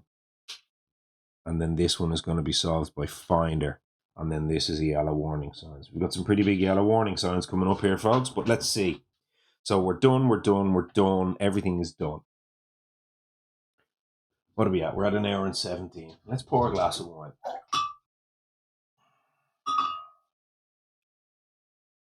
Last glass of wine for a while. I'll be going back off it, as I say. That's all right. I don't mind.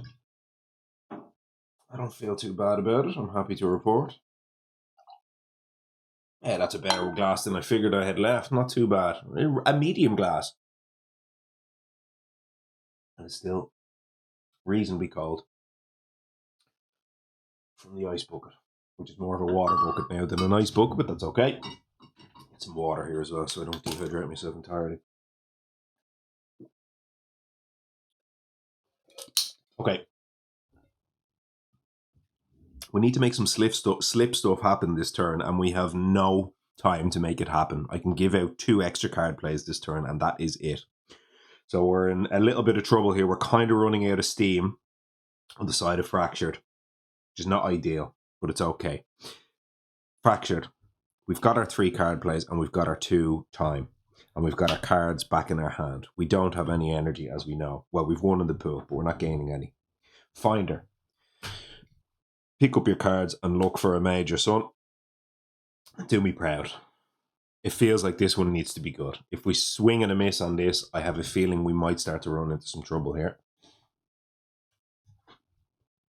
1, 2, 3, 4. Come on now. If I'm to win this game, this does feel like it needs to be a good major. Come on now. It's always dissolve the bonds of kinship. Like every time I feel like I need a good major, I hit dissolve the bonds of kinship, or this bloody plague ships stale to whatever. And it's no surprise that there are 3 of the same 4 elements on those 2 cards. I hate those cards, and I hate dissolve the bonds of kinship. Next, bargain of coursing paths. Now that may well be extremely interesting. Satiable hunger of the swarm. No. Pillar of the living frame. No. It is bargain of coursing paths without any shadow of a doubt. So let's go and take that card, and let's see if this can't turn this game just a little bit on its head. Get it in the card cam. Now this is an interesting card, and I have not had it on the channel so far. It's a broken card. But is it broken when you hit it on about the 6th turn of the game? Or what are we? We're only the 4th turn, I guess, now. Was that all 1 turn I just took? Have I really taken that long to take 1 turn? Jesus Christ almighty. Yeah, but anyway, we're coming into turn 4 here. Yeah, it's that long to take 1 turn. Oh my Jesus, this is rough. It's gonna be a long one, folks. But this card is excellent. What does it do? So bargain. This is the other bargain. We've already got 1 bargain in play. This is another one. Target a land with 2 to hand, so we have control over when and how and all the rest of it. And do note as well, keen listener, that is of course Finder of Paths Unseen on the card art. Now, bargain 1 now and -1 energy per turn. Mark the target land and another land with 2 or more to hand. So we basically get to make a portal on the board in 2 lands, and the portals are ongoing. After pieces are added or moved into the marked lands, choose any land on the board and then move those pieces directly to that land. So this is like you set up 2 finder portals essentially on the board. So hugely thematic, hugely relevant. It's not going to start costing us presents to destroy things and all that. And oh, by the way, you get to proliferate yourself if you do this from your tracks. So with Finder, losing 2 energy per turn to get those 2 proliferations is significantly more impactful than it was for Fractured earlier in the game. So we would love to find a way to slam this right now on this turn, threshold the thing, and then laugh all our way to the bank. So that will be the plan. So I'm going to take that Bargain of Coursing Paths, I'm going to put it into play, and we're going to try find a way to do this twice this turn. So that is that. Let's have a quick peep right now and just look and see what I need to make that happen. So basically, bargain plus gift to give myself a heir, plus either of Ways Assured and Heartland or Traveler's Boon. If I do Traveler's Boon, that gives me 2 moon, and then we're almost at the point of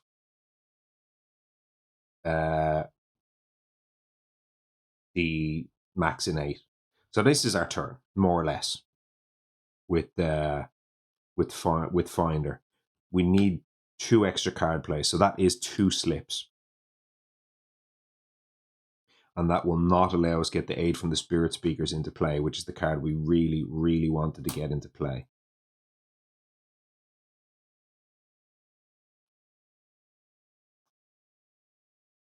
Which hurts quite a bit.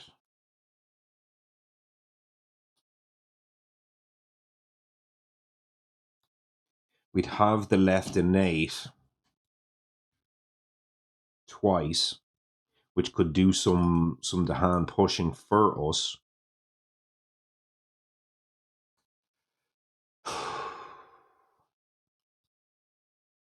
So it could push 3 to hand, because it can push, actually it could push 4 to hand.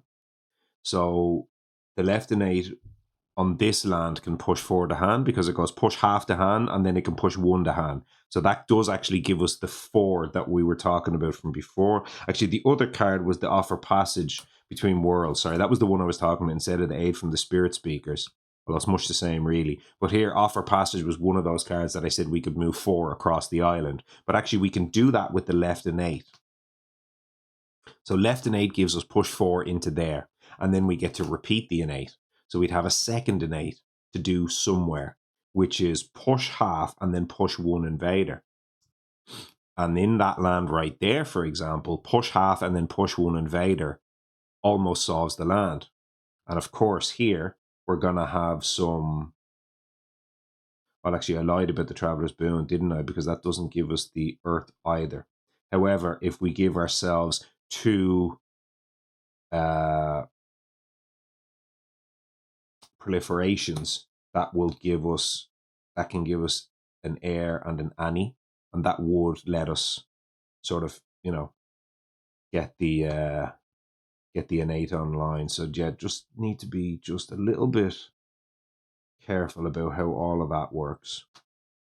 We also do have to bear in mind here as well that I do have a Power Storm this turn, and if the Power Storm can do something for me like it did on the previous turn, I could get double Gift of Nature's Connection. I could gift myself maybe twice, which takes some of the pressure off the slip the flow of time, and maybe instead of playing Traveler's Boon, I could get one of these other 2 cards in play and maybe go about doing it that way. So that could be something. So we've got lots of interesting things happening here with Fracture, but the one thing we have to still do here is we need to forget to the Bargain of Coursing Paths. And if I'm not mistaken here, we probably just forget the Dark and Tangled Woods. We've got lots of defend going on here. I don't think we're going to need a defend of 3 here, realistically. I just can't see that coming up anytime soon. It's fine elements for hitting maybe some thresholds and things later, but we can do better than that. So we'll forget the Dark and Tangled Woods. Pretty much every card in our hand has either better elements or better effects than that card. So that was an easy forget. So that's the bargain in our hand. We're gaining 4 energy, and that should give us some kind of way to make some broken things happen with Finder this turn. 4. We have infinite range this turn. That's all fine. Now we reclaimed with fractured. We gained an air, and then we've got a whole bunch of zeros that we can play, which can help us get some stuff done.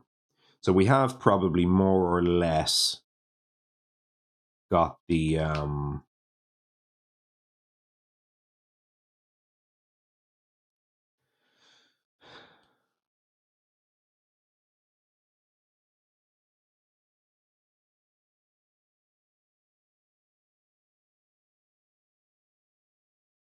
slip. Just looking here, we might, the Land of Haunts and Embers, as we said, might actually help us get some work done here. I was almost looking in there and thinking that's almost perfect to push those two in there, but it leaves behind a single explorer, and we aren't adjacent to that land with fractured to be able to get the defend. So it's just a question of, can I somehow get presence into the land with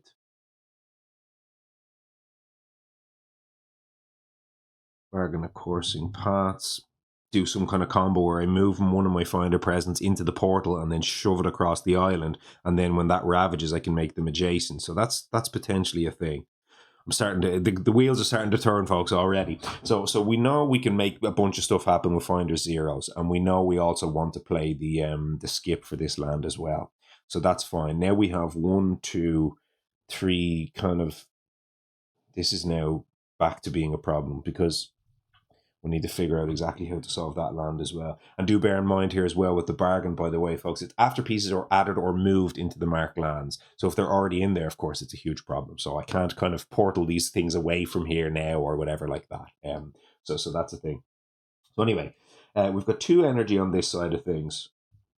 We have a Power Storm, which we're definitely going to want to play. We have Piece of the Nighttime Sky, which gives us some skips here as well, folks. So that's worth bearing in mind as well. We can just piece in there to stop that problem. We could forget it to piece in there, and that maybe stops that problem. And then we look to kind of consolidate things with 2 bargain portals on the board and hope that going long term we have enough board control between the portals and finder to not really let too much more build up, so that we won't really need the piece. We also, of course, have Sleep and Never Waken, so we kind of have that as well in our pocket to kind of to do some skips also. So can we Power Storm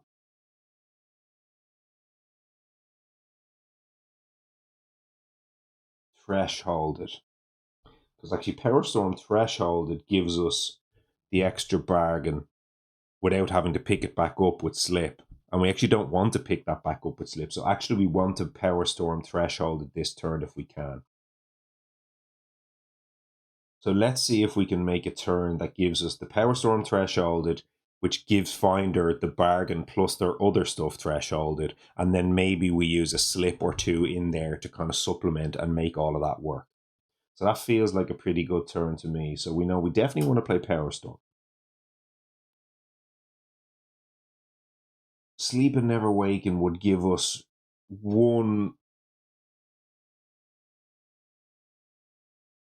air towards that,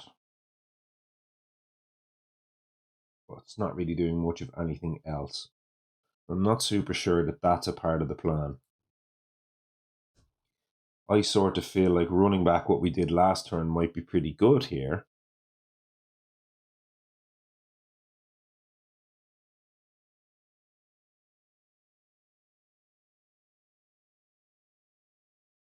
So do we reclaim 1, pick up the Drought, and play the Drought and the Power Storm?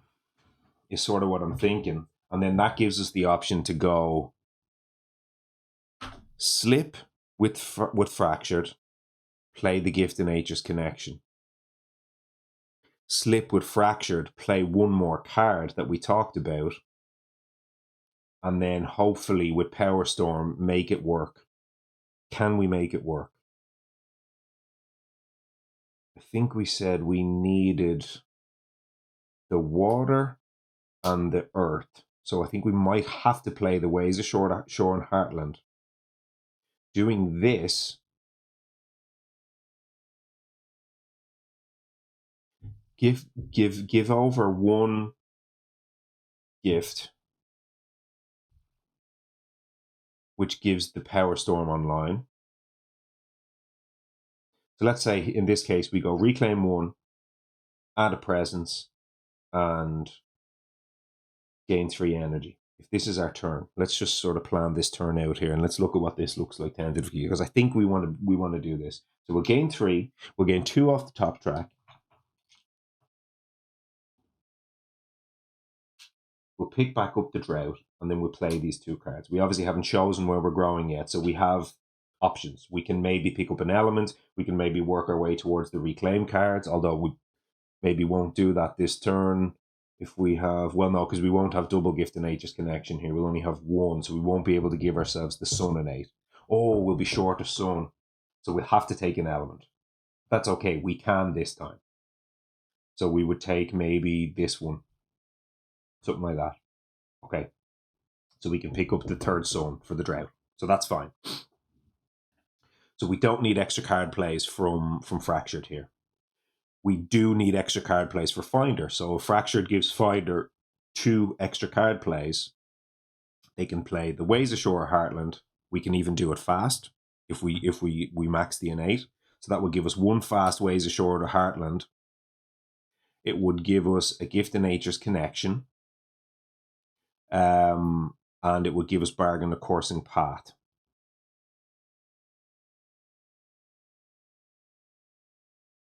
And we might actually be able to...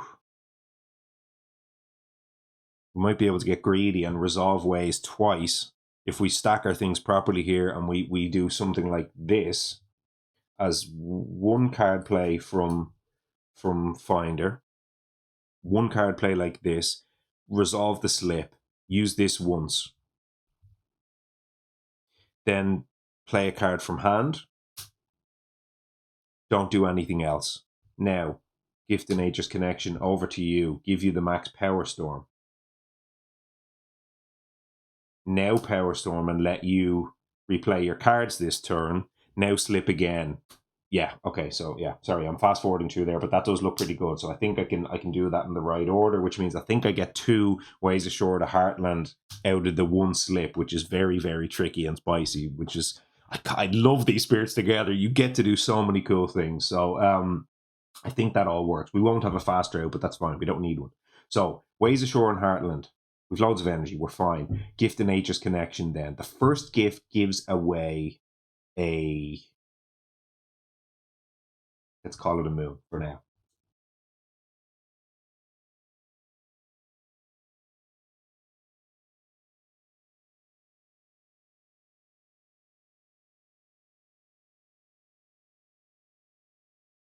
Yeah, probably okay. Oh.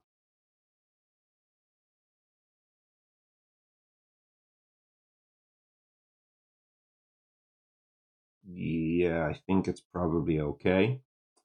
And then we...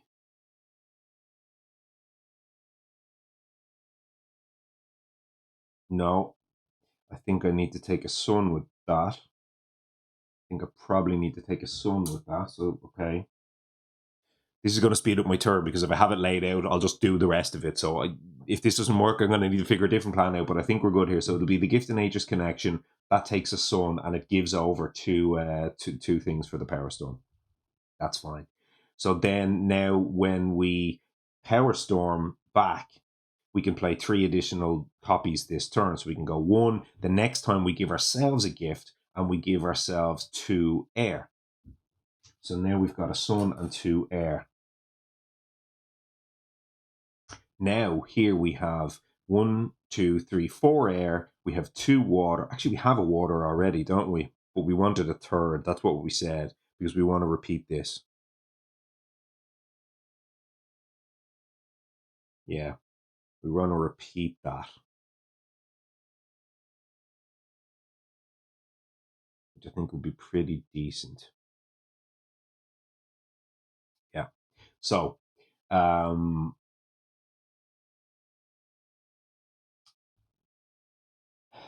as I say, we have now the bargain online. So now we can bargain twice. And this is all going to cost us like whatever, but we'll have the three from the pair source. We've more than enough energy to make this work. So now we get to bargain twice. And when we bargain twice, we get to unlock this. And if we wanted, we can go moon from here, which we actually need to. So these will be the two. They'd be our two proliferations. We don't actually need the air here. It'd be nice to come down, but we don't actually get the opportunity to do that. I don't think.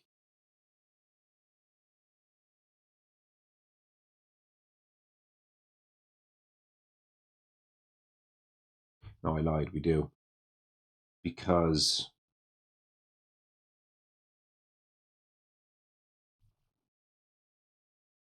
if we make this air, then we can pull from there instead. And that gives us the fourth air.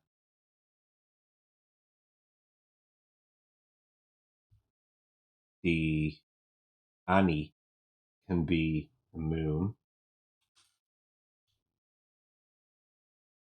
It's actually not going to matter. And then the gift and ages connection can now go back out to someone else. I don't actually need the gift and ages connection anymore because I only need one sun. Is that right? Because I've got 1, 2, 3, 4. I have one moon here. I have 1, 2, 3 water. So I have the moon and the moon. I've got the sun and the sun.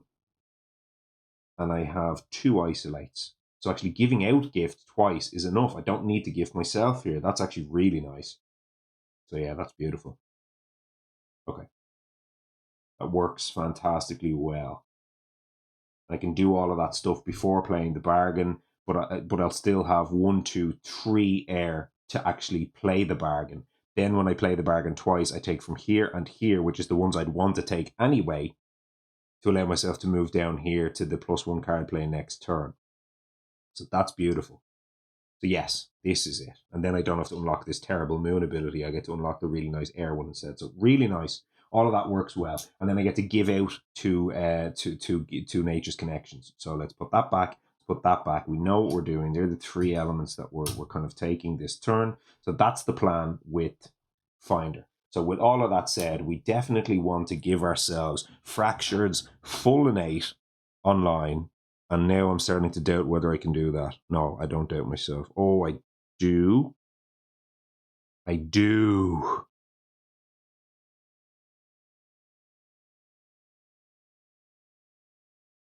Maybe. I do. I can't give out the full thing if I want to absolute stasis. And that is a stinker.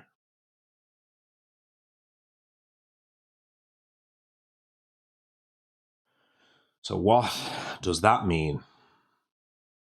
I can do it.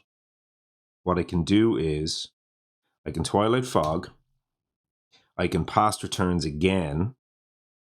And I have the air, so I can basically play Blur.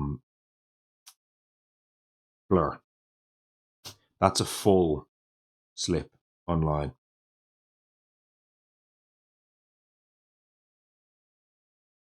Taking the 2 times, so I have 3 things. That's my last energy, and that does not give me a stasis. But in actual fact, I can't stasis this turn anyway because I have to give out. Oh no, I have to give out 0 and 1. So I could have stasised if I didn't want to do the full slip.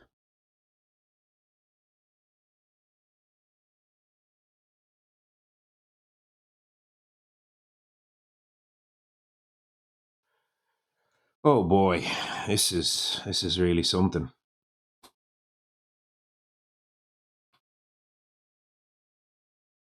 Really something.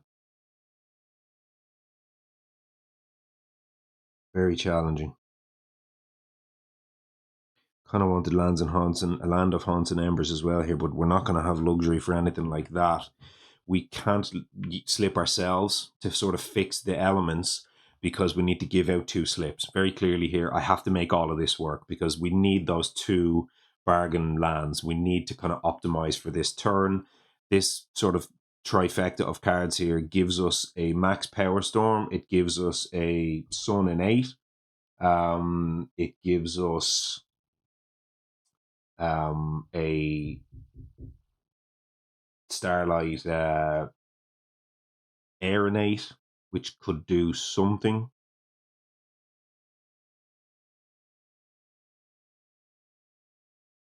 There's kind of a bunch of stuff that can do, really.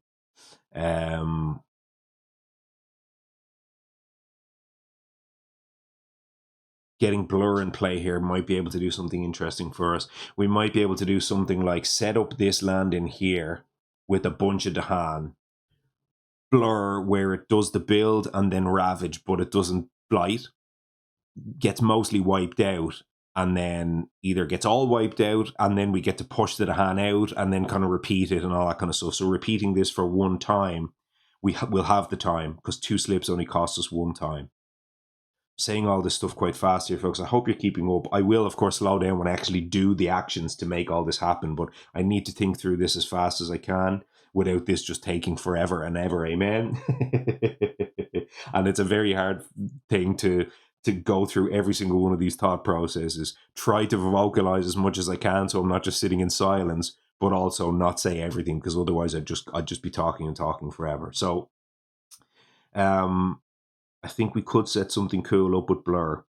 And I think we want to give ourselves this slow to fast, because the Ways of Short and Heartland fast can do push up to 2 invaders to a land that is also coastal / inland.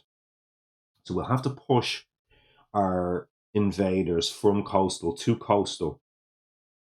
But that's probably okay.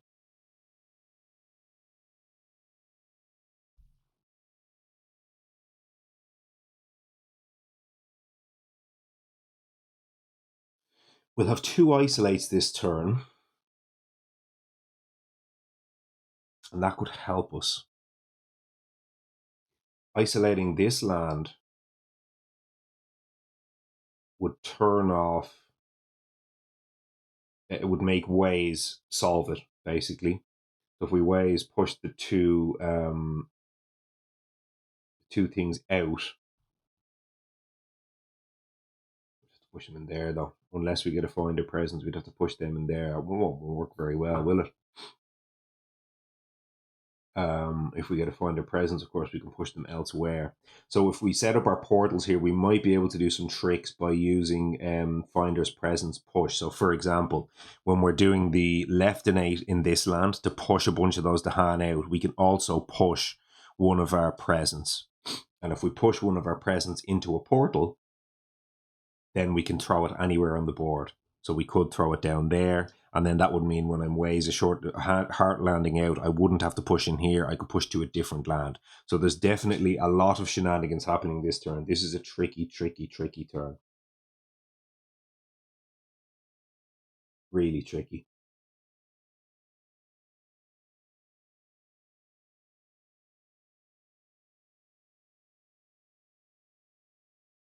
I'd really like to set the Blur up in this land. If I push forward a hand from there into that land, I have infinite range, so I don't have to get a Presence in there or anything like that. So right now, with my Leftinate, it's range 0, but it's infinite range, so it's not going to matter. I can push them.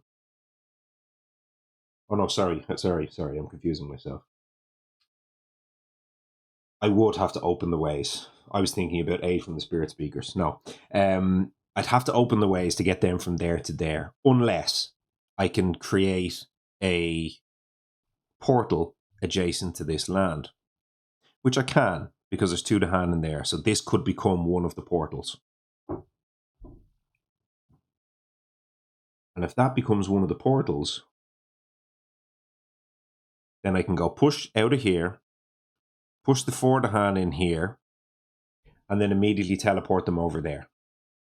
My Presence at that point can go anywhere I want. I could put it here for the trick I talked about before, or there may be other lands that I need to set up some open the way stuff here. So we think about that afterwards, but they can go to anywhere I want. The way the wording is on Bargain is after pieces are added or moved into the marked lands, choose any land, then move those pieces directly to that land. Oh. Rules question. Give me a second. I'm going to have to check something. Okay, this is a little bit more complicated than I was anticipating. So first of all, the basic question that I went looking for, I got the answer to it. Let's just bring the card up again, just for the sake of following along here. After pieces are added or moved into the marked lands, choose any land and then move those pieces directly to that land. So you choose two different lands, as we talked about, and then if pieces are moved into any of those lands, they all get moved together. You choose one land and everything gets moved into the one land. So I was starting to describe a situation there where I could push the Dahan over here, but maybe push my presence to a different land. That's not true. They all have to go to the one land. Now, if you have two different portals and somehow you have a single action that moves stuff into the two different lands, they both have to converge into the one sort of destination land. But if you've done bargains of coursing paths twice on two different occasions, for example here, if I repeat the card, then you have to remember which one of the portals are which, and there's all sorts of stuff where you can move stuff around and you can choose different destination lands. So hopefully none of that nonsense will come up here. Hopefully this will be as simple as we do the thing, we create the portals, and then we never try to move stuff back and forth between different portals. Sometimes you might want to set up triggers like call to guard or something like that, where you trigger them back and forth and they ping for damage and all this kind of stuff. So if that comes up, we'll figure a combo out, but hopefully it'll just be a matter of keeping 4 lands clear for the rest of the game. That's my intention with this for the most part. There may be some shenanigans, as I say, by pushing stuff and teleporting them across the board to open the ways and make some adjacency stuff a little bit easier, but for the most part this is just going to be about keeping lands clear. So anyway, my point there was, what I was getting at was, if I create a portal in this land, I will be able to push 4 Dahan in here and push them over there. I will now have 5 Dahan in that land. That's defended for 10. As we talked about, this is 5, 8, 9, 11.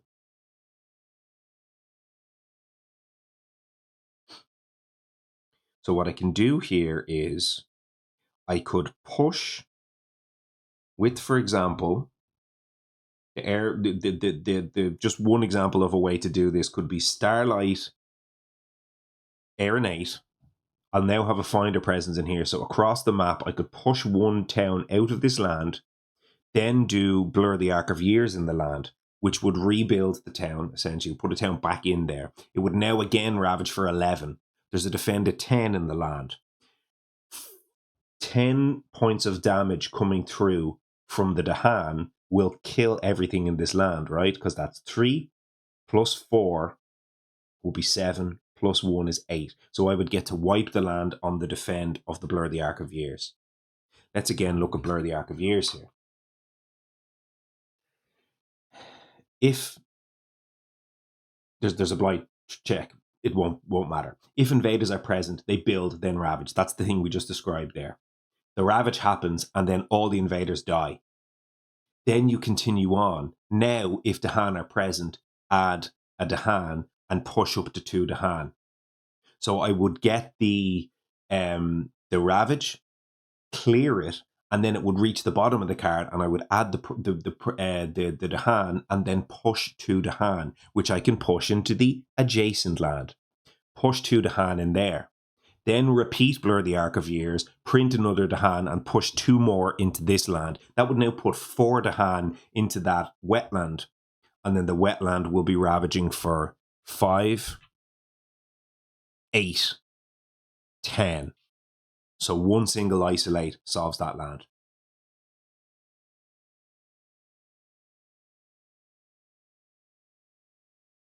Which sounds pretty convenient to me.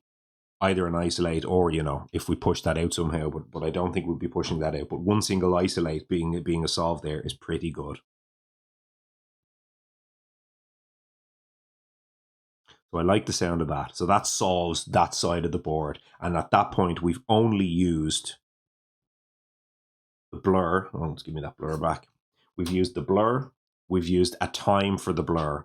And we've used, obviously, one of the 2 and 8s from the left and 8 here. So that kind of solves, between Finder and Fractured, solves all of that. So let's go ahead and mark this stuff as solved. It wasn't a straightforward solve, so I'll have to remember the order of operations that got us there, but it is a solve on that side of the board, all solved. And of course, solving this jungle here is amazing because, it'll be empty, it'll try to ravage in there, it'll be fine, it'll try to build, it won't build, and then it'll gather a town back in, but that'll just be solved next turn because it'll defend for infinite already. So that's like solved for 2 turns. So that's fine. We know this board is fine. 5 plus 3 is 8 plus 2 is 10. So that's already solved. This we can solve with...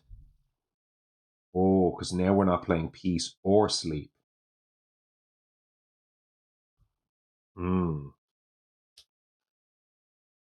So we may have to allow that ravage in.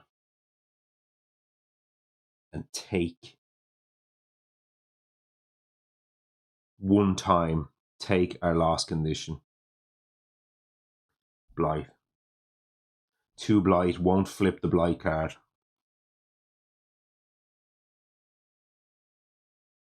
That means we can never take a lost condition again, but at that point we're now going to have 4 finder portals, so now we hope that we can just keep the board at bay and find a way to solve this land. I mean, next turn we can obviously skip this with peace, we can skip it with sleep, like with lots of ways to deal with that next turn. If we solve the rest of the jungles, we should be mostly fine then at that point, I think. So at this point, we haven't used Ways of Shorter Heartland, and I think we have this fast twice, I think.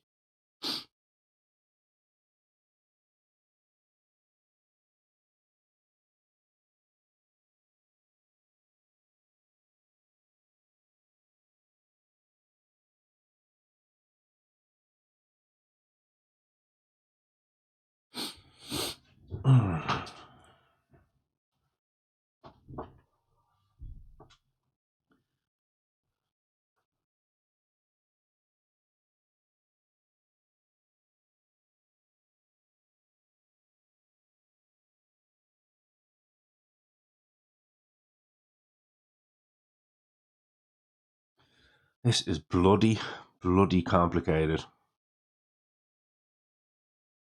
Highly bloody complicated.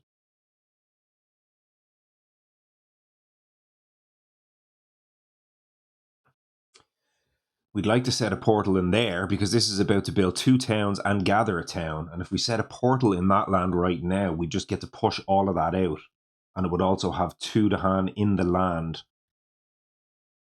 kind of set up for defending next turn. So I've got to imagine that setting 2 to hand in that land right now as part of our portal planning is good practice.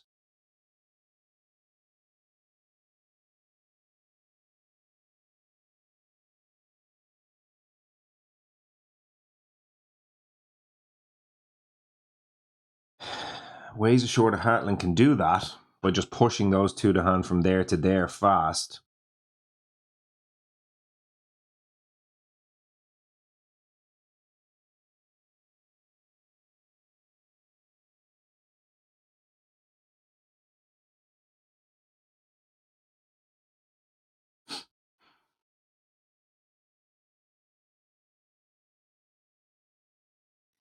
I'm running out of actions at this point, though. That's something to be aware of here. I am running out of actions. And I'm thinking, I've given out 2 Nature's Connections with this card.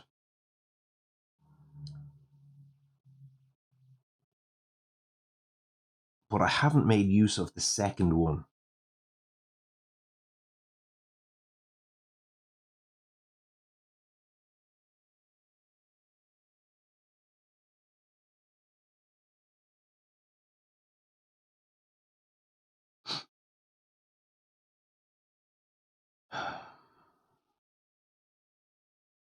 I can't really make use of the second one all that well here.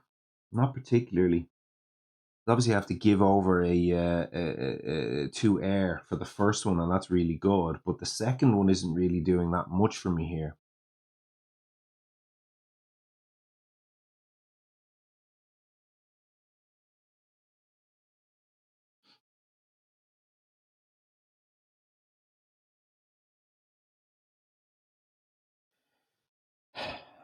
I haven't used at this point the second one of these. Have I used any of the Ways Ashore to Heartland yet? Guess I haven't, have I? No, because I used one of these and I used the blur to solve all of that there. All I did. Ways Short and Heartland twice. One can set up a portal in there.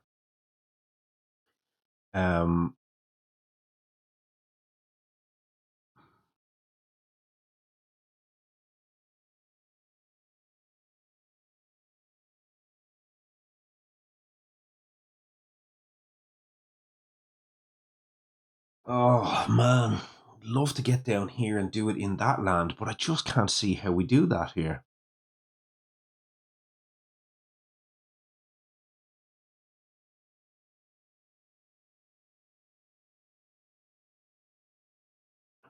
Because I have a funny feeling I'm going to have to dedicate my other left innate down in this land.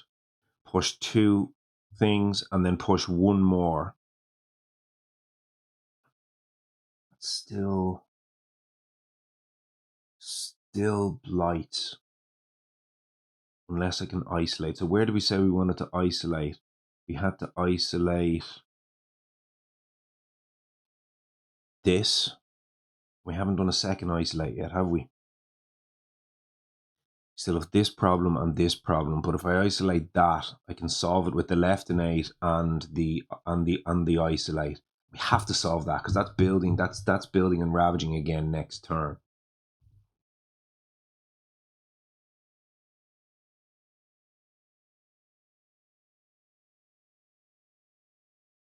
At that point, we've used ways once to put those in there. But I have not gotten a way to solve this land. At this point, we're letting this go, aren't we? So that's gone. This is solved. This is empty. This is a problem.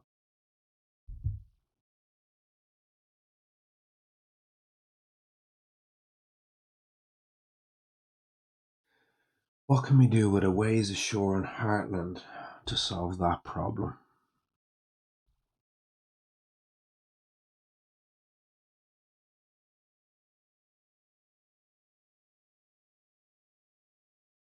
Don't have my presence in it.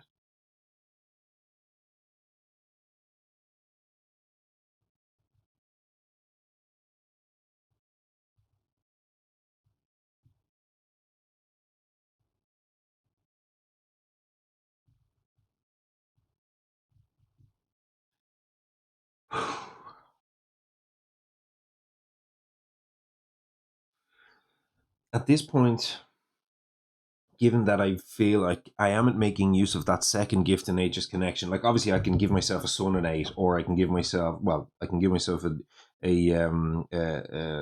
fire innate, but that's all slow. I feel like I might be able to do better. So I'm wondering, can I replace the Ways Ashore to Heartland with a different card, giving myself a gift in nature's connection, but doing something more impactful right now? So I need to replace essentially. So we were saying it was this, and then I gave myself these two with the 2 gift in nature's connection, and this was off the Annie. So the 2 impactful cards, the 2 most impactful cards I can think of will be Offer Passage and Aid from the Spirit Speakers. Can either of these do anything? Because these would be significantly better here if I could make them work.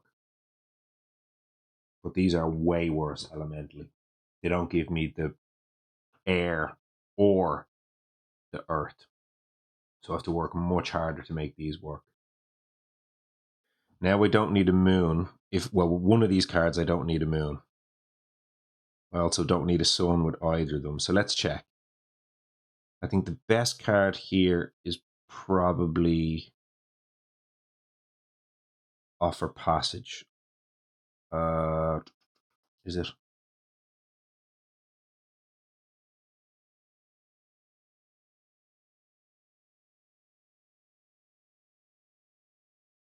Not even sure it is looking at this board. Put those 2 in there. We could maybe push them out, but we don't even really want to push them out. We'll get rid of 4 of them, so we've 2 left there that we can push out. I'm thinking, can I get some presence down in here? Offer passage between worlds would let me put them 2 in there, and then I could put 2 from there in there. That would give that a defend a 6 if I had my presence with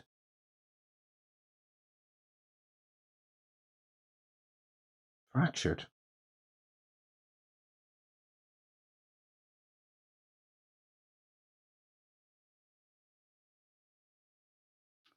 Good Lord.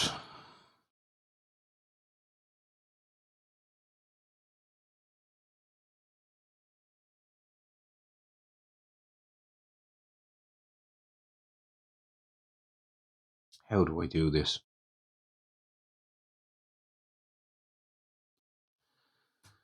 Maybe the offer passage is the way to get 4 over there, and I use somehow the left and A to get the presence plus the other things in here. I think that might be how I do that. Yeah. If I reverse that, I think I can do it in the other order. I think. So can I get my full innate by using this card instead? Let me see. I did say that if I didn't figure out a way to make this work, I could be back to the start here. So this is a long and grindy turn here, guys. But this is the kind of the whole game. The crux of the whole game is getting this turn right. I feel like if I can't make this work, I'm really behind here. So Gift now still has to give out 1 Power Storm. That has to happen. And then I can take, now I don't need a moon or a sun. So now I still think I need to take the air. So now I'm essentially 1 earth short from this. But I'm 2 water short for this. So this can't work. Don't think. Could be wrong. Let's see. So give myself the 1 air. Second time around with Gift in Nature's connection, I need an earth to get this online. I have the 3 air. I have the 2 water, but I only have 1 earth. So let's assume I only take 1 earth. And at this point, I'm actually still giving out Gift in Nature's connection because I only need 1 earth. So let's assume I did that. Now I've hit the bargain threshold again. Do bargain twice. But now I still need the air.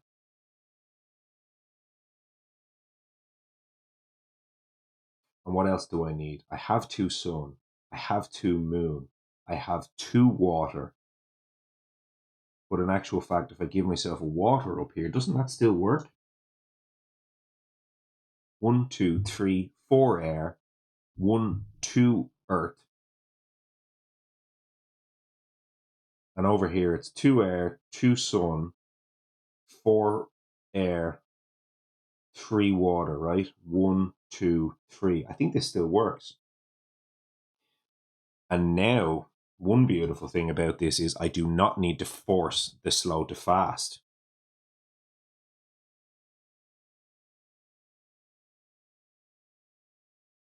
And I think that might be interesting. Not needing to force the slow to fast here could be pretty important.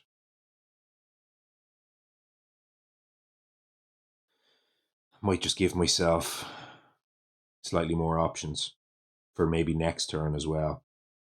Still want to play the blur anyway, but we can maybe figure some stuff out here. So I think this is potentially pretty decent because the offer passage now can allow me to get those 2 in there. That was one of the things we were going to do with the other card anyway. 2 of them in there, but now the second use of offer passage can now put 4 the hand from swap range 1, this land and this land if I leave 4 the hand behind. But critically, now I can use my left innate to push some of the hand from here into here and bring Fractured's presence with me. Still doing the kind of the portal stuff, but it just works a little better, I believe. So in that case, my portals would essentially be, color and make the portals green, I guess. Oh, 1, 2, 3. I've got another green back there somewhere. Come on, here we go. 4, 1, 2, 3. Then I'm not sure where the other portal will be. We'd find somewhere. Solves this land straight away, because it does build and then it jumps off somewhere, and then it does gather and it jumps off somewhere. So this only allows me to put 2 to hand down into this land, which defends it for 6, and it's currently ravaging for quite a bit more than that. 3, 6, 7, 8, 9. So an isolate could also solve this land. So we're now currently running at left in 8 pushes from here to here. Left in 8 pushes 3 of those invaders out of there. Offer passage 1 in there and 1 down there. And we have 2 isolates. And the question is, where do we use the 2? Because we currently have 3 places we want to isolate.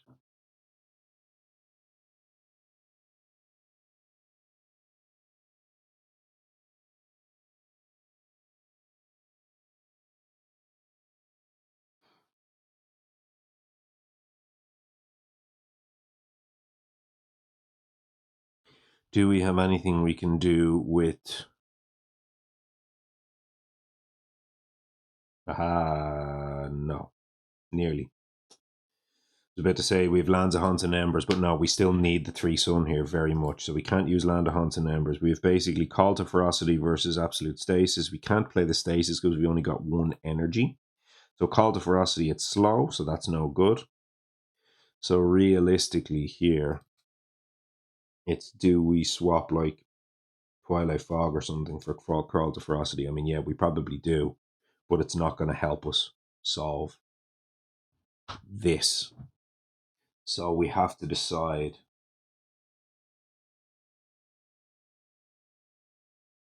Remind me again, what's that other card? We may be back to this 50-50 card. I'm wishing that we had kept it.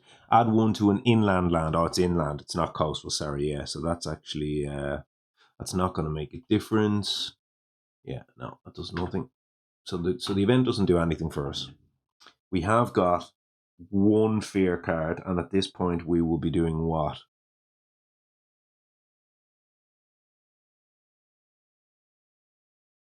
That's 3 fear.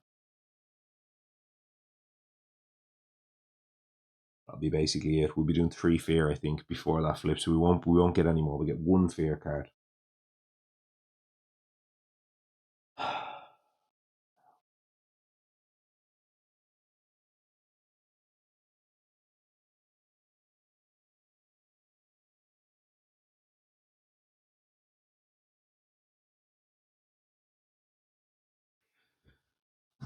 Starting to think, could I use Drought? Or sorry, could I give up on Drought and play something else? Because I'm giving out 2 gifted Nature's Connections. I can give out the air, and I can give out the fire or sun, and then a track element could give me the 3rd element that I need, and then I could play like Piece of the Nighttime Sky instead of reclaiming the Drought, and that stops a loss condition, doesn't it? But it means I have to lock in a track element right now. Which I would admit I'm not in love with doing. But stopping a loss condition here seems huge. Seems more important than being efficient. Really don't want to take that loss condition, but it actually still does not solve. Still does not solve this other problem we saw. But I have a draft. No, I don't. I mean, I do, but I'm talking about playing the piece of the nighttime sky. I could piece and then just piece twice and just forget it.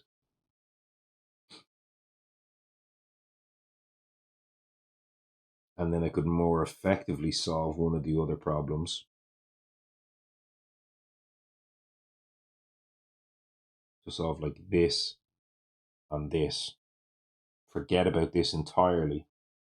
Piece of the nighttime sky it. And then I can use my left innate somewhere better. My other innate on the left innate.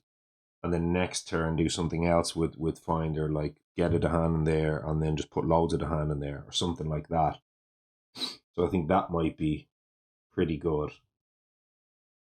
Piece twice in here and here, and then I can just solve that next turn because almost all the rest is fine. This isn't, but I can just sleep and never wake in that next turn. So then I haven't droughted, but I also haven't had to dedicate a reclaim one, and I do get a draft. So if I put drought back there, and I draft instead, and then I go element from there,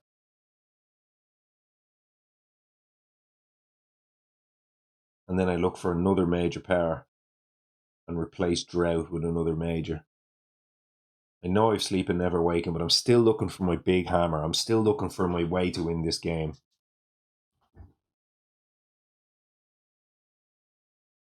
Like stocking up on drought to wipe lands like this. I can't do that. I can dry twice in there. It cost me 3 blight and a repeat. I just don't want to do that. So if I go, these are my 2 card plays this turn. Give out the Gift of Nature's Connection twice. That gives me the 2 air and 2 fire. That'll give me a fire innate and an air innate. I won't get the sun innate, but I suppose that's okay. I can always do slip shenanigans if I really need the power storm back. I get to look for a major, and then I just play the piece of the nighttime sky, skip these 2 lands, and then deal with that next turn with Finder, and then we take no loss conditions, and then I can dedicate my defend and my things to solving all of this. That seems better to me. So let's do it. Okay, we take a draft instead, and I've got 3 plus things, so I have plenty of energy to make all the rest of that work. And yes, I have to take the track element. Where did I put that present? There it is there. I have to take a track element here to enable this. That would be a sun at that point, which will be hopefully better for sun majors, but I can actually look and see, based off this major draft, what it looks like. And now I'm going top track, so I give myself extra energy for next turn to kind of play sleep plus maybe another major, something like that. So let's go ahead and do this. 1, 2, 3, 4. And as I said, so, you draft majors with Sarla. I just draft infinite majors with this spirit, and it just works out because it's so strong. You just keep digging, you look, you go, oh yeah, this, maybe this, and then eventually you go, bam, there it is. So let's have a look. So let's see. We'll focus the land's anguish. Now, if we're talking about sun elements, that is not it. Ravage undergrowth, it's just not it. Fragments of Yesteryear is another sun element card, and that is potentially a solve for that land. And Storm Swath. We saw Storm Swath in the previous game, didn't we? Storm Swath plus Power Storm is a reasonably interesting situation.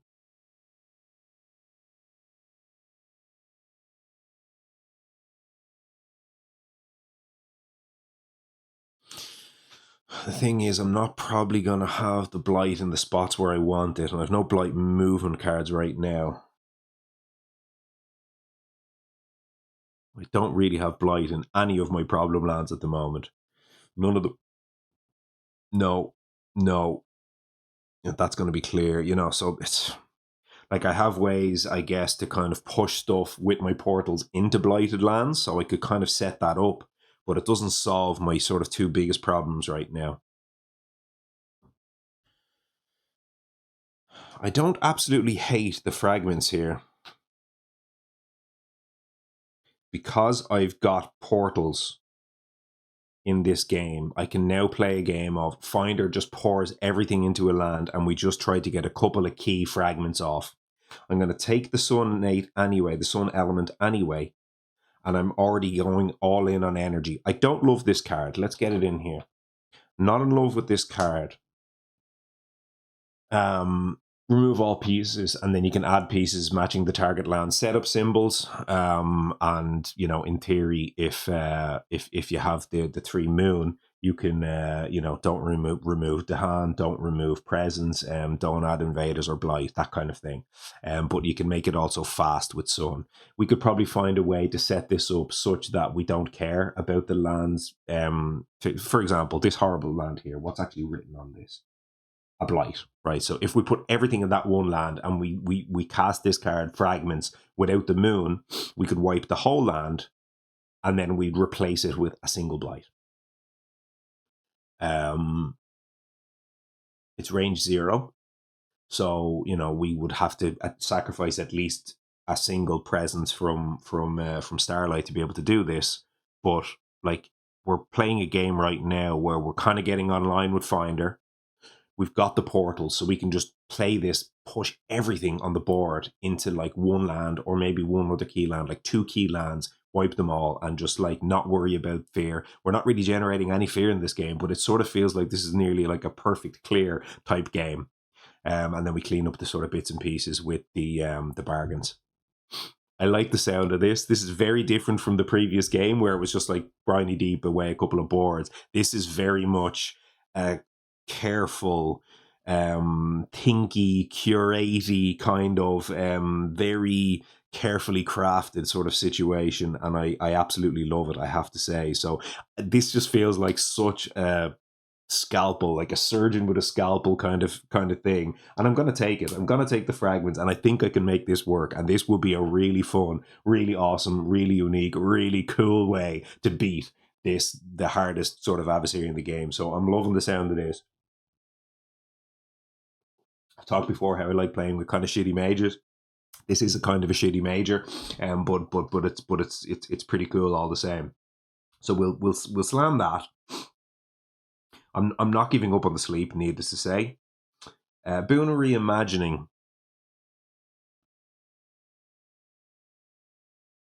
Am I going to need that card again?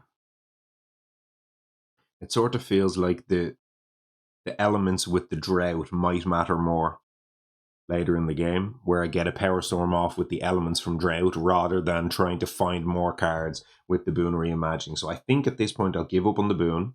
It wasn't like a combo boon game like it was in the previous one. Like, obviously here it's significantly easier for me to figure out my fragments turn because it's mostly just energy. It's not all of like the previous game with the cast down where I had to kind of loop the boon a bunch of times to find what I needed. Kind of have what I need to be honest at the moment here. It's more now just a matter of can we get Finder to do Finder things. And if you know Finder generally tends to do Finder things. So let us make all of that happen. So we got rid of the boon. Thank you. You did a good job for us, and we'll see you next time. So now, let's get our cards in play. I've been in this growth phase for probably about an hour, but I think we're almost there. So that's all of that. That gets in there. Sun element. Get yourself into play here, my friend. Get on the track. My favorite element to take from Starlight is by far Sun because I love it a lot. So that's all that. Now, sleep and the fragments are in my hand.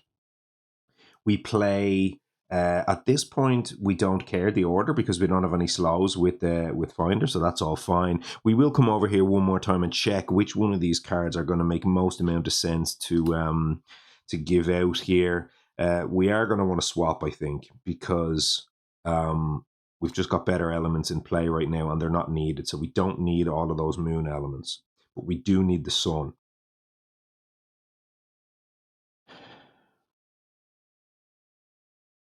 Twilight Fog is perfect element, and it feels like getting the perfect element card back in my hand makes more sense. So here now we have 3 sun, 2 moon, and 2 air. That's all we need from this turn. Technically, it does not give us the second level of the Visions of a Shifting Future here. We'd only have the first level, but that is fine by me. the Twilight Fog is back in my hand because that's good elements, and we get to replace it with Call to Ferocity, which isn't too bad for moving stuff around in the slow either. So that could do something or other for us. So now that's all that. We're almost there. Took our two thing. We now spend our precious one energy on Blur the Arc of Years.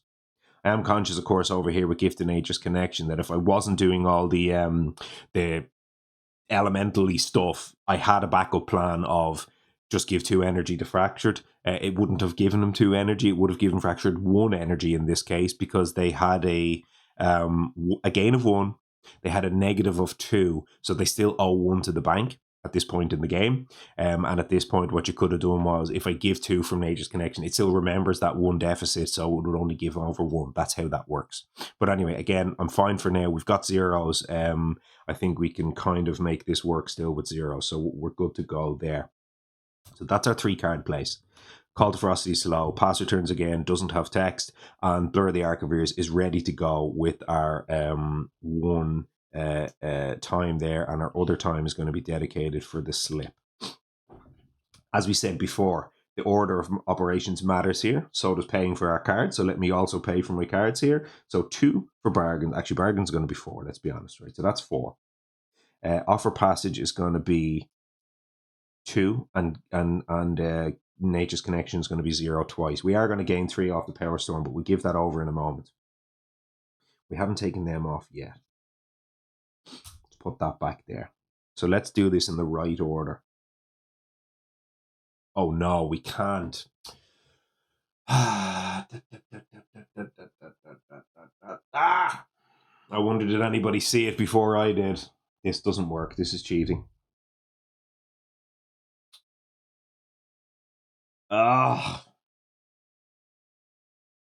This is cheating.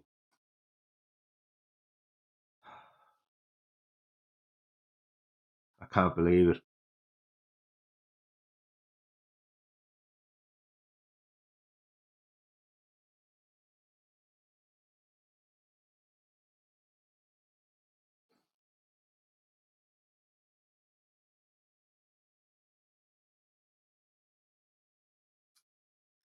Oh, guys, I've ruined my game by cheating, unfortunately.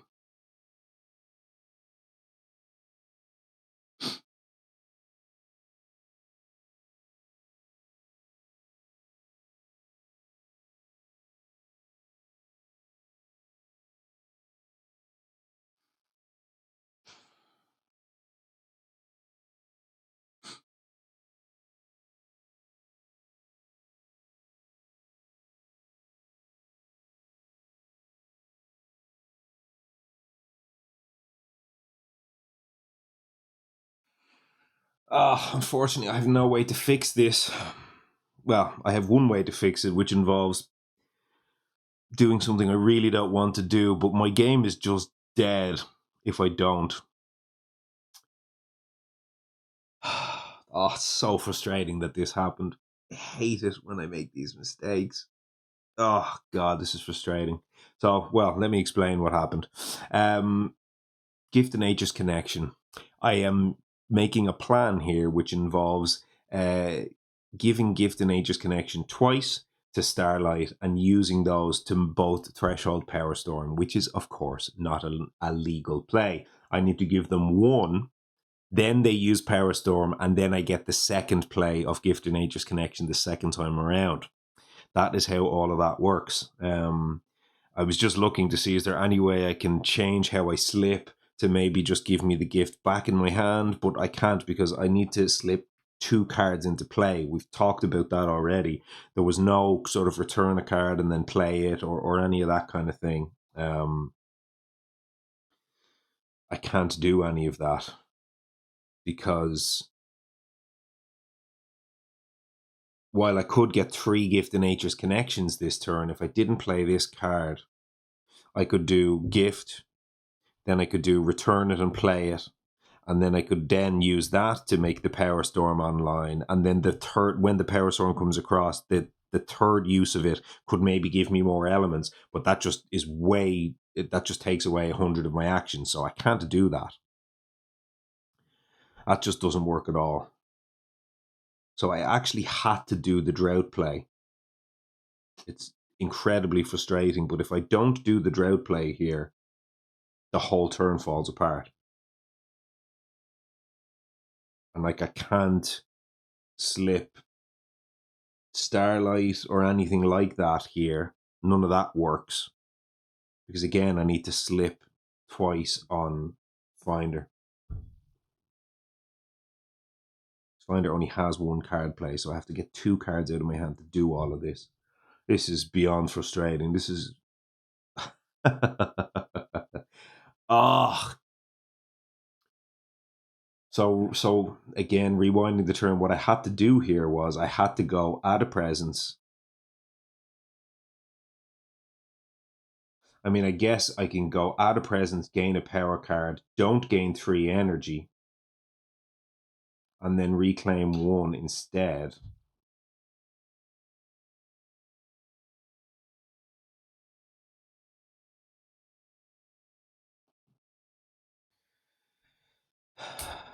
Which...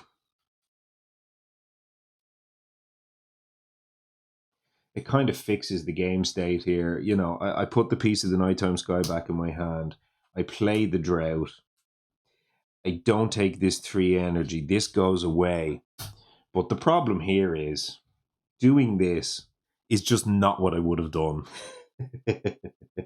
There is no way in hell in this game that I take a major draft with no energy left in my tank when I already have a 3-cost card in my hand. Like, the reason I went for a major is because I'm taking 3 energy and, you know, I'm kind of refilling and doing that way. So this is highly, highly frustrating. But my game is dead if I do this. Because now I've just got a 7-cost card in my hand and no energy to play it. And I'm almost certain to lose now. I'm also taking the two blight here, which fair enough. I have to take the loss condition here. And then I'm also not solving this problem either. Oh, Jesus Christ almighty. Is there any way to get around this?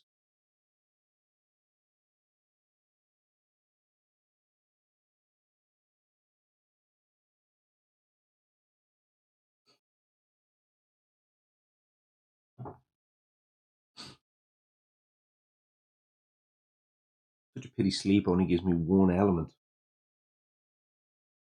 Again, if I sleep, take like an air off here, I still can only go 1 gift, one element. It still doesn't solve the problem.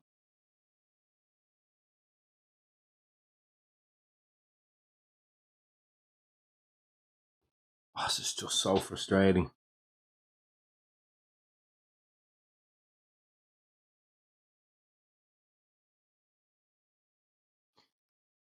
Repeating one thing with Finder just doesn't do it either, because I was like, I needed to repeat all of them. I needed to do all of this.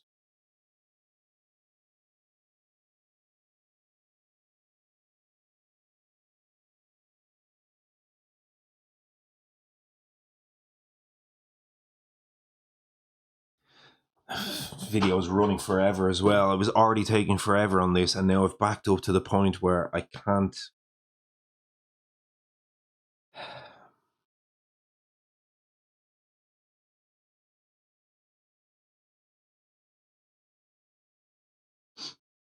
It's a killer, but I can't do something like, okay, I'll just keep the fragments for the next time I draw a major, because clearly that's just definitely cheating.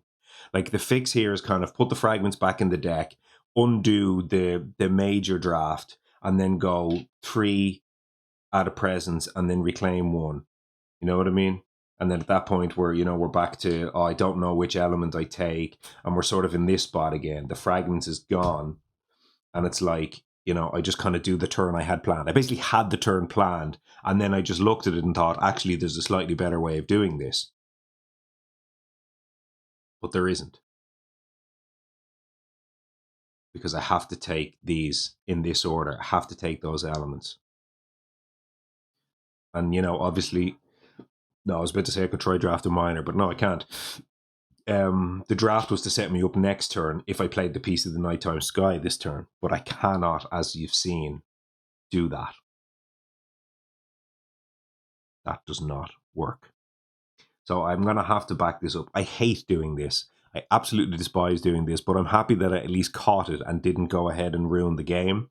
And I'm at a point in the game right here, right now, where I have two choices. I either keep the mistake and I just play it out and I definitely lose. In this spot, I'm almost certain that I lose because I don't get any of this online. I just miss all of the Finder stuff. I mean, I just can't do that. That just isn't an option. So, because I'm just definitely dead if I do that. So for the sake of the video, as well as anything else, like I don't have, I mean, okay, I do have technically, I have new information, but I actually don't because, I have a major draft, but I actually liked the major draft. You know, it wasn't like dig for a major and then does it solve my turn. In theory, I have my turn planned with no major and no extra information. I can only do it this way. There is only one way for me to do this, and it involves taking the loss condition, risking one of these situations with Finder. There were 3 isolates that I needed, and I have to risk one of them. And then play the drought, use the drought and the slow, and just try to win the game from there. That was kind of the plan. I was almost doing it until I realized there may be a slightly better way to do this. But the answer is there is not a slightly better way to do this. I have to go back and do it the way I originally planned. So I hope I am not insulting or frustrating or annoying anybody in the video by doing this rewind. But this is unfortunately a rewind I have to do for the sake of this. So I'm going to do it. I will take those 3 majors back. I'll also take the Boon Reimagining back because that has to go back in there. The 3 majors, the Storm Sword, the Focus, the Line Anguish, and the Fragments are going to go back in here. And I'm going to shuffle these into this deck. So there's no information gained because technically this is still going to be a random major deck after. So nothing, in theory, nothing changes. And people might look at that and go, oh, he took a crappy major, and now the next time he's going to get a chance at a major, he might find something good. Actually, I really liked that plan. I thought that Fragments of Yesteryear plan was awesome, and I would have loved to have played it out. I'm really disappointed that this isn't working this way. This is like beyond frustrating to me that this has turned out this way, but it's one of them things where I'll forgive myself just a little bit. I'm going through God knows how many iterations of stuff in my mind, and my mind is slightly frazzled, especially after all the kids stuff for the last few days and all of that. But I caught it just on time. If I'd have played the event and gone through and maybe resolved a fear card and then realized it would be super ugly to rewind, but now that I'm kind of at the point of just resolving my fasts, hopefully you'll forgive me that little sort of retcon, and we go from here. So I'll finish shuffling this deck up. I'd be quite happy and quite delighted actually for the next major draft to give me a shot at Fragments of Yesteryear, but we shall see. Okay. Do his thing, and then we'll do maybe one more on the bottom. We'll give that a little tiny cut of one more on the bottom. We'll see how lucky that one gets for us. So that's shuffled up. Okay, so now we're back to what we talked about before. It was the add presence. We still have to choose where we're adding it from. We are doing a reclaim 1 of the drought, and we are doing gain 3 energy. So I'll put the 3 energy back. 1, 2, 3.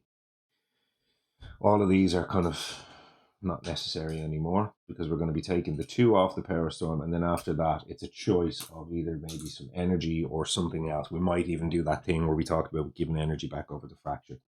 We actually need to do that because we're going to have to probably play the skip next turn. Maybe we won't actually because we'll have enough control of the board. But anyway, so Finder's turn still looks the same. They're still doing the 2 in there and then 2 over there, 4 over there, and then push 3 of those invaders out. That was more or less all of Finder's stuff. The drought is just a slow thing. That's fine. We're not moving presence, so we don't get a choice on the matter. But we still do choose where we go with our presence placement. And I don't think I want to lock in an element at this point anymore. Well, I definitely don't. So I think I may at this point just go one towards a reclaim. You kind of always need to get to that reclaim anyway. So if I go from there, like it's unlikely that I get, I'm not going to have the sun and 8 this turn. So next turn it's like Sleep and Never Waken and Piece of the Nighttime Sky. Maybe I draft, maybe I don't. And it's like I'm nearly reclaiming them back towards kind of getting a Power Storm loop online. So I think it might be one of them type of situations in this game now where I need to get a Power Storm loop, which loops some stuff with Finder, conglomerates as much as we can into as few lands as possible, and in the meantime I'm digging where I can for a major with Starlight to kind of close the game out. It kind of feels like that's the pattern we're into, and given that, I think getting the Power Storm reclaim loop online here makes sense to me, or giving myself as close as I can, getting me one away. So I think that's what I'll do. I'm about to make a triple stack here, which I don't love, but it's okay. Go in here, I think. Okay. And that gives me 1 energy. Right, let's put that behind us. Feeling a bit frazzled now with all that mess, but it's behind us now. So that's all of that. Okay, now let's go ahead and start resolving the things that we talked about. We got to swap out the Call to Ferocity because we didn't need the Slow to Fast. That was good news. And all of that is fine. So let's go ahead now and resolve. Gift to Nature's Connection. We give the 2 air to Starlight. That gives us the Power Storm. We are going to take off of that and Earth.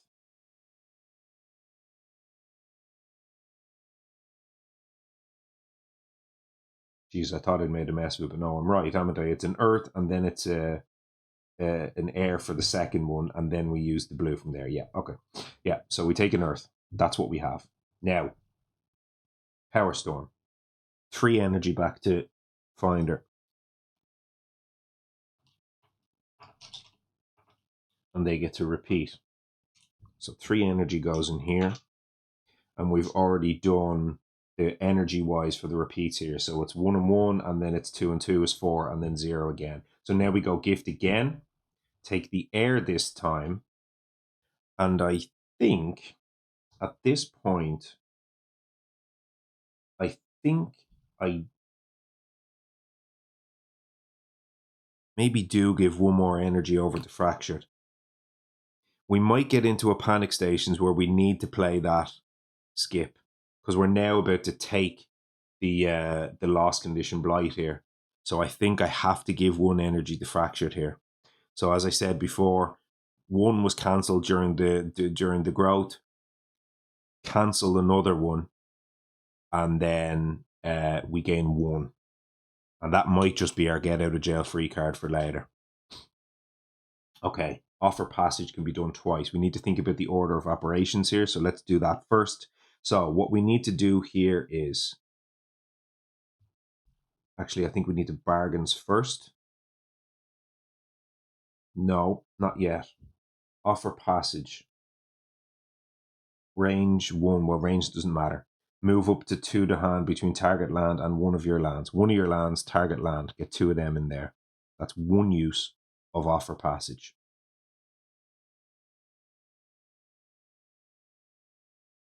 Second use of it is coming later. Now, where do we say we want to bargains? This land, this land, this land. And where was the last land we wanted to do a bargains in?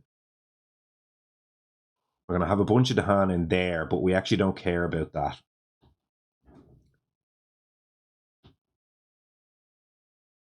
And we actually can't do that until after we do the bargains. So we have the bargains first. So we need the bargains now, actually, if I'm not mistaken, in the order of how these things all go. So I'm going to bargains now, and I'll create the portals.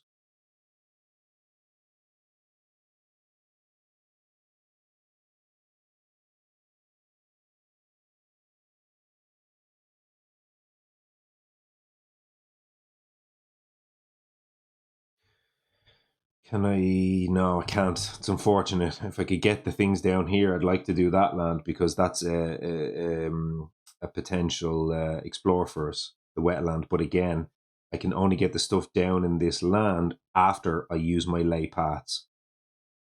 And I can't use the lay paths until I bargains. So that doesn't work. So it's basically a choice between either this land or that land.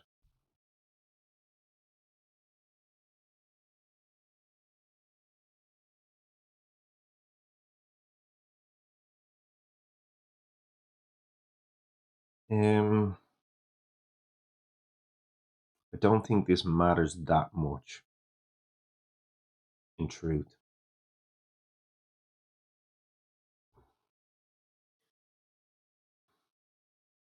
But given that I'm about to push my Dahan away from here, about to clear all of these Dahan out of this land, it probably is better to have this as a portal so that if stuff explores into there or whatever, it can get pushed out later on, I think.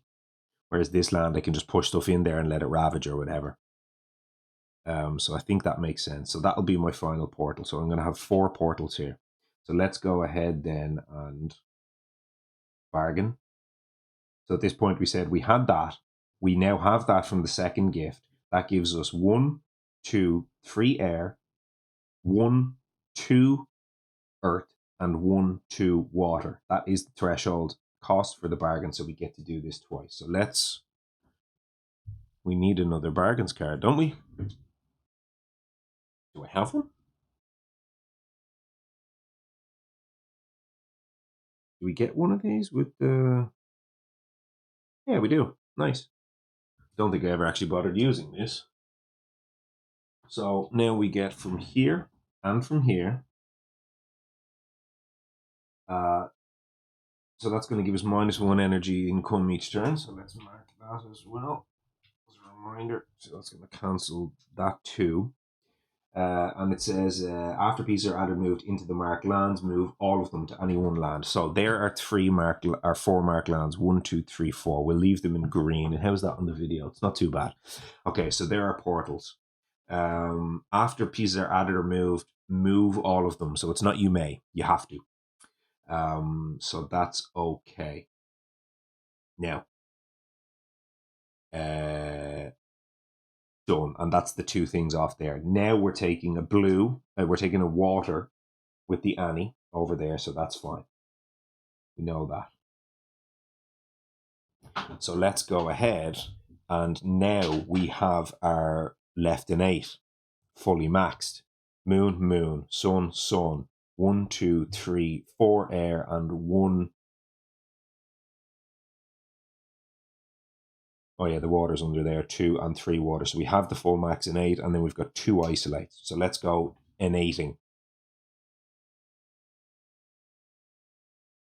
First, push stuff. Push up to half of invaders from target land. Push those 2 in there. Next, push up to 1 invader. Push you in there. Done.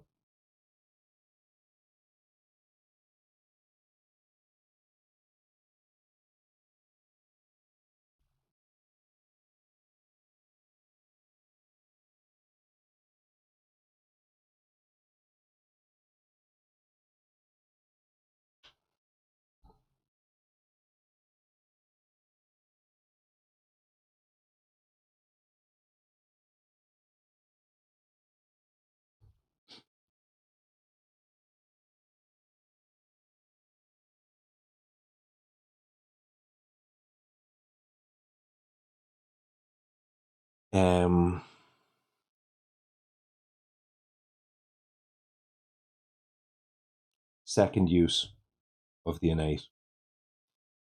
Push up to half of invaders from target land, and do likewise for the hand, presence, and beasts. So from here, push up to half. So pushing up to half, I will push 2 the hand. Oh, 2 the hand and 1 presence.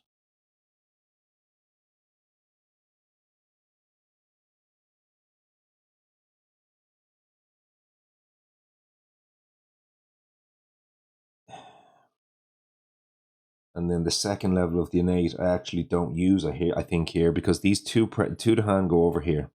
Portal in there, and then fractured presence, portal in there. That gives us a defend of 6 in this land. We said already it's 3, 6, 7, 8, 9.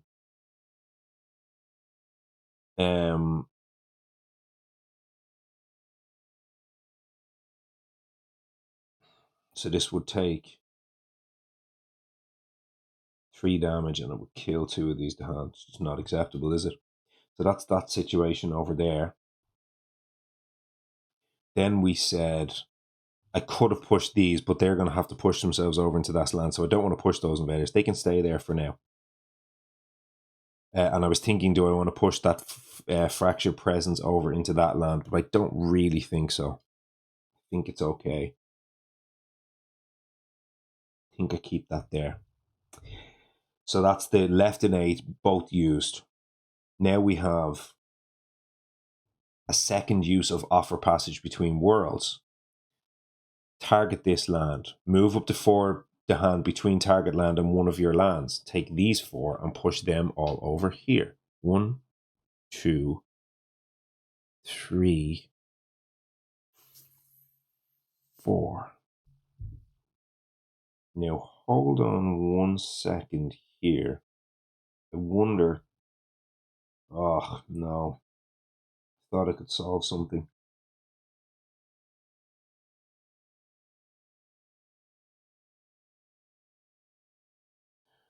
Uh 3, 4, 5, 6. No, nearly.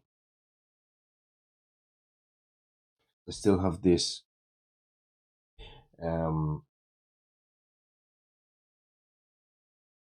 Oh, didn't I say I needed to get Finder's presence in that land? Well, I can still do that technically. No, I can't. I can't. So now I can't target that land with this because it's not range 1. It's range 2. Can't open the ways.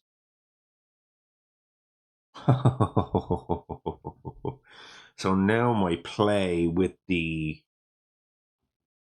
Ravage, with the Blur the Arc of Years,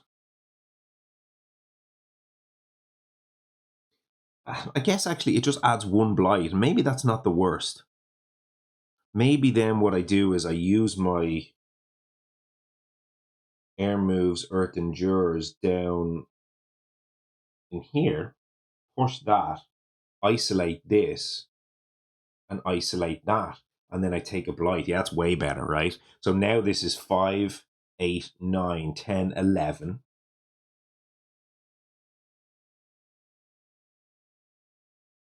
Oh no, because if I build, it's going to build a town. That puts it to 14. And I'm under defended for 10, so I'll lose 2 to hand. And then 6 will fight back. Actually, 6 clears the land, doesn't it? Because that's no longer durable anymore. So that would be 3, 5, 6. Yeah, so no, that actually does clear the land. I lose 2 to hand though, which is not ideal. And then that land is not solved next turn.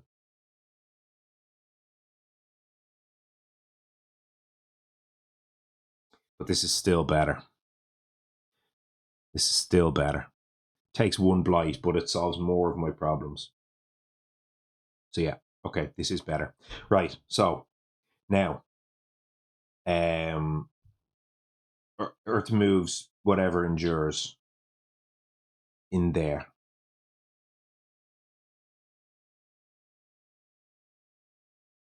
Yeah, range 1. Push that in there. Now, next thing, isolate in here. Remove that. That's isolated. So it's attacking for 7 and it's defended for 6.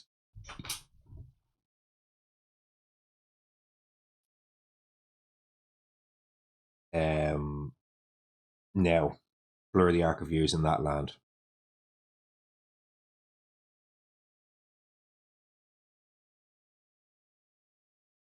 Yeah, because I was going to say I want to isolate that land, but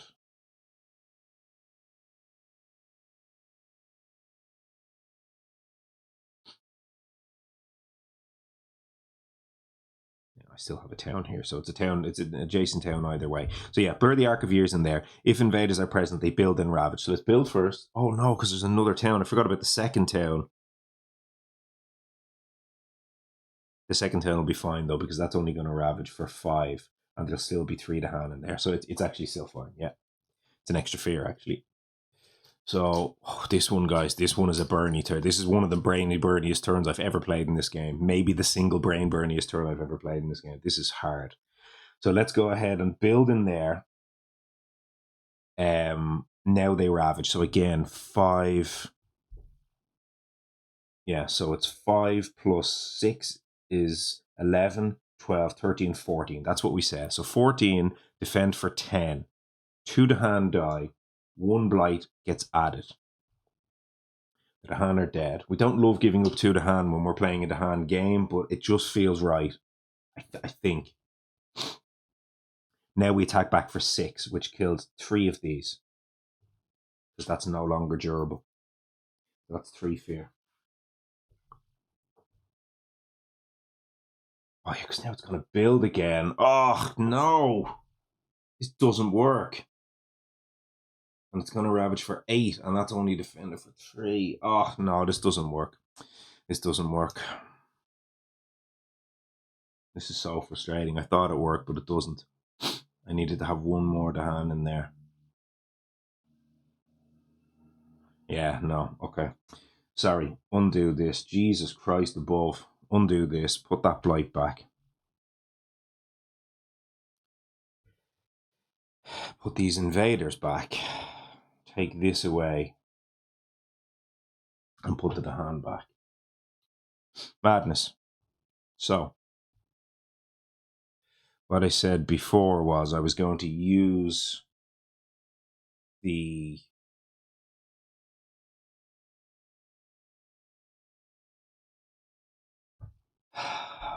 Starlight Aeronate to push one of the buildings out of there, but that doesn't work.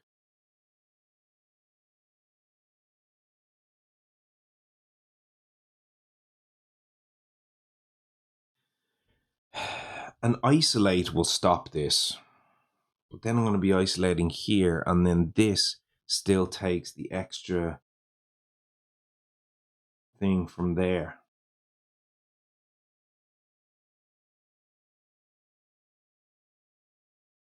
I suppose what I could do at that point is I could push that out with Starlight, because that reaches.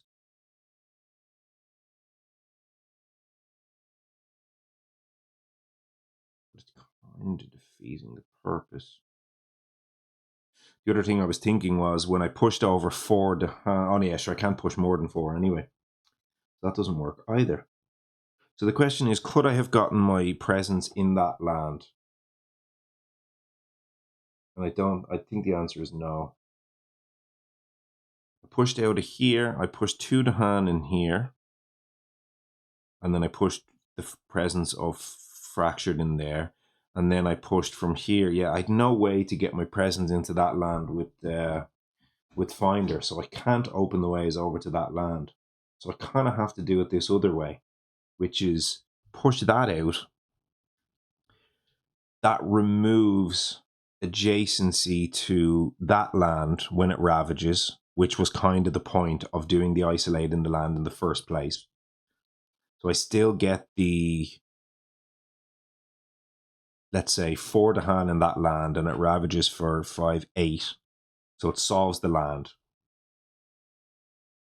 I solve this land because I isolate it first, which means it only ravages for 12 instead of 14, which means only one of these die. And then when that ravages back, when the extra town is in there, it'll be 3, 6, 7, 8, and it will be empty. So I won't have to ravage the second time. So I think it works. I do still do the blight thing, and unfortunately I don't get to solve this anymore. Or at least I have to pick again. It's going to either be solve this or solve this. And at that point, this land here has more chance to be solved by events or fear cards. So I think I just have to pick that one. Sorry, I have to solve that and then, hope for the best down there, which is giving away more to hand, which is awful news. I hate everything that's happening right now. I do feel very much up against it here with this one. This one was going pretty well until I took my 1.5 hour long turn, and now I just feel like I'm borderline on a loss here. Such a pity. It almost came together, but just not quite. Anyway, we shall keep going. So, right.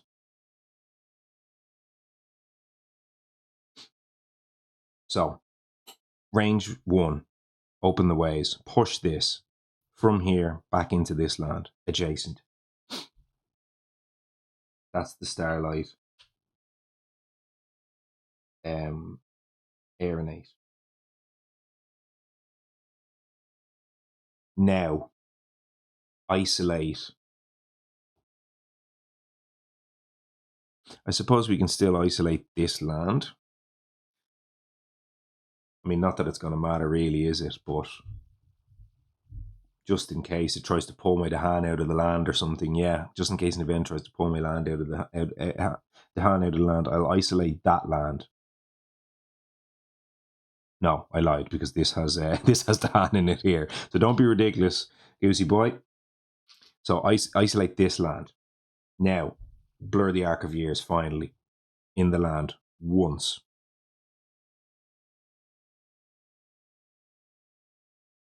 It builds, so that we already put that down. That town goes in there. Now, as we say, it's 5 plus 6 is 11 plus 1 is 12 only. That will blight the land. That will kill one Dahan, but now we'll fight back and we'll kill the land, because it's 8 versus 3, 5, 7, 8. So that's gone. Now we gain 4 fear. Oh, did I already take fear?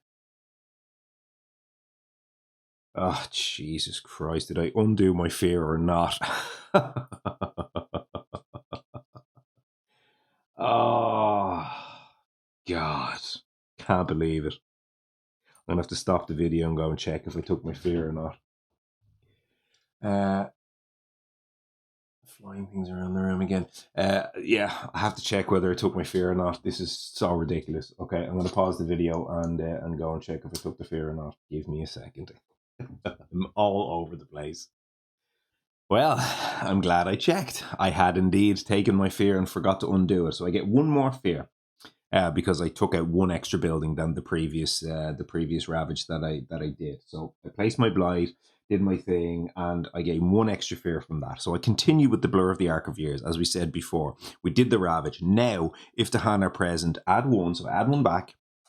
And then I can push up to 2, which I very much will push them in there. The land is isolated, but I, of course, may allow adjacencies. So let's do that. Now, that's that. Next thing, you may repeat the power once on the same land by spending 1 time. There's the time already. Let's repeat the power. We'll add another Dahan, and we will push 2 Dahan again back into there.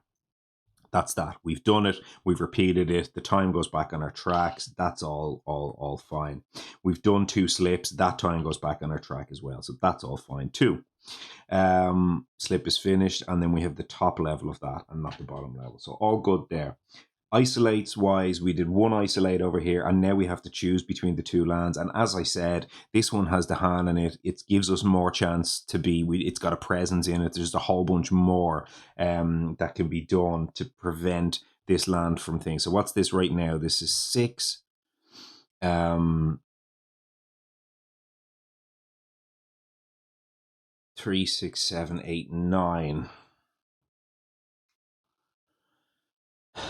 Defend per Dahan will do it. Damage per Dahan will not actually do it, because damage per Dahan right now will not kill one of those towns. It'll only kill an explorer.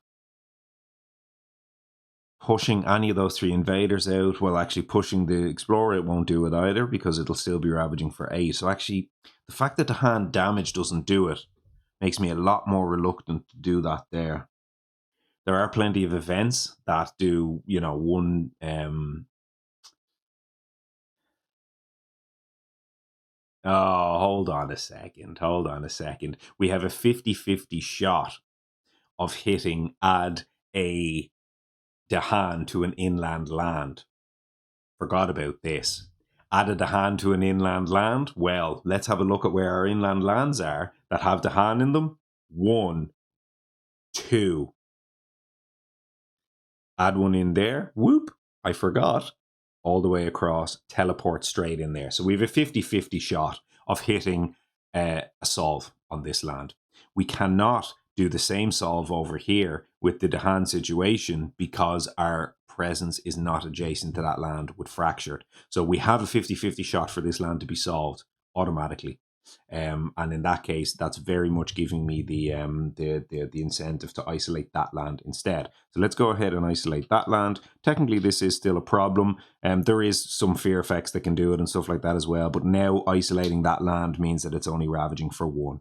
We could get evented, of course, yes, but so far it's solved. So right now, that's our loss condition. This one is fine. Fine. Hopefully fine, and then that one should be fine as well over there. It won't actually clear the land, but it'll kill the 2 cities. So kind of all good news there. Inland lands with the hand, we can get 1 and we can get 2. Technically, we can teleport at a hand over there as well, which could solve that land, I think.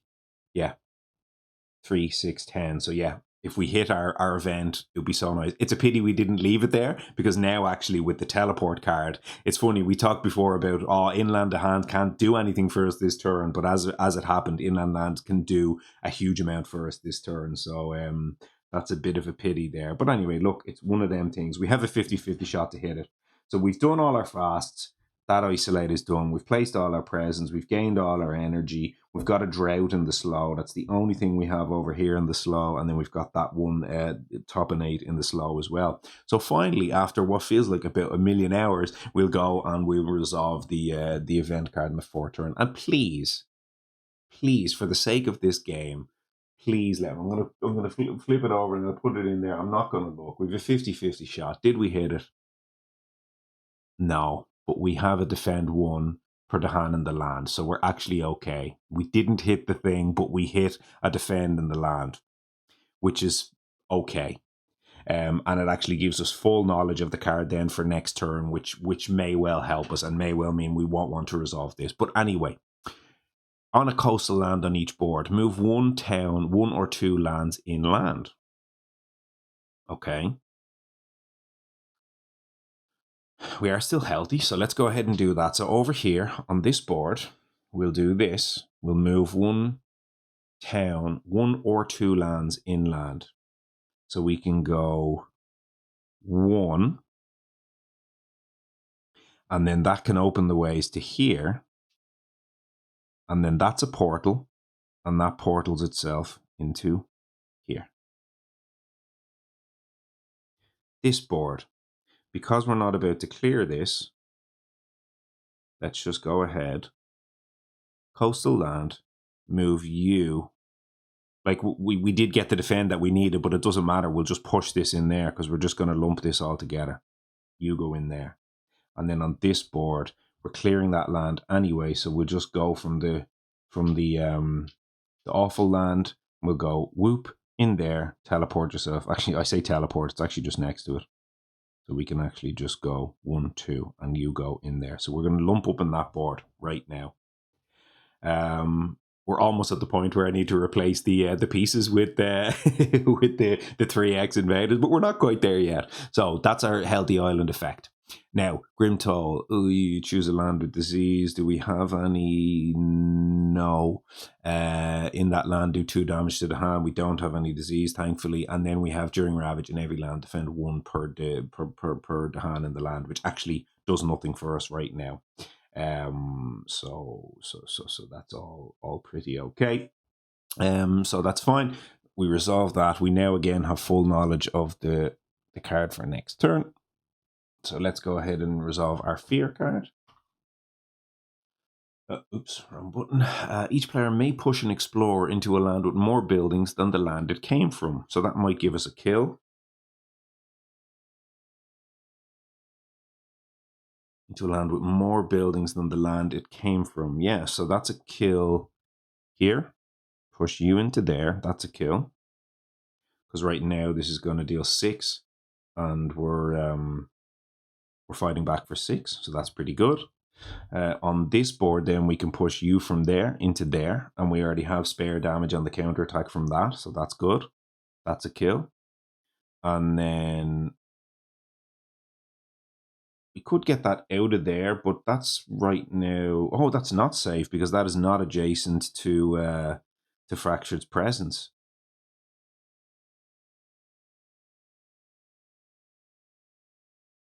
But I guess we're going to be either G2 or G3 next turn, so we can find a way to get our presence adjacent to that. So that's much less of a problem than that. However, I've just noticed we have much bigger fish to fry. So I was talking nonsense here. So we do that. That gets out of there and that gets out of there because we clearly need to solve this as well. So we push there from there into there. And this is still 5, 8, 9, 10, 11. So that's still safe. And that will fight back and kill that. So that's an easy one up there. That one we push from there into there, and that's fine. And then there's no other solve as such. I mean, I guess we can just solve that. And I think we probably should.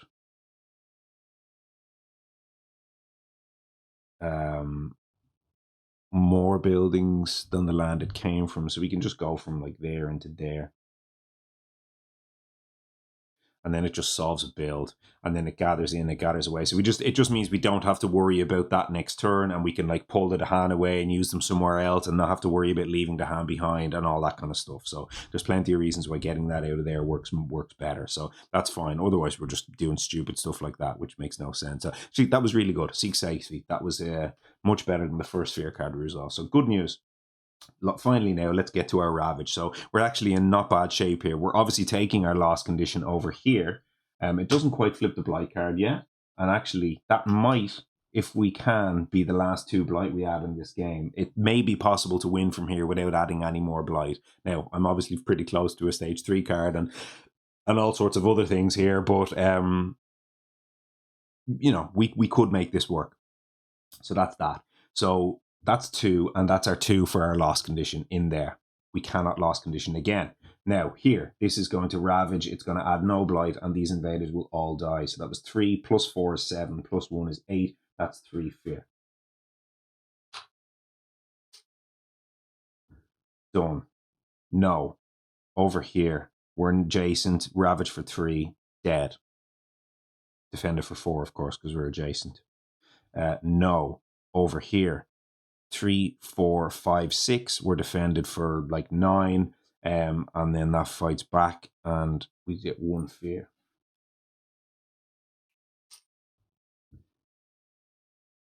And then over here, we ravage for 5, and we're defended for 8, and we kill the 2 cities, and that's 4 more fear. So 2 plus 2 and a fear.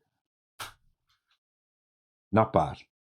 Not bad, not bad. We made it out of the turn, albeit with a bit of retconning with the drought situation here. I'm not going to apologize for it again because I'll probably just annoy you at this point, but you know, it is what it is. We put it behind us. We move. So all of that is done. What was I solving there? That was just a defend. That was just a defend. So the only isolate is here and here. And actually none of them can hit, so it's not going to matter from an explorer perspective. We have an option here of either sands or wetlands, and something tells me we probably want to hit wetlands given this mess over here. But you know, that's, yeah, because we've got two wilds also set up on the board here, so we'd really like this to be wetlands, which of course means that it won't be. But that's okay. So ravages are done. Let's go ahead and build now. So here, no. Here, no. There's a little fly, a tormenting rot fly. Get off my board. So no, no, no, no. So 4 no's. Then we've got a big fat yes in here. So we actually are basically at the point now where we need to think about the plastic. So let's do that now. So let's take what do we have? I'm going to use these city pieces. You'll have to forgive me here. This is clearly a city and not a town, but it's just better to see it on the board. So it'll be, how many towns do I have in this land? 1, 2, 3, 4, 5, 6, 7, 8, 9, 10, 11, 12, 13, 14, 15.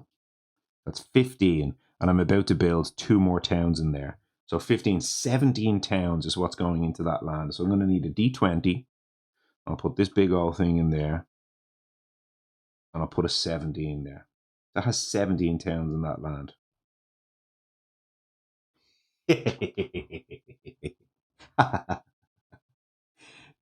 2, 4, 4, 6, 8, 10, 12, 14, 15, yeah, and then build 2 more. So 17 lands in that, 17 towns in that land. So that was very clearly going to be a beautiful land for the major that I had to give away. Fragments of yesteryear. It's the last sip of wine gone. It's not cold anymore, I can tell you that.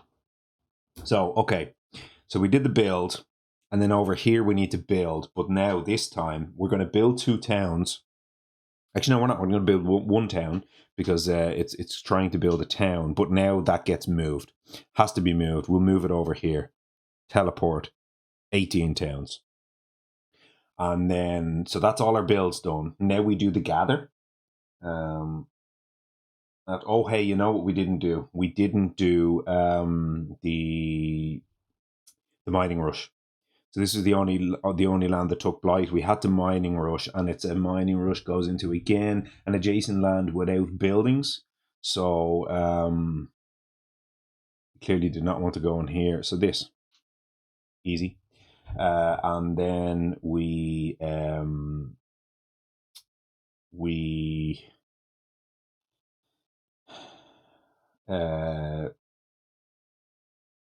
gather, do the gather. So here, gather from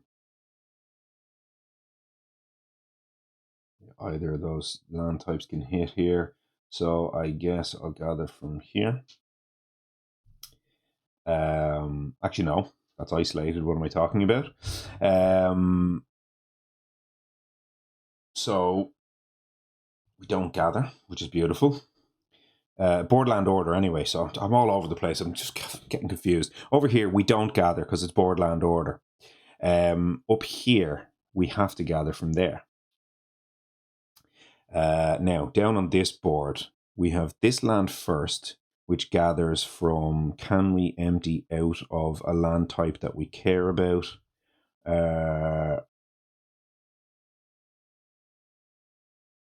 Not that I can see here. Finder's presence isn't really helping us with open the ways, so it has to be an actual adjacent land.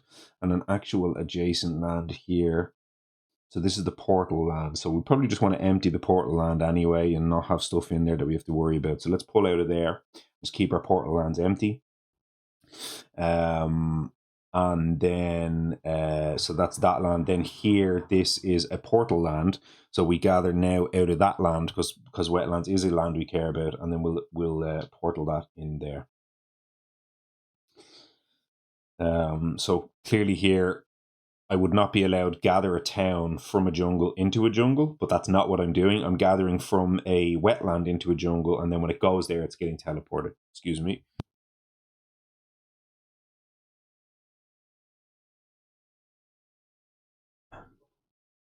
Getting a bit hay fevery here. I hope it's not about to be a bit of an attack, but I can really feel the itchiness building. So I think it might be a hay fever attack, which kind of might ruin my situation here. I might have to go and take an antihistamine. It's pretty late, but actually I need to stay up late on purpose, strategically today, which is why I wanted to record today. So I'm going for a sleep study in the hospital tomorrow. That's all very personal and intimate information, but I'm going into the hospital to do a sleep study, and I want to stay up late and get up early tomorrow, so I haven't had a great sleep, so I'm tired tomorrow when I'm in the hospital doing that stuff. So yeah, that's all of that.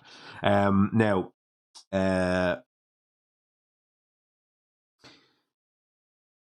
so we did the gather here. Then on this side of the board, we have this land first, can't gather. And then we have here, which is a portal land, which we can gather from this land. Actually, I think we'll gather from there. And then that pushes that in here as well. So we're actually now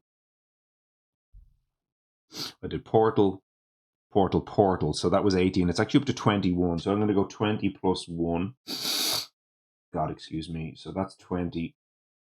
And then I'll start tracking everything beyond 20. That is a crazy, crazy land. 21 towns and 1 city. Suffice to say, we can't let that ravage next turn. Oh, God. Okay, so we did all of our builds, we did our gathers, all of that kind of stuff is done.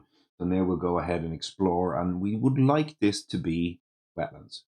It is, in fact, wetlands. So we were in with it. We're in with a chance. Oh, look at my my thing's gone all dark all of a sudden. I don't know why it does that. It does that sometimes. There's no like auto. There's no auto thing on this table. Or on the camera, should I say. There's no auto lighting or whatever like that, but that is definitely significantly darker than it should be, which is a pity. I wonder if I turn on my light and then turn it off, will that kind of readjust?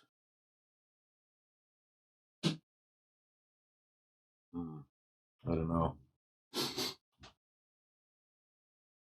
That's super annoying. Is that still readable?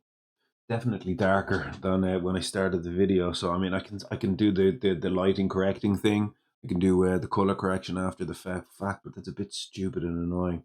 Maybe it'll self-correct after a while. Maybe I'll just, if it doesn't self-correct, I'll just find a spot and I'll just hopefully remember to do this in editing, and I'll just cut it and correct it to as close as I can. Okay, so we hit the wetlands. So let's go ahead and explore, and then after explore, we'll do the escalation again, and this will be our final Habsburg escalation before we go to the other one. This board is actually nearly clear. So okay, that does explore. That doesn't. On this board, that does explore and that doesn't. And then on this board, this does explore and this does. So now we go ahead and look at our escalation situation, and we've got 4, 4, and 3. So every board tile is taking 1 escalation. So that will be 3 total towns. I think I mentioned this in the last video, but it's like against regular Habsburg 6, every escalation is awful. You hate it. It's the worst news. You just want to do everything you can to avoid getting towns on your board. When you play this and you play like 6-6, Sweden and Habsburg, it's like, escalation, yeah, no problem. Just throw one out there, throw a second one out there. No worries, no worries. We're already ravaging for 15 anyway, so what the hell is an extra town? It's no big deal. So it's funny how it works. It's certainly it's not like it's easier. Of course it's not easier. It's way harder.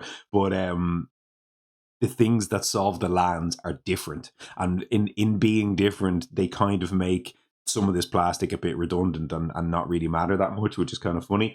But anyway, so let's go ahead. So each board takes an escalation. Again, we'll just bring it up because I always have to do this. It's a land without towns or blight. So on this board, it's the land without towns or blight. I was about to say, could I put it in there because it auto solves next turn, but no.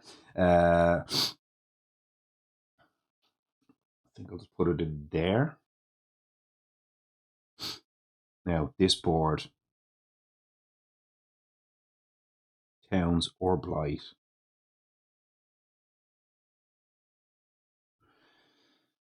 There. And then this board, towns or blight.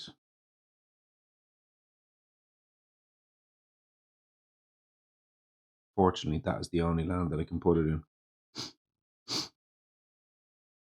Yeah.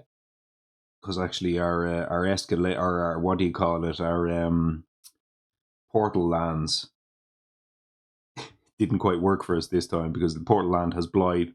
So yeah, our blight is in the wrong lands from a portal perspective. That is for absolutely sure. We would rather our blight in the non-portal lands so that we can push into the blighted lands so they can deal damage. But anyway, look, that's quite okay. We've done our thing. We've done the escalation. We advance our cards here, and we are going to start hitting triple stage 3 cards, should I say, next turn. Let me get tissue to blow my nose here. Oh, excuse me, folks. Well, first of all, I guess the lighting has fixed itself while I was gone. Second of all, I'm going to replace this D20 with a less shiny D20. How does that look like? You still can't really see it. They're all D20s I had from the Magic days, and that is an M15, Magic 15, which is not yesterday or the day before that. What's that, 9 years ago or so, or 10 years ago at this stage now. I started playing when I think it was around M11, M10, something like that, M11 maybe. So yeah. Anyway, what was I going to say there? Oh yeah, I left because I was starting to get a hay fever sort of nose thing, and I blew my nose, and it got way worse. So I had to go and take an antihistamine. So I actually am not sure where I'm at here. I don't want to just sniff and snort like every 5 seconds and annoy everybody listening. So I'll see if I can play through it. If not, I'll have to just kind of give up. But yeah, that is kind of that. And where the hell was I? I did the escalation. I did the explore. I shifted everything over, didn't I? Yeah. Yeah. And I did did the escalation. Okay. So we said here there were 20 plus 1, 21 towns in that land. This is still a mess, obviously, over here. But at least we can deal damage or something like that in that land. I'm not even really sure. But at least it's a sands and it's not a wetland. So we kind of have that solved already, so that's kind of pretty kosher. This one is kind of partially solved, not solved, but it's on its way to being solved. And then we've got some stuff going on over here which we need to kind of figure out as well. But yeah, we can maybe make this work slightly. So we've got a drought. That unfortunately drought is going to flip that blight card. So the question is, do we want to resolve it? We've got the visions of a shifting future, and we're back to the point where we have perfect information on this card. However, as we said before, now we're at a point where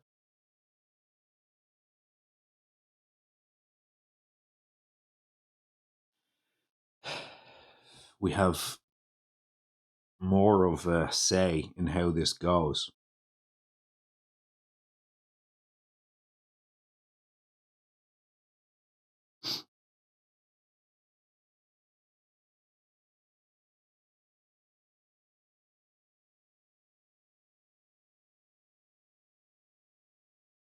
So for example, we could go place a Dahan, place a Dahan, and portal both of those over here, and that defends that land for 4, which just solves that land. So we have a solve face up because we know what the next event is.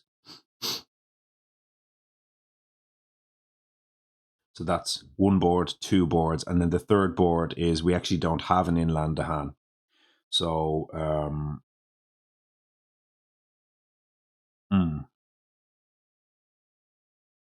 actually we can place 1 over here, place it in there.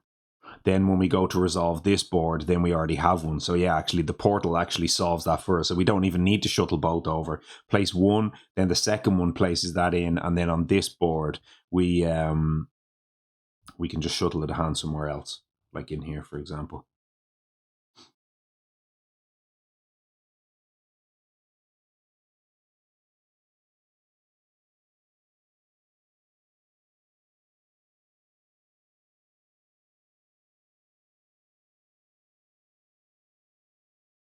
That's a real question I need to check because that's going to come up next turn. So I might as well go and check it now. God, it's annoying. Coming of age. Yeah, no, it's fine. Now that I read it, on each board, add 1 Dahan to an inland land with Dahan.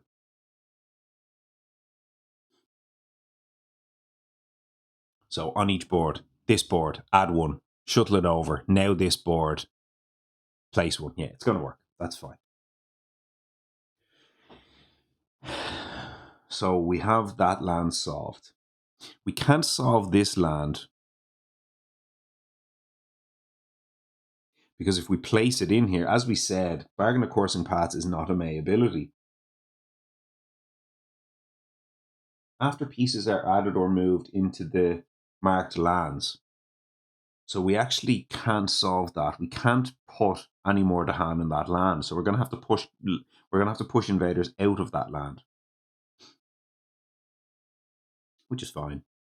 We can do that with Finder, obviously, to solve the land. But it's just funny that we can't actually solve that with that. But again, I get the feeling here that this is a turn where we actually just want to leave this card, and we want to go from there to there, and kind of use the event to our advantage here. But we're now at a point where we're not going to risk the kind of stage 2 to stage 3 stuff. So now we can actually look at the Invader deck. We're not going to get a chance to put this on the bottom, but we get to look at it, and we'll have 50-50 knowledge of where the invaders are going. So let's go ahead and do that. So we look at the top card of either the Invader deck or the event deck.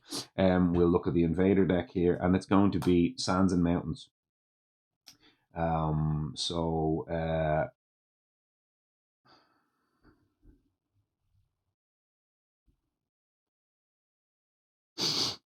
don't know. I have no idea whether that's good or not. I don't really want to go to Sands. I know that, but I also don't really want to hit back to back on wetlands either. So Sands and Mountains might actually be an okay explore. So let's go ahead and we'll go look at with that one and then this one, and then we'll shuffle these up again, and we know we have a 50-50 shot at Sands Mountain.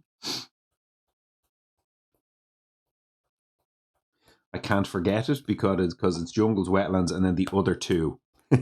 So I don't need to jot this down or anything like that. So that's all of that. So that's a 50-50 shot.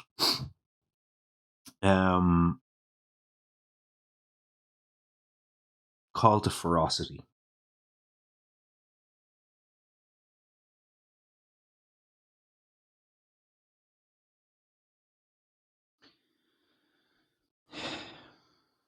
This obviously lets me shuttle the hand anywhere on the board as well. But we don't really have jungles as a problem right now. We already have this solved by the event, which we could have kind of just solved with the call to ferocity, I will admit. We can also sort of just push like an Explorer and a Dahan out of there. But I get the feeling that next turn, the left and 8 from Finder will just solve that land anyway.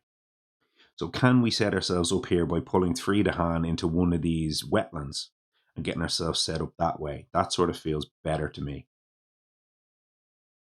So can we pull 3 Dahan from somewhere? Like just pull those 2 Dahan in there or something like that. Oh, sorry, hitting my mic there. Put 2 Dahan in that land and sort of start to set ourselves up for the following turn. Here we don't need to worry about it. That's automatically solved. Putting some Dahan in here would solve the land, which is probably not bad. Doing that just automatically solves that land because it's gonna not build and then gather 1 town in there. So that's a solve. That's a 1 card solve. Doing it in there is not a 1 card solve. We can't gather into this land because we've nowhere to gather from. Well, I mean, technically we can. We can pull 3 into a portal and then portal them across. So, for example, we could gather 3 of them out of there into that land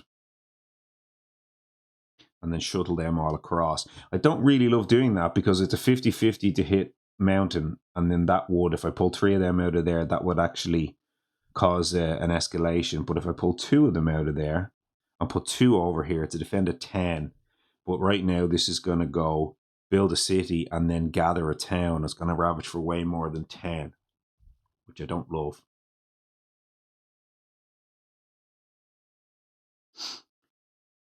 Kind of like the idea of just call to ferocity to solve this the following turn. It's just one less thing for me to worry about. A single explorer in there actually does make that not a solve, which is kind of annoying. If I only gather 2, if I gather 3, it's a solve, but 2, no.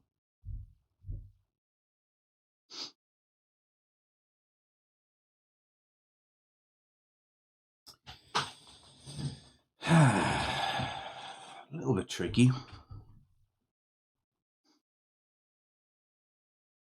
Well, actually, now that I look at it, do I not just push the 2 of them out of there and solve that land instead?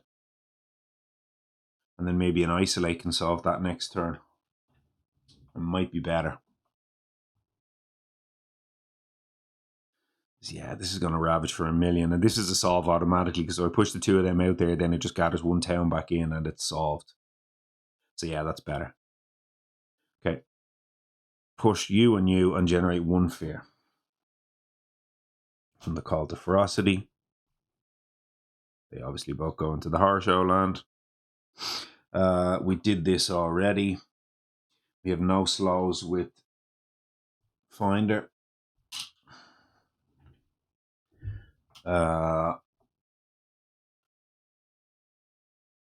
Finder goes to discard. Those elements.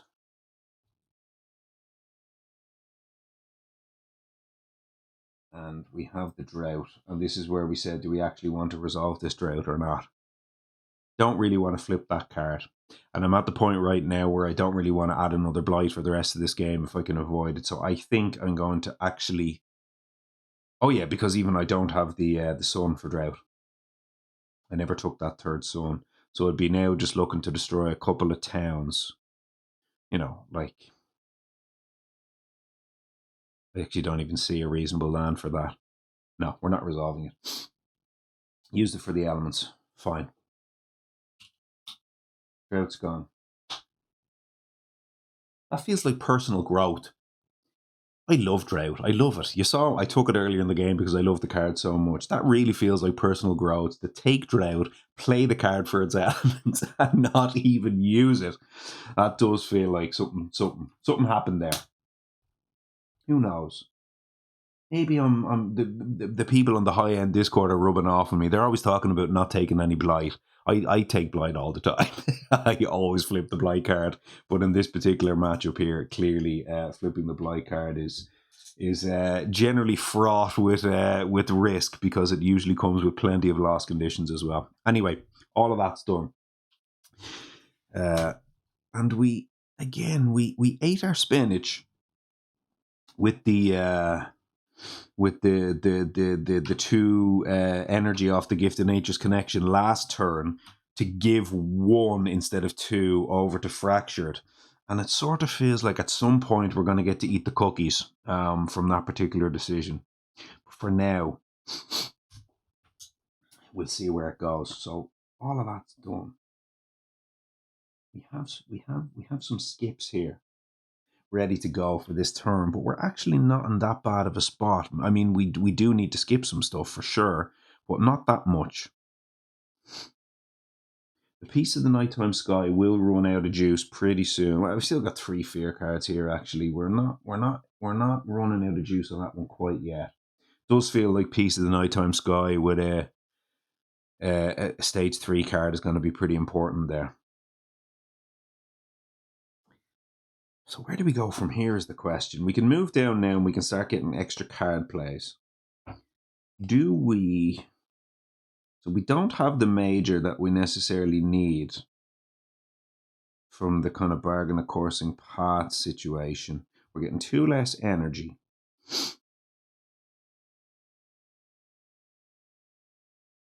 Like, is it insane to just set up 4 more portals here?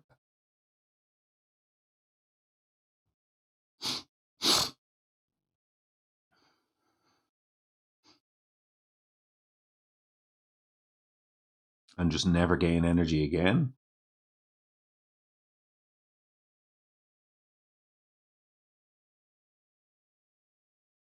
Put myself down to...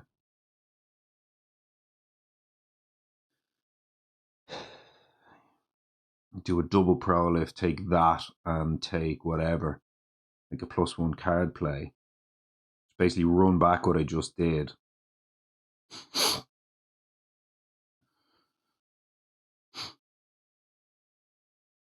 And that would give me, so it'd be 2 + 2 + 1 + 1. That would give me 6, but I'd now only take...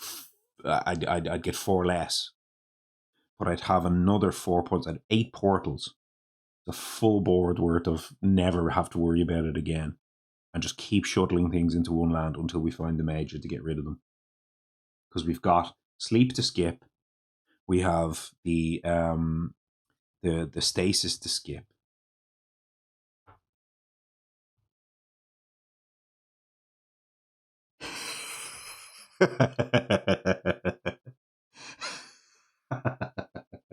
Have I gone mad? The question is, where do we portal? So we've got right now 1 portal, 2 portals, 3 portals, 4, 5 portals, 6 portals, 8 portals more, or something like that.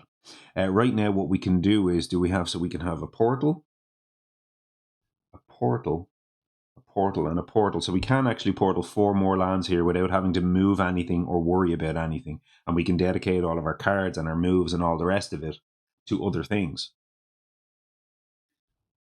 Namely this problem. We know we have an event to solve that, so that's fine. Yeah, technically this is solved, so we don't have to make a portal out of it, but still, once we start hitting stage 3 cards, these kind of things start becoming bigger problems. So when we hit stage 3 cards, we would have at that point, let me just 1, 2, 3, 4. Let me just look and see if I now go portal, portal, portal, and where was the other portal I said? Here, portal. That's 2 wetlands, 3 jungles, 2 mountains, and 1 sands. It's like 3 jungles. It's like you just never have to worry about a terrain again type of thing. Like, it just solves so many problems.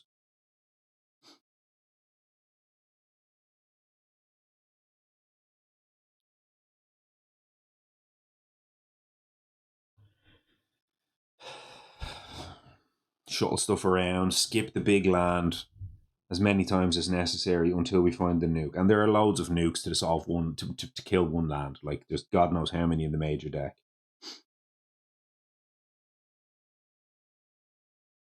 We'll have plenty of looks at it. Call me old-fashioned, but 2 pro lifts, a fully maxed left in 8,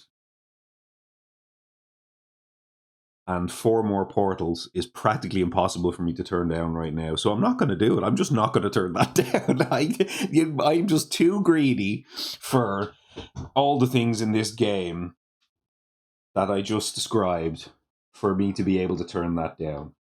So what does that look like to make that work? I need to reclaim. Actually, well, do I? Probably. I was about to say I could make this work with slips, potentially. And that will give me an extra growth, which could be nice. So can I make this work with slips? Because an extra growth could give me a +2 energy. It could maybe give me an extra card play. Like, it could, the 2 energy is probably going to be more important there. So maybe I could make this work with slips instead of having to reclaim. But I also probably don't want to dedicate loads of energy to slips where that might now become important in a turn or 2. I might need to get more stuff off my tracks, keep spending all my time, and stockpile it just a little bit so that I can have like 1 big turn late in the game. So it does feel like it would be greedy to try to spend a lot of slips here to just play some other stuff. So I kind of have a downturn here. We have a solve up here. So that's solved. These are none. We need to skip this, but we can skip that with, I don't know. We've any number of ways to skip that. Well, I lie, we don't have any number of ways, but we can do it either with, we probably do have to do it with Fractured. Because if we're going to run this back, we're probably going to have to do the Power Storm play with Drought, do the Reclaim All, and then we won't have, we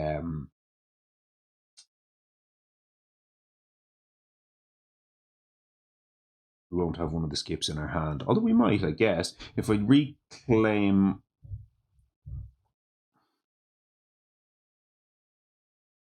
one, reclaim the Power Storm. No, we're probably back at the same problem from the previous turn, I take it. Where I'd need to Power Storm myself twice. I can still only take 1 element plus the sleep.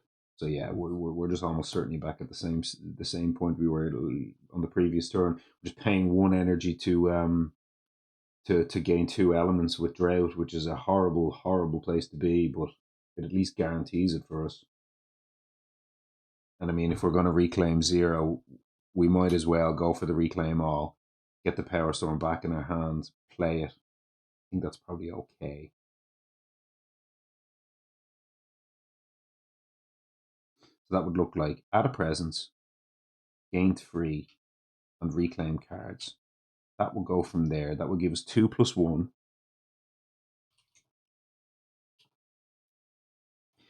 Plenty of energy. Sorry, 2+1+3.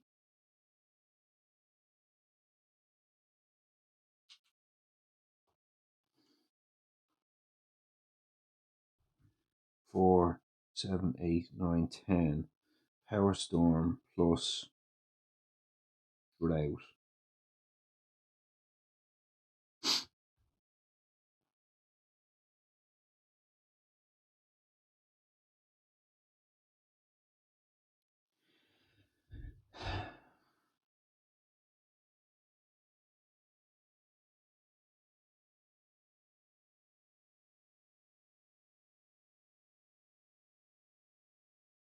I can do this without the +3 button here.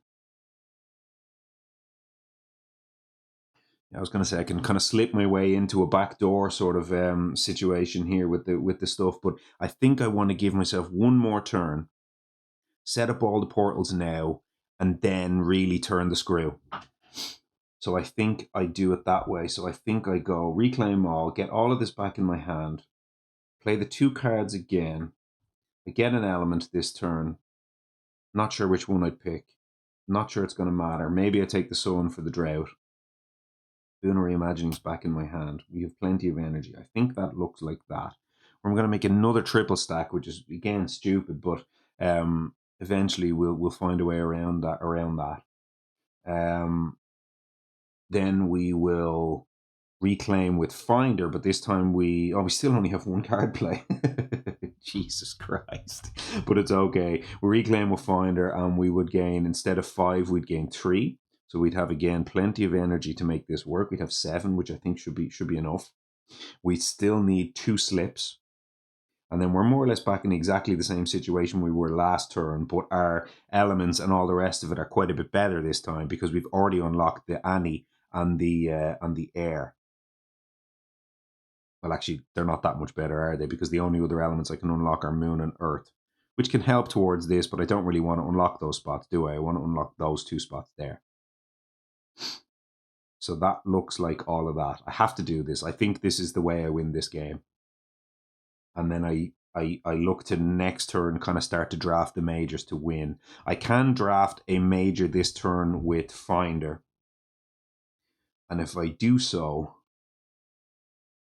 problem is I'm going to spend like a bunch of energy. I'm going to again spend like 6, 7 energy or whatever it is this turn, but next turn I'm only going to be generating 2. So I'm not really in a position to start slamming majors anymore. For the rest of this game, I'm just going to be moving stuff with Finder, just using my 0s and my 1s to hit an 8 and move stuff around the board and keep the board clean, and then let Starlight look for the answer to win the game. It's very all in, but it does feel to me like Finder has it in its kit. Once it starts maxing its innates here, it can solve like 3, 4, 5 lands per turn with slips plus its action economy. And then Finder just looks for the big nukes. We just keep piling up in one land, and Finder finds, or Starlight finds the nuke. So I think this is the way to do it. I think this works. So let's do it. So we go reclaim. We gain 3 energy. That's what we talked about. Take 3. 2+1. We've got an Annie and we've got a move. Move is key here. Maybe not key, but it's pretty good. And we can move anywhere on the board because we can use a portal to move anywhere. So that's pretty nice. We will be playing with 1 card play. Bargain. That costs 2. We might be able to do this with slightly better cards this turn. And if we're using slip, we might want to start with a slow. So let's actually pull the brakes on that one a little bit, because last time we were using the offer passage because we needed to solve a bunch of ravages. But actually this turn, we don't need to solve a bunch of ravages. We need to move invaders is more important. So for example, Ways Ashore and Heartland was nearly good for us last time. And I have a feeling that's actually going to be better this time. think that's probably pretty good. Let's go ahead and assume that that's our one card play for the turn. And then the other two card plays probably end up looking like gift and bargain with two slips. We'd like a slow to fast here. We might not get one, actually. I forgot about that element of things. We might not get a slow to fast. We've got Twilight Fog. We have Land of Haunts and Embers if we go for a G3. But we don't have a way to get another Sun Moon card to max the innate. We could dig for one, of course, with a G2. No minor that does it. No. We could reclaim, and that does give us a max innate. Reclaiming only gives us 2 time. The other 2 options give us sort of better things. But we'd really like that slow to fast here.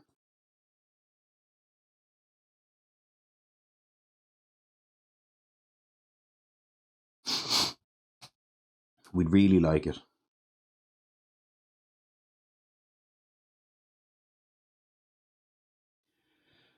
Oh, yeah.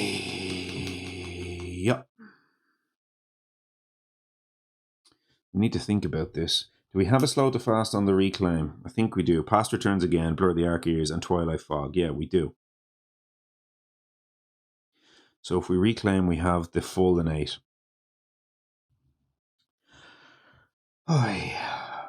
Starlight. So Starlight was at a presence. From there, get the element, reclaim all, get those 2 in play. That gives us the Power Storm. Then we go Gift and Nature's Connection. That gives us the 2 air. We know that. That gives us a full Power Storm. So that gives the Power Storm back over here, which gives us 1, 2, 3 repeats on all. The Nature's Connection.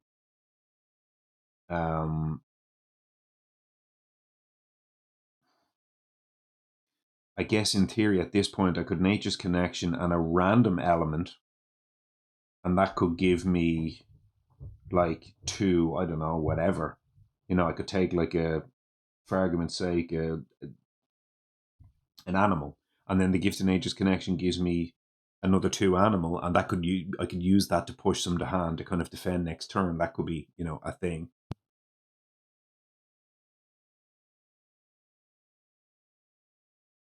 Still struggling my way through this hay fever situation here. Sorry, I'm gonna have to pause this a few times to sneeze probably. So that is a thing I could also do, but again, probably more likely here is that the second Gift of Nature's Connection goes out and gives some energy to something like Fractured.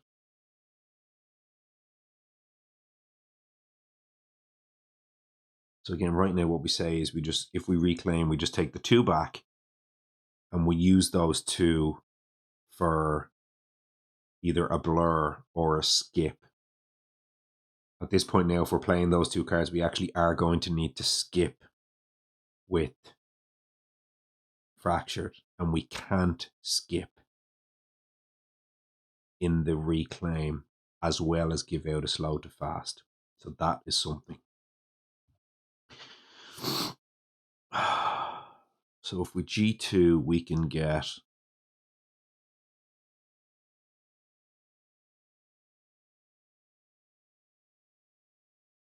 we're just slightly short. We have to hit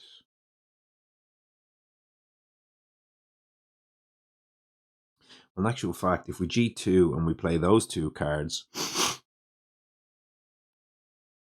oh no, yeah, no, that's no good. Sorry, what I meant to say was if we G2 and we hit those 2 cards, we still need to hit a moon and a sun together. Oh God, this is just, my nose is driving me crazy. Oh, sorry guys, sorry, all the snuffling is driving me mad.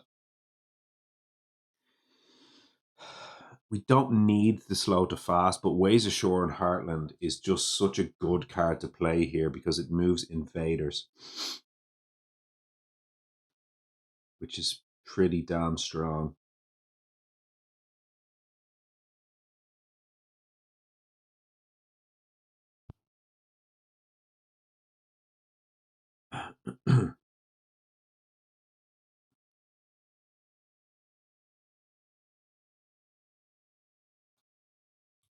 Pushing 2 invaders twice here is bananas.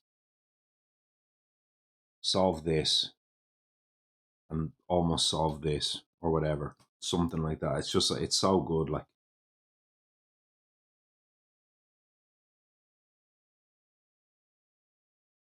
I've got to surely make that work.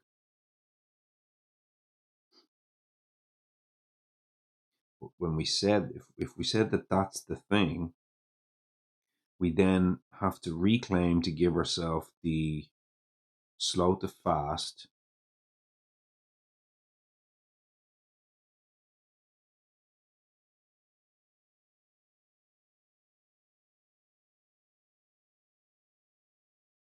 Actually, no, hang on. I think I could have a way. If I G3,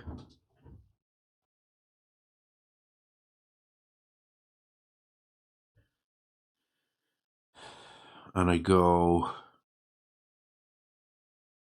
bottom, bottom, top, I take 3 time. Then oh no, I still can't stasis. That'll give me enough to go 3 slips, 0, 1, 2.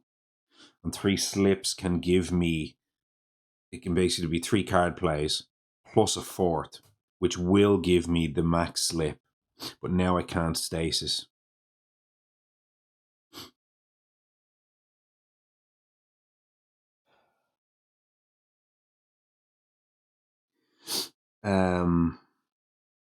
Have to slip twice to Finder, to give Finder the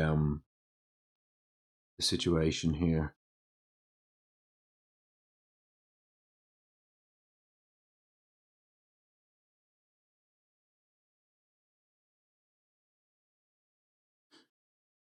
I mean, I say that. Yeah, no. I have to.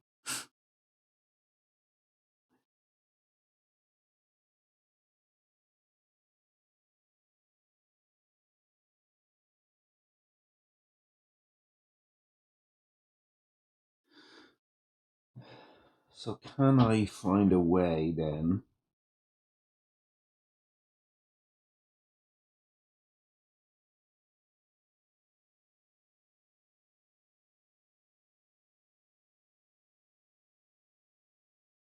to skip from someone else? No, I can't, can I? No.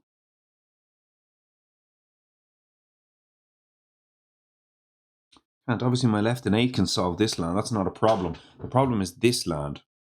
And I can't skip with stasis and give out 2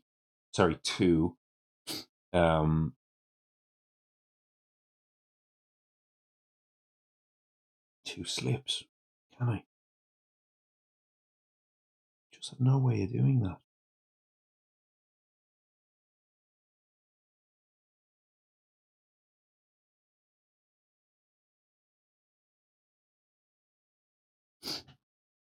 That's incredibly frustrating. How can that not be true?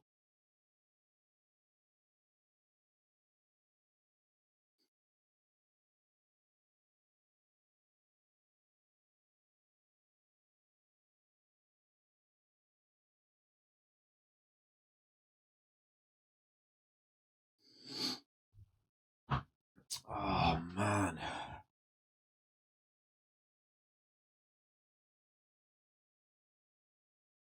Have to. I mean, what I just said there was wrong. I was trying to find a way to stasis and give out 2 slips. God, I'm just getting late now. I don't even know what the hell I'm saying anymore. I was trying to find a way to max the innate and stasis and give out slips. That's what I'm trying to say. I was trying to find a way to give out the slow to fast, but I can't do all 3. I do not believe I can do all 3 here. I can give out the slow to fast and 2 slips by reclaiming, but if I do that, I can't stasis.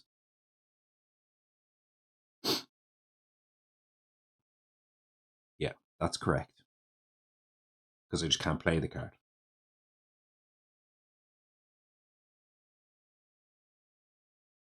Yeah.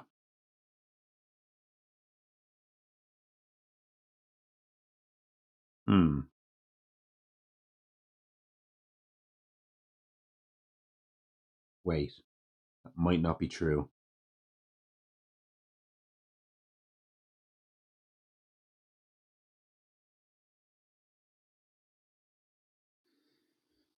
I might have an ordering that I can do this in to let me play.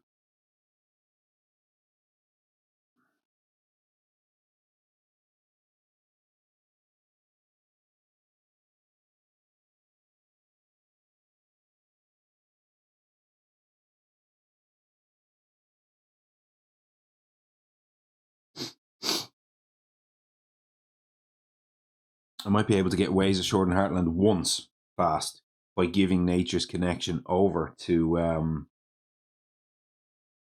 Elements to Fractured. But that just feels kind of stinky. Sort of feels like I need the energy more.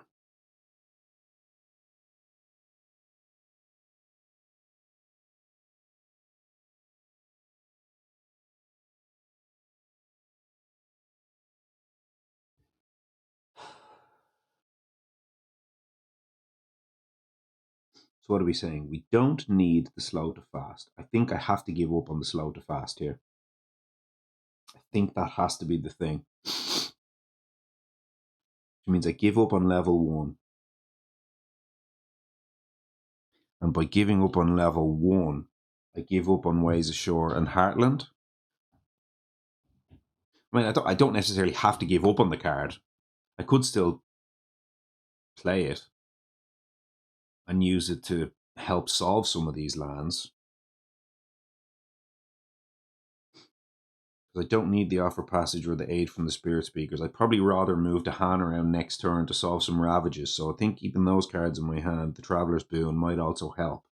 So I think this turn I just play this anyway, and I just use the Ways slow. I won't solve some of these builds, but I can still isolate, solve those two. How many get? Oh yeah, I get 2 isolates. So that's my 2 isolates essentially. So it's actually not too bad. So I think I'm still okay. So I give up on the slow to fast. I think that's the thing I've arrived at after about 30 minutes, which is dreadful, but it's one of them things. So we don't reclaim. So the question is, do we G3 or do we G2? I think I just want to get more energy here and stockpile it, like I said. So I think I just go bottom, stockpile energy, 1, 2, 3. And I play 3 card plays. I have no energy, but I have 1 and I need to stasis. So it'll be Twilight Fog, Absolute Stasis, and at this point, in theory, I could underplay because that's my. Oh no, it's not my NA. So I give out the Gift of Power. I don't want to land a Haunting Embers here to flip the card. So I'll just give out a Gift of Power here, which could be nice. Starlight would appreciate that, I expect. So that's fine. 1 energy for stasis, and I will have now 1 time for that, and then I can dedicate 1 time to slip, and I'll still have 1 in the bank. I get to move a presence, and I get to pick up a card from the Days That Never Were, which I believe is probably going to be Sap the Strength of Multitudes. I think I need zeros here.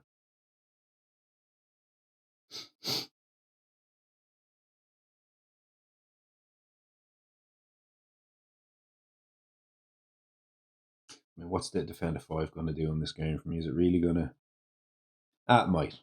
It might save the game. Call to Bloodshed is hardly going to save the game later. Can't believe Call to Bloodshed saves me the game here. So, okay, we'll take the Sap the Strength of Multitudes. It's free, and we very much need free cards with Finder. So that's our play. Pick that up. Play the 3 cards. We now have the stasis for the skip. So that's all good.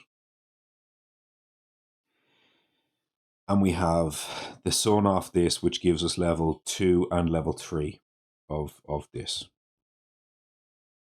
And we again have this first level and not the second level. Okay. God, excuse me. Okay. Now, reclaimed cards. We did not yet look for a card. I think we had identified here that we're now going to be at a point. So this turn, did I gain my energy? I did. So we know we said 4 for this, 1 and 1 for this, and then the power storm will give us 3 more. So that'll put us to 4. And then next turn we will go 2 more up to 6. But like we're already spending like aid from the spirit speakers plus offer passage. We're not going to get another major power in this game, I don't believe. If we do, we can dig for one. But for now, it sort of feels like I need a minor. I'll go minor. It's just the way this game has gone. It's very rare you would draft a minor this late in the game with Finder, but it's kind of just what I think we need to do. So 1, 2, 3, 4. Sky stretches. It's got to be the one. It's lovely elements. Call to guard. Can do some pingy stuff that I talked about before, but Sky stretches might be the card that saves us the game. If we find the big hitter major with Starlight, we just fast phase and we don't have to worry about the slip to make it fast. We just Sky stretches and we just get it done. So Sky stretches, that's the savior card for later. We're fine. We don't need it for now. It's to save us about 2 turns from now. So that's done. We play Ways Ashore at Heartland, Gift of Nature's Connection, and Bargain, assuming we give 2 slips, which we almost certainly will. We're not repositioning, or we're not placing presents, but we are repositioning presents. So let's think about what we need to do here from a range perspective. We of course have some portals set up here, so we can kind of put our presents wherever we want on this entire board right now. They were isolated. Let's remove them.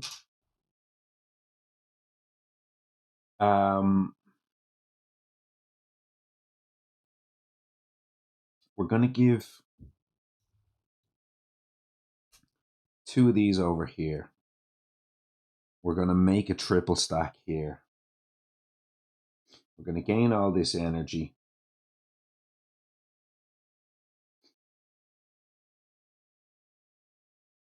I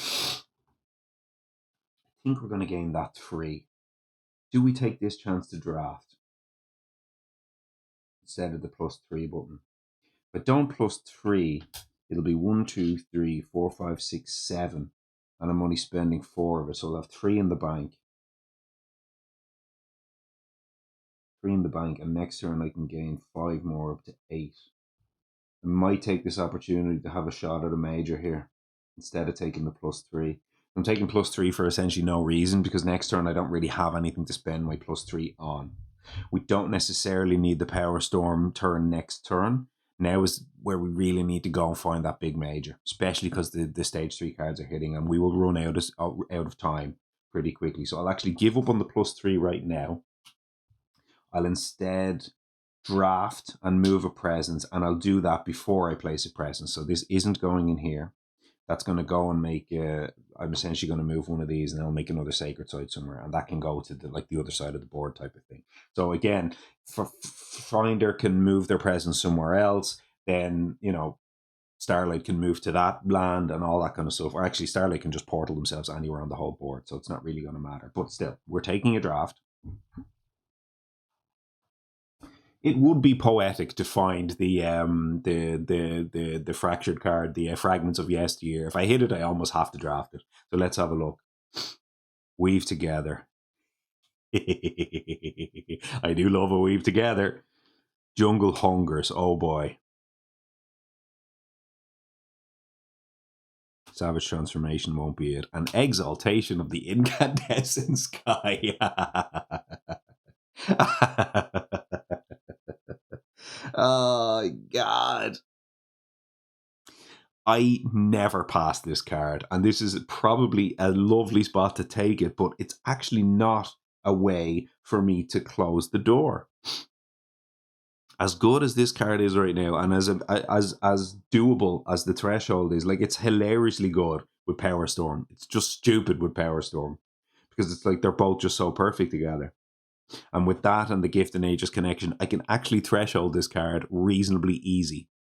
I'm going top track, generally a bit down top track. I haven't unlocked any of my elements. I'm still, drafting this turn for this element. So I can threshold this so easily, but the problem is it doesn't get rid of the plastic, and the Jungle Hungers does. Like Jungle Hungers plus Sleep and Never Waken, and then I just take one Gift in Nature's Connection for the 2 plant, and I just destroy 21 towns. Like, how do I not take the card?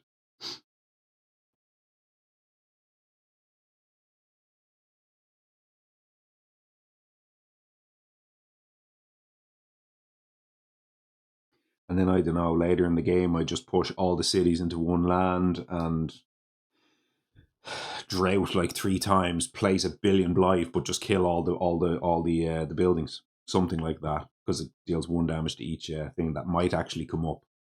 But right now, the Jungle Hungers is just such a clean way to do that. Now, the only other thing I can do is I can potentially just drought and do that anyway late in the game, where I just push everything into one land and weave together the Fabric of Place. May be the way to do that, because weave essentially gets all of that in there.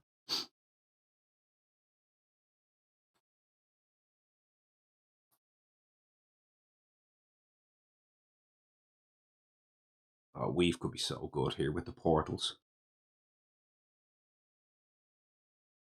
Oh, it has to be weave, doesn't it? Weave is so good with the portals here.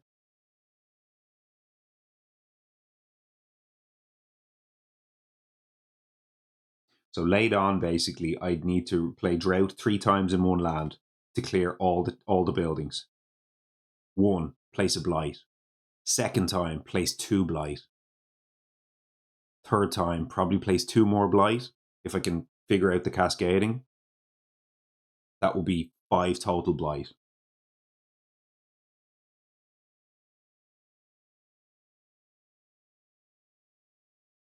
And in the meantime, what I need to do is just keep playing weave every turn. Problem, okay, link it to this other land.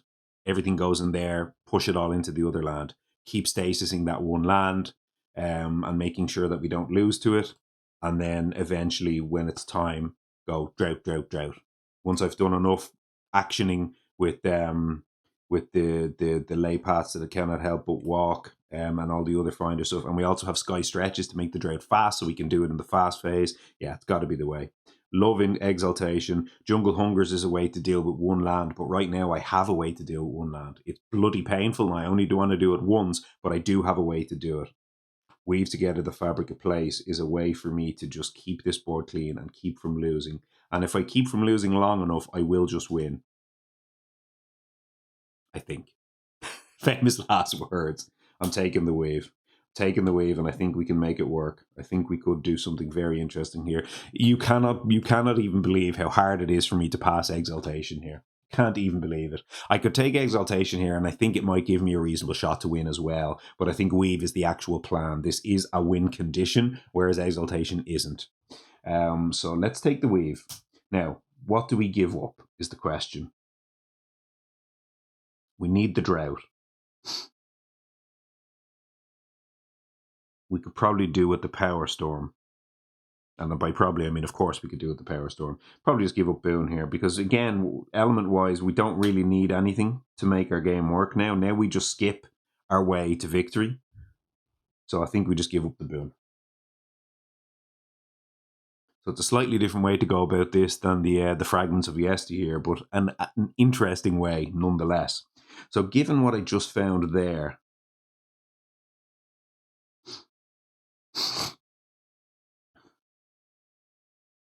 do I just take the Sun and just guarantee that I can drought with, just like 2 card plays or something later on? Like a couple turns from now, if I've gathered everything up, I just weave and then drought on the same turn, and then I automatically have the drought, and I don't need to worry about the Gift and Aegis connection. I think so. The other thing, I guess, is here, if I take the fire I just guarantee myself an action this turn. 2 damage somewhere. Could be helpful. Solve a build or whatever. Like explore into anywhere really, into there or something like that. Yeah, it's probably better. It's just one less thing to worry about. Okay, I think I'll take the fire. So I move. So it's sorry. So that was the gain a power card. I gained the weave. I forgot a thing. Then I move. So I can move anywhere, but then I also get to add a presence. But now, oh, you know what? Yeah, no. I put drought back in my hand, and now I play weave. Can I play the two of these together? 2, 4, 5, 6, 7. Yes, I can. This is way better. So I play the two of these, and I still take the fire because that still gives me the Actually, no. Now I take air. If I take air, then the Gift and Aegis connection can give me 2 fire, and then I get the air innate as well as the fire innate. So that's even better. So they go away. I take an air on this track, and then the 2 fire from Gift and Aegis connection, and that gives me 2 innates. 1 and 2. So that's nice. And then that's going to be a total of 7. So I can afford all of this. And I just need to choose now, where do I essentially want to fire my presence off, because I can move into here. So I move in there, and now I can choose anywhere on the board to put my presence, and then I just make a sacred site there. So given that we have weave and we want sacred site sort of adjacencies all over the place here, probably just go into either this land or this land. One of them 2 lands has surely got to be good, and we do like being in lands with Finder. So I think probably going there makes sense. That gives me sacred site adjacency to like most of the board over here. There's a couple lands up there that it's not quite, but it's most of it. So let's go ahead and place there, and then we go place there. Good. Although this is all now going to be portals, so actually we don't even care about those. So no, this is better because we don't care about those lands. This is portals. Like almost everything is portal. That's the only one land we don't have adjacency to, but it's okay. That's gone. Yeah, so there, and that gives us up in here, which is pretty good. Play the weave. We play the power storm. Not even sure what we're necessarily weaving this turn. Oh, do you know what? Now that I have found weave, I don't need to. Well, I don't need to solve one of these lands.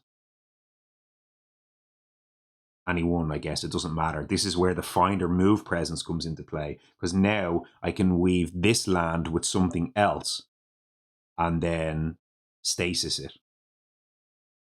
And then at the end of the turn, I can just move it all back in there. So I can just, like this land or something, I can just I can weave, which is great. So this can solve one of my my wetlands as well, which is amazing.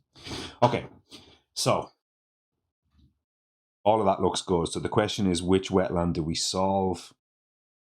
We're going to have 2 isolates, which I think we just said already was probably just that and that. This land is already automatically solved. This is automatically solved. It's going to be a portal as well. So is this. So actually, they're just automatically solved. This is solved from the event. This is solved from the left innate. This is skipped. And then at that point, it's only basically that land and this land are the only 2 lands we have to worry about. And we have ways ashore in Heartland to deal with either of those 2 lands. And they're both adjacent to a portal, so it's not really going to matter. Here we'll go build up to 2. And we'll actually end up with 5 invaders in that land. So we can't solve it with the ways. Oh yeah, because we have 2 and 8, right? One solves this, and the other can solve this.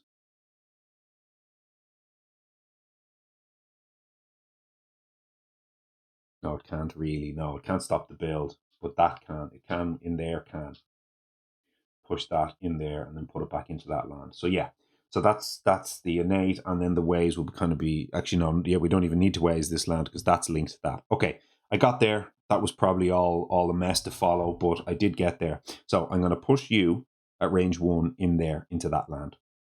That's my move presence. I got there eventually. Move of presence is done. We played one card. We're going to slip the other 2. So I think now we are ready to go ahead and carry out the turn. And I hope I have not made a mess of any of those operations there. Let us see.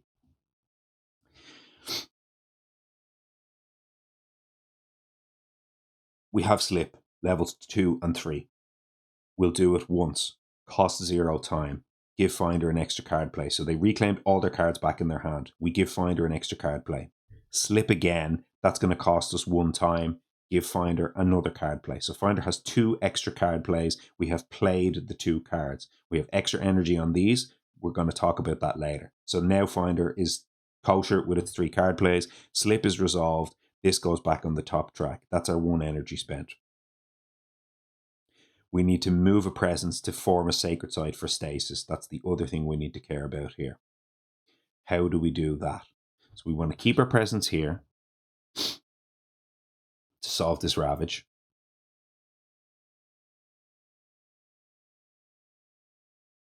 Definitely need to keep our presence here to solve that ravage. We don't have a ravage to solve over here. Actually, yes, we do. We need to solve that one. This will not require solving because it's just going to be a portal. So that moves to here. Okay. Bloody itchy handed. That's probably not showing up all that much when you see it. That's red. It's itchy as hell. Okay. That's the G3 done. Okay, now stasis. We'll just do it now. No, we won't do it now. No, we definitely don't do that now because we've got bigger fish to fry than just the stasis on the land. We have to do more than just that. So let's go over this side. Gift to Nature's Connection. Give Finder. Give Starlight 2 of these things. Fire elements. And the track bonus is the other air. So that is the max power storm. Now, Gift and Nature's Connection. So what are we taking with this? We didn't actually figure out the elements here. So we have an air, we have an air, we have an air. Oh no, because we're getting to gift twice here. Are we short?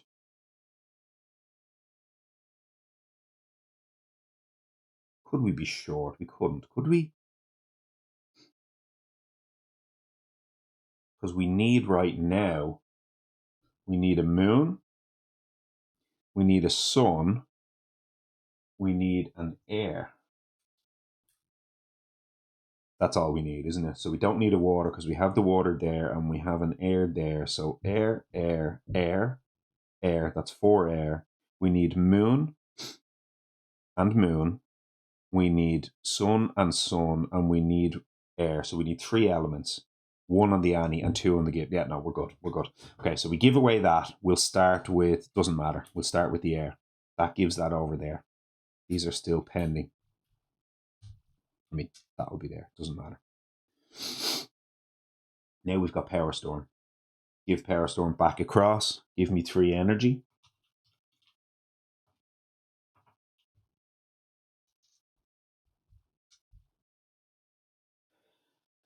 Oh boy! If you're sticking with me and following along at this point, guys, I cannot thank you enough, but also commend you enough for I don't even know if this is entertaining anymore. But I feel pretty damn sure that no one else on the internet is doing this in this manner of Spirit Island content. I know there are other guys and people who play this game for sure, and there are lots of people in Discord who talk about this, but and play and win these games. But doing it as a content and talking through all the decisions about all the stuff that's going on, I don't know that anybody else does that. Like Red Revenge did some 6-6 videos, and they were super cool, but he was playing fast and he did not talk through all the things. He didn't go through all the mechanisms that kind of I've been talking about, and probably for good reason, because it takes bloody hours. But if you're out there and you're enjoying it, thanks for sticking with me, as I say. So anyway, that's the Power Storm. Back over. Power Storm now can be used to bargains twice. As we said before, we've got 1, 2, 3, and 4. And I've just noticed range 0. Oh no, I've got infinite range. Okay, yeah, I was about to say I'm not in any of those lands, but I've got infinite range, so it's not going to matter. So we've got 2 bargains. So let's go ahead now and give ourselves 2 more proliferations, which is this one and this one. And I'm now going to have +1 range on everything, but it'll give me the +1 energy, which is what I really want. So they both go over there, and now we're about to kill our energy income really badly. I'm going to hide that as well. So that's okay, but now we create 4 more portals. So I'll keep them. You know what? They're probably easier to see in the yellow, are they? Will I make them all yellow? I think I will. It's probably a bit easier than the green.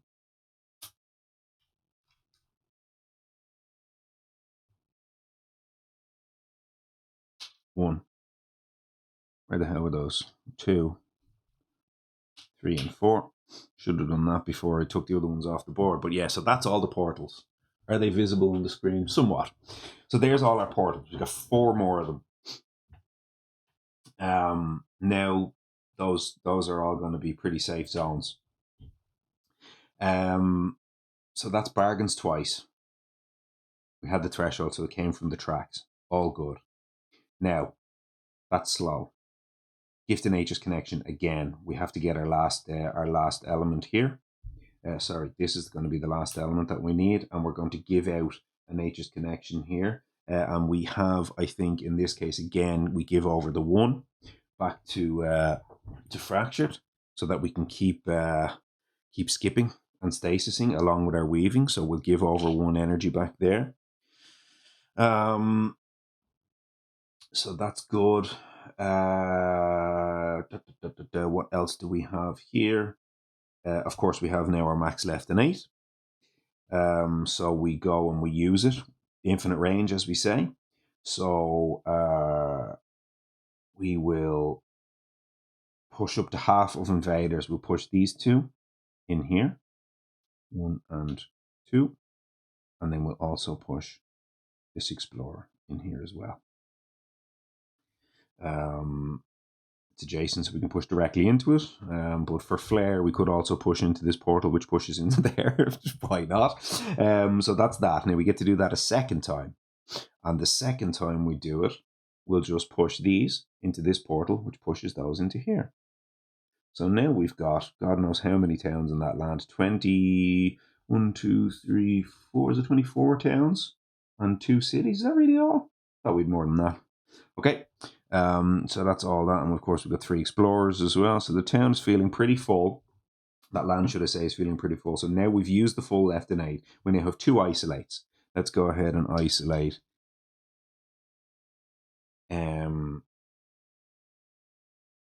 Actually, we don't need to isolate here because we weren't going to isolate that land anyway. But this land ceases to exist. This will get things pulled in from there. Similarly here and similarly here. So all 3 can take invaders.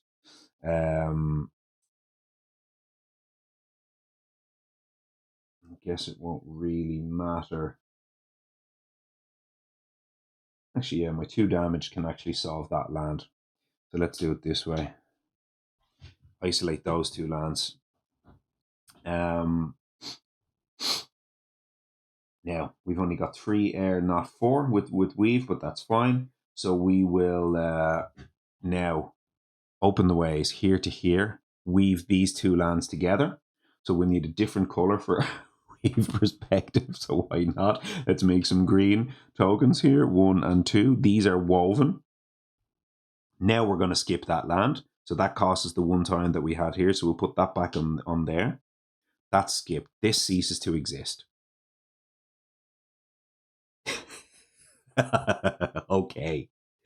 That's all our slows. Over here, we've got 2 slows. We've got the 2 things that gave us that. We got the isolates. Over here, we've got this now. We've got this innate. What does the innate do? Do anything?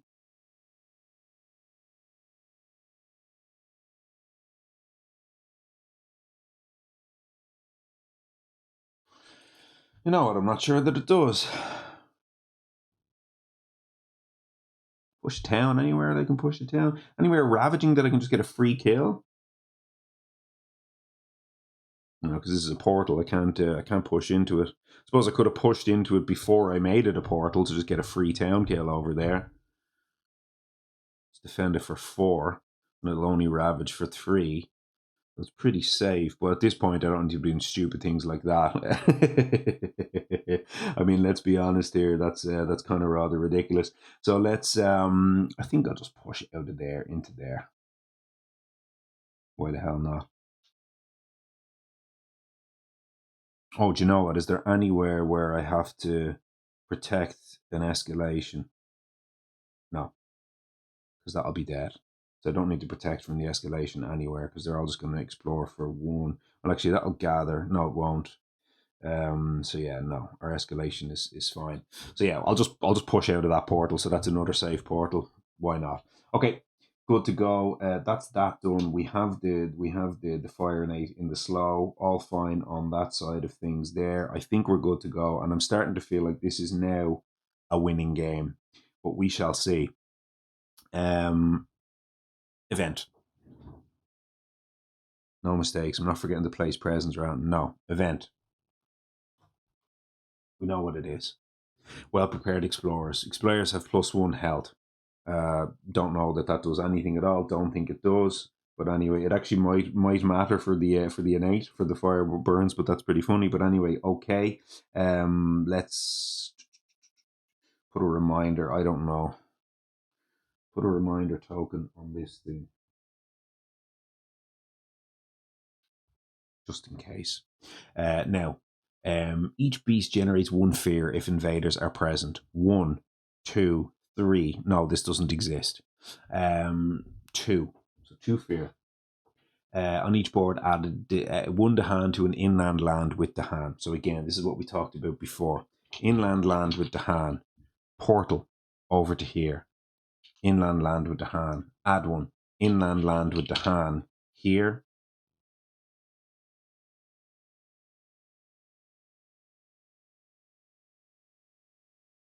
Anywhere that's not a portal anymore.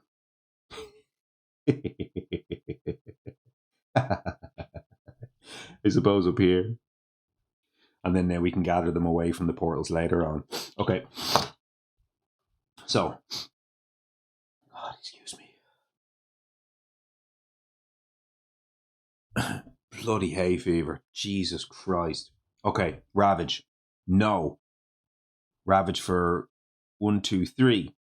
Dead. This is gone, by the way. Oh no, actually, sorry. We have a fear card first. So let's resolve the fear card. Terror level 1. Each player pushes up to 1 explore or town from a land not matching a build card. Sweet. We might be able to get an extra kill here, can we?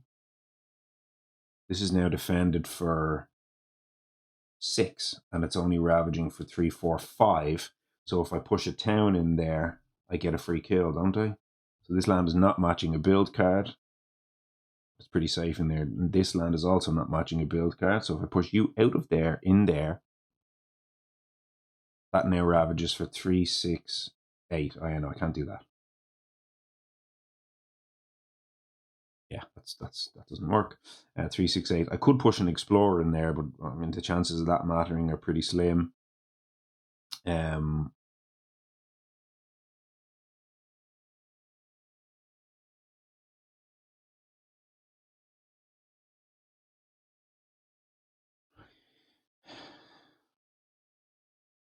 Could also just lump. Oh no, that doesn't exist. Actually, if I push these away from here, then this. Oh no, it's already isolated.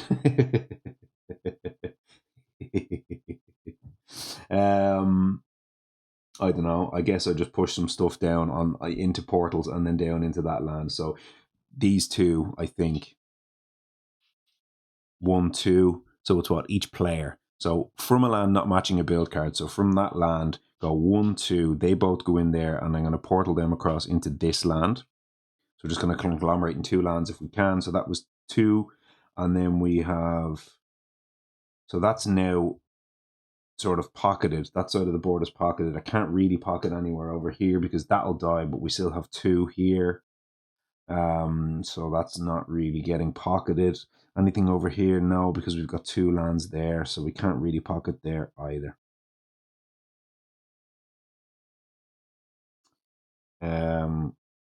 So yeah, whatever, I don't know.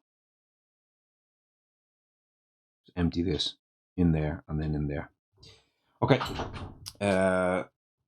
Fine. Okay. Let's try to move this now. Now we've kind of, I feel like we've gotten the handle on the game now. Now I should be able to move this a little bit faster. So famous last words. We're probably at what, 7, 8 hours at this point. I don't even know how long we've been playing for. Ravage. Okay. No, we already did that Ravage. Over here, that's 3, 4, 5. Dead. Give me a fear. Have to be careful that we don't run out of time to use the piece of the nighttime sky. How funny would it be if we played this game and didn't even use the piece of the nighttime sky? Which would be rather crazy. Okay, so dead. We gain the fear. No, and then that ceases to exist. Didn't place any blight. All good. Now we go to the build step. Ceases to exist. Doesn't build. Builds and then gets pushed away. Over to this land. And then here we don't build, here we don't build, here we don't build. Now let's do the gather. So board land order, nothing to gather. Board land order here. We'll gather from there. This board here, we've nothing to gather. Here we do have to gather. In actual fact, yeah, before I didn't gather from there. I would have gathered from there instead. So now, oh no, that doesn't gather. I lied. Because that's isolated. So we will gather from there. I was telling the truth. Always trust yourself. Now, here, this land ceases to exist. This land, nothing to gather. It's also isolated. Now, let's explore. It is, in fact, the sands and the mountains that we saw from before. So that is okay. Sands, obviously, being the one terrain that we only have one portal in, but that is okay. We'll figure that out. Let's explore. 1, it's a portal. Push you in there. 1, it's giant. You stay there. 1, you are isolated, not isolated. You are pocketed because this is not a source of explorers. You are a portal. Get back in there. You are a portal. Get back in there. You are not isolated, or you're not pocketed. You're fine. You're fine. So here we portaled. Here we didn't, but that is remove a wilds. Over here we have no portal, source, explore. Here we have a source, explore. Here we have a source, explore. And here we have a source, explore. So not ideal on that side of the board really, but it's okay.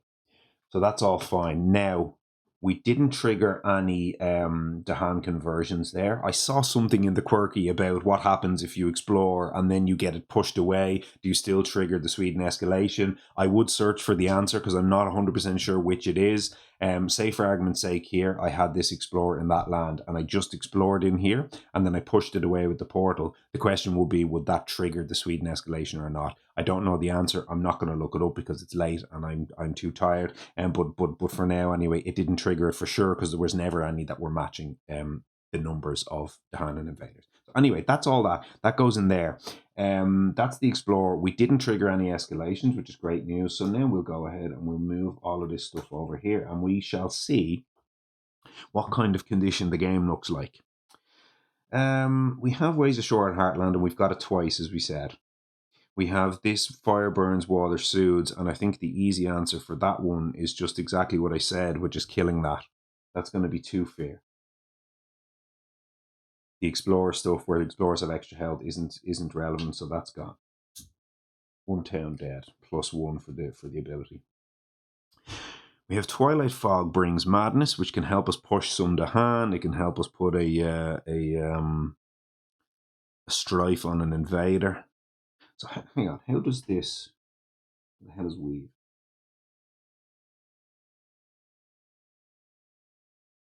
For this turn, When this effect expires, divide pieces as you wish. So that's for the whole turn.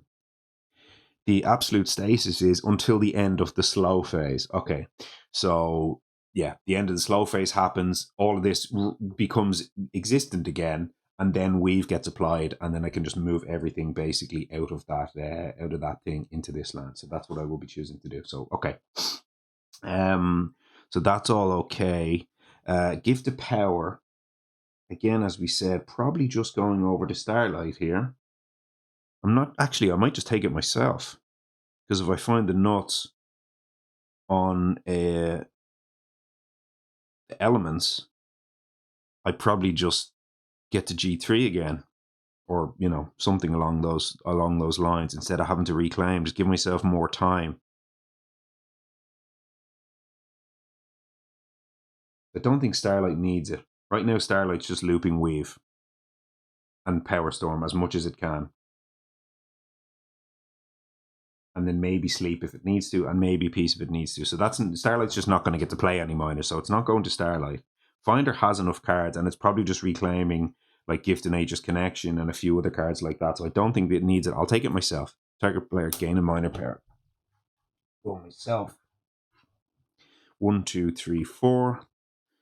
Dry Wood, Prowling Panthers, Flesh Rot Fever, and Promises of Protection. That can move 2 to hand, and that's probably good enough. It's also 0, so we'll take it. That's fine. Then we have this look at the top card of either the Invader or the Event deck. So now we've seen the thing. We don't have any more knowledge, so we'll go ahead and we'll look at the top card of the Invader deck. Or the Event deck, should I say. We'll have to shuffle it up. Hardworking Settlers. Ugh, this one sucks. Okay, so on each board, push up to 2 to hand, add a town to a land without a town, which does nothing because that can just be portaled away. And then Invaders immediately ravage in the land with the most invaders that matches a ravage card. So we could maybe have our... This would be pretty okay as long as we have Dahan in the lands, we'll be fine. So that's pretty all right. And the other thing that we can do here is skip Ravages, but then we remove the last stage 3 card from the deck, which I'm not in love with doing here. But we might do it for a couple of fear. I don't know. And then this turn, Beasts also count as bad lands. On each board, destroy a damaged invader in a land with a beast. I've never once triggered that in this game, but it would be funny with knowledge of it if I found a way to just trigger it for the lols. But anyway, alas, this is not nearly as bad as I thought it was when I saw it. Cards are tragic in many games, but this is not one of them. So I have it. Hardworking Settlers, you're fine. You get shuffled back in, and we might hit you next turn, and we need to make sure that we play around that card. But to be honest with you, we're actually already played around the card, because this is going to be back in here. So yeah, we'd be fine. We would literally be fine. We would hit the Hardworking Settlers here, and nothing would happen. So I'm fine with hitting that next turn, if that happens to be the case. Okay, so that's that done. Twilight Fog is just going to give us a little bit of a push here. We'll come back to that in a second. So Ways of Short and Heartland. But at the end of this turn, the Weave is just going to put all of that back in there. So this is going to be empty. And I can choose to keep my presence there, but I'll put all the invaders in the other land. So let's just do that for a second, just to kind of make our lives a little bit easier. I'm going to have to do some more cleanup on that land because it's now just too full of invaders. But that's all in there. That's empty.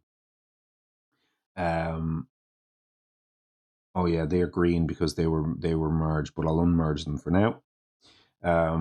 That's going to happen at the end of the turn anyway.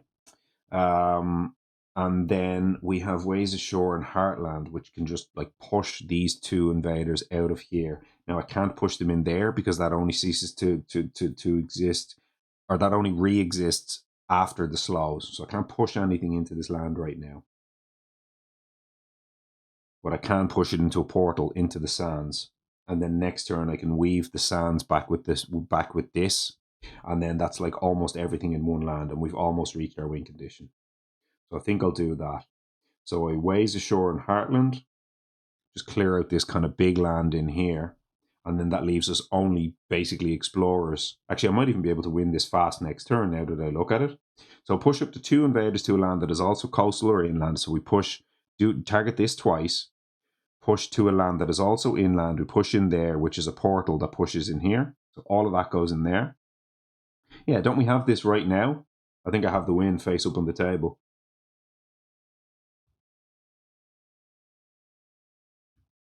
I think we might have done it. Get rid of that. Twilight Fog. Oh, as long as we have enough energy. No, I don't have the energy, do I? I probably don't have the energy, but if I do a reclaim loop on Gift and Aegis Connection, I probably do.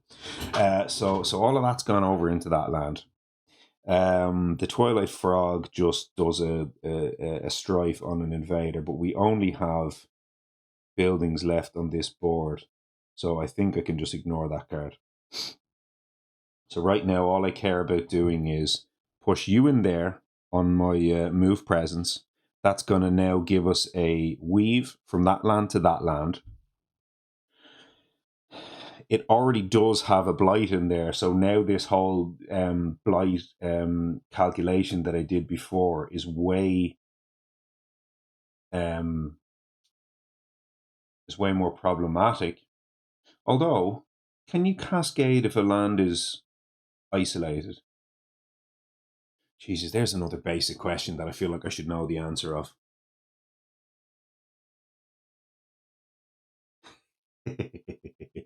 What's the wording of cascade? So say if possible on cascading. Oh, let me look this up here, because this might matter. It probably won't. The game is over, I think. But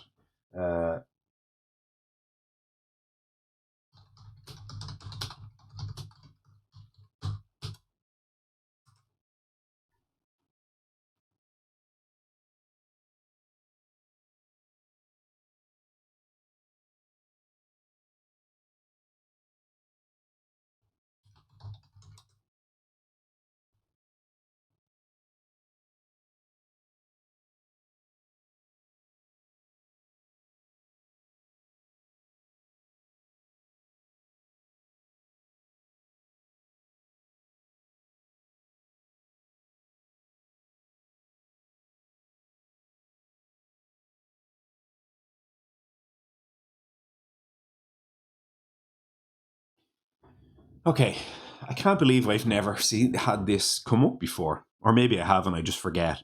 So isolate will not stop blight cascading. Thematically, it's like isolate is supposed to like stop invaders from exploring and moving around and all that kind of stuff, but it doesn't. It doesn't prevent like the ecosystem being damaged or whatever. So okay, so essentially what we're saying here is next turn, provided I have enough energy, which I said I can probably get away with if I do the Gift and Aegis connection. So I think I'll be okay on the energy side of things. And I'll be able to unlock one element here. So that'll give me my sun that I talked about. So I'll also definitely have the drought online. So really, I just need to make sure that I can go weave and then drought 3 times. That's 7 energy. I can go 2 plus 3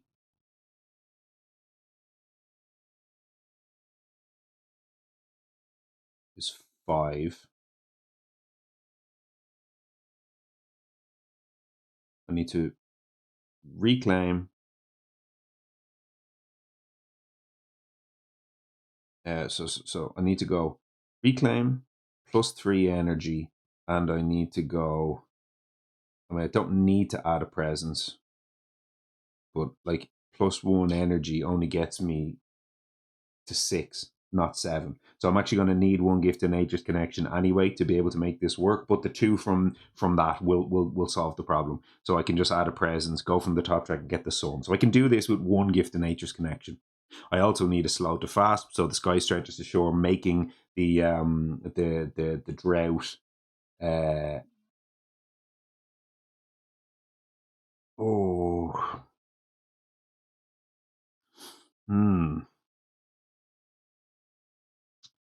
Now that I look at that,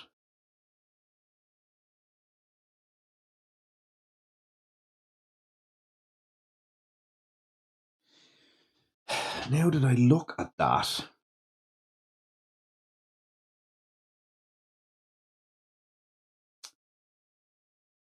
slip, picking it up and putting it back down will not work with sky stretches. Sky stretches will only do it once. This turn, target's parent may use 1 power as if it were fast, but I'm pretty sure if I pick that up and play it again, that's considered a different power, so that won't work with drought. So what I need to be able to do here is I need to be able to play drought, then I need to slip twice with fractured and do full slips both times. However, with fractured, I'm going to be reclaiming, gaining 2 time. So now I'll have 3 instead of 2. And if I have 3 time, that gives me 3 slips. First one to myself, second one to Starlight, third one to Starlight. So slipping myself now will give me the full thing. So if I have the full thing, all I need to do in this case is reclaim Gift of Nature's Connection. It's the only thing I need. Gift of Nature's Connection for 2 energy. That gives me everything I need on Starlight side, and then the 2 total slips will be play drought once, resolve it fast, pick it up, play it. Okay, so in my mind, oh no. Oh yeah, the sky stretches is going to matter. It is going to matter. This is amazing. I'm pretty sure the sky stretches is going to matter here, and it's only going to be 1 slow to fast, but that's enough. So at that point again, I know I'm still at the end of the turn here, but I didn't use this Twilight Fog, but I don't need it. I'm just confirming that I don't need it. So what I'll be doing in this case is I will be weaving these 2 lands together. That's going to go drought. I'm going to ignore the rest of the text on drought, and all I'm going to care about is 1 damage to each building. And of course, I have to do add the blight. So add a blight will immediately cascade. So where can I cascade now is the question. So I suppose because I've got a portal next door, I can just keep cascading to lands that don't matter, right? So I can go add a blight, cascade in here, and then when it goes, the blight goes in here, just throw it off somewhere else. So I can go cascade 1, 2, 1, 2, 1, 2, and then just throw them to different lands of the board. See, we have it. Twilight Fog, we don't care about you. You're gone. Back in the discard pile. And if I'm not mistaken, we have the beautiful Terror Level 2 victory wrapped up here. Let's confirm it. It's almost Terror Level 1, actually. It's not quite, but it's almost Terror Level 1. It's pretty funny, but yeah. All of that is good to go. All this energy is gone. This has really been quite something, let me tell you. So all of that's discarded. They're gone. The energy is gone.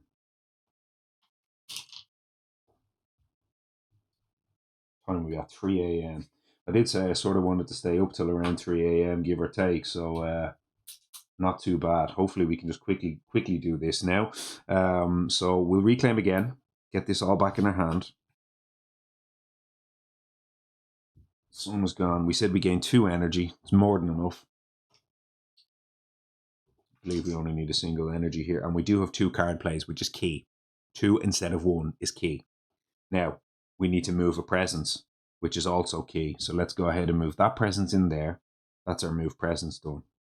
Infinite range. All of that is good to go. 2 card plays, Gift of Nature's Connection, and Sky Stretches to Shore. Not going to need our 8 this turn, but we have some. So, you know, we can just, for the lols, kill a couple of extra invaders, but it's not going to matter. So that's that. Those are the only cards we need on that side of the board. You're less important, Finder, but the 2 cards are key. Now, on this side of the board, we're going to reclaim. We gained our 2 time already. I shortcutted this, but we took from here and then from here. So we're going to go up to 3 time in the bank. We have 1 energy. All we care about are the elements. 1, 2, 3. It's overkill. It's given us 3 air when we don't need 3 air, but that is all good. 1 energy. That's all we need. That gives us our fully online. Oh yeah, sure. I forgot. I was talking about giving myself a slip, but sure, I don't need a slip. So, is there anything I can do to try clear all the rest of the invaders into those 2 lands? No. Oh yeah, sure. Anyway, Drought doesn't kill explorers. A bit say, can I wipe the whole board clean? But no, sure, of course I can't. I can't kill explorers. So that's all we need. You're done on this side of things. Fractured days. Finder, you are done. And then on the side of Starlight, then we said, so that element stays there. That's not going to matter. So we'll add a presence. That's going to go from there. And that is going to give us the sun element we talked about earlier in the game. Then we go +3 and we go reclaim cards. Those two go back in our hand. We take 3 + 2 is 5 energy. 3 + 2, 5 energy.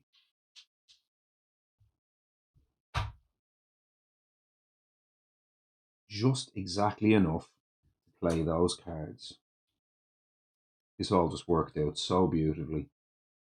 And unless I'm very much mistaken, we play those 2 cards for our 5 energy.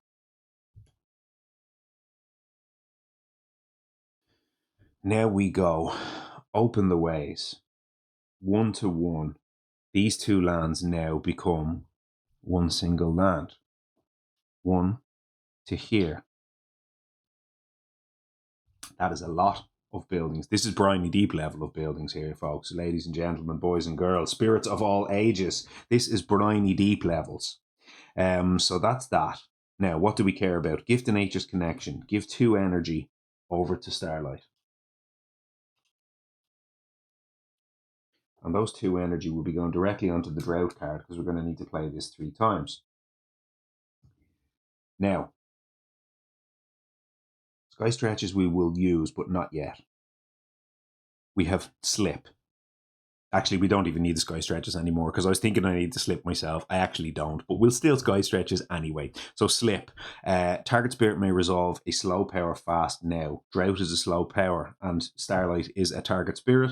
We'll go ahead and we'll resolve Drought.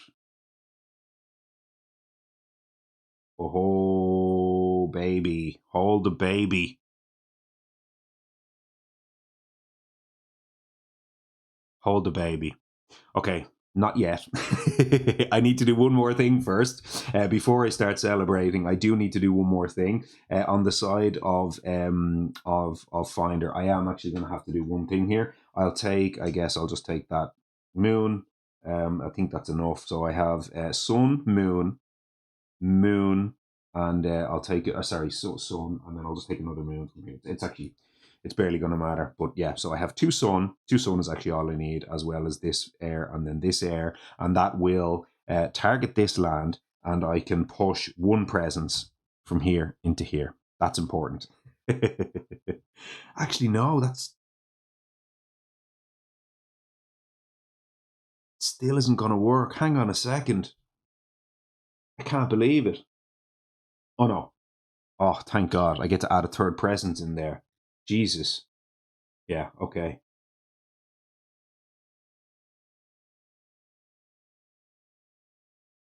No, actually, I didn't need to do that either. So yeah, the 3rd presence isn't relevant. What I could have just done in that case is, instead of push this presence from here to here, I target this land and I push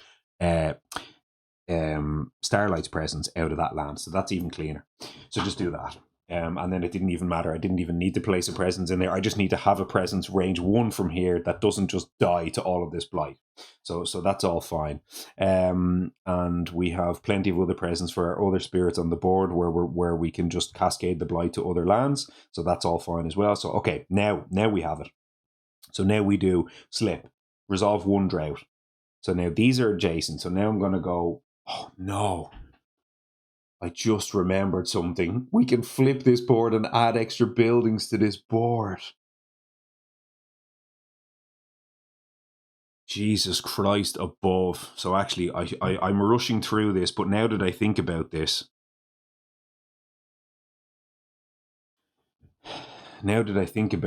if I flip this and it's one of them build in multiple lands or one of those horrible cards, things get quite a bit worse for me here.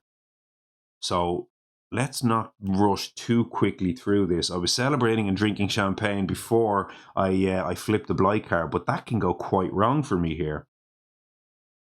So let me think. So I haven't taken an Annie yet. I have to use the Gift of Nature's Connection. So I want to...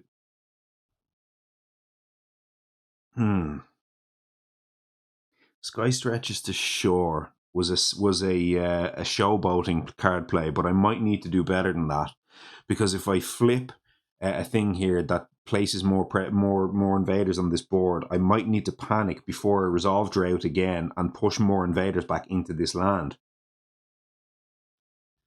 So, realistically, 3/4 of that deck is fine, but maybe a quarter of the deck, or it might be less. But there are cards in there that wreck me here, that is for sure. So I suppose I want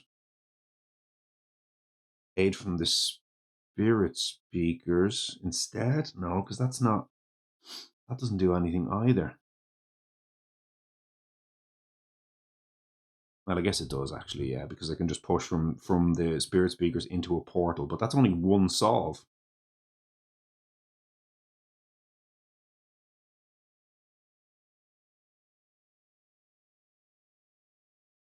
Probably about as good as I'm getting, though, isn't it? So if I do the Spirit Speakers, then that means that I have to use the 3 slips on Starlight. And the way that this was working was resolve Drought once. This is the first slip. Then pick it back up and play it again. Second slip, resolve it the second time, pick it back up, play it. Third slip, resolve it the third time. So 3 slips is enough to resolve Drought 3 times. And if I do it that way, then I could swap the Sky Stretches with the aid from the Spirit Speakers here, and that should be okay. That gives me a chance to maybe like put some invaders in this land or something, and then maybe like push them away. So that might give me 2 solves. Maybe. One with the innate and one with the aid from the Spirit Speakers. So let's not do this, because I need to actually keep... So my third presence did go in there with Starlight. So the first one destroys 1, the second one destroys that, and then the third one destroys the third one. So I still have 1 presence in there each time it destroys 1. So I'll have 3 presence in the land. So I do not have to dedicate my left innate to doing anything with presence here. So right now I'll have off Gift of Nature's Connection. I'll have any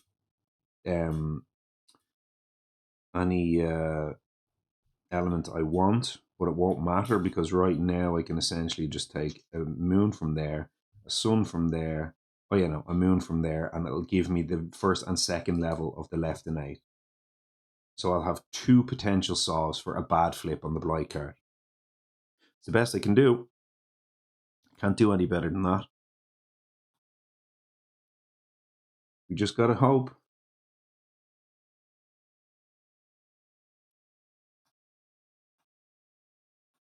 I'm 1 element short of a push on the other innate there, but that's not going to matter. Okay, we just need to hope. If this actually misses, then I don't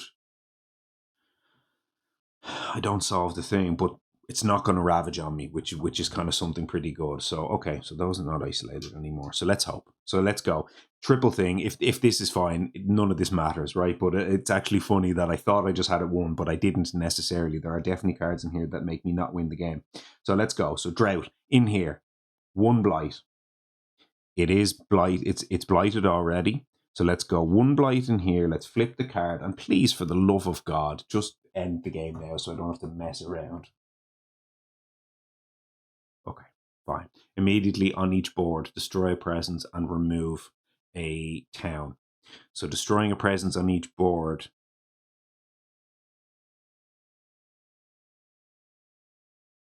You're kidding me.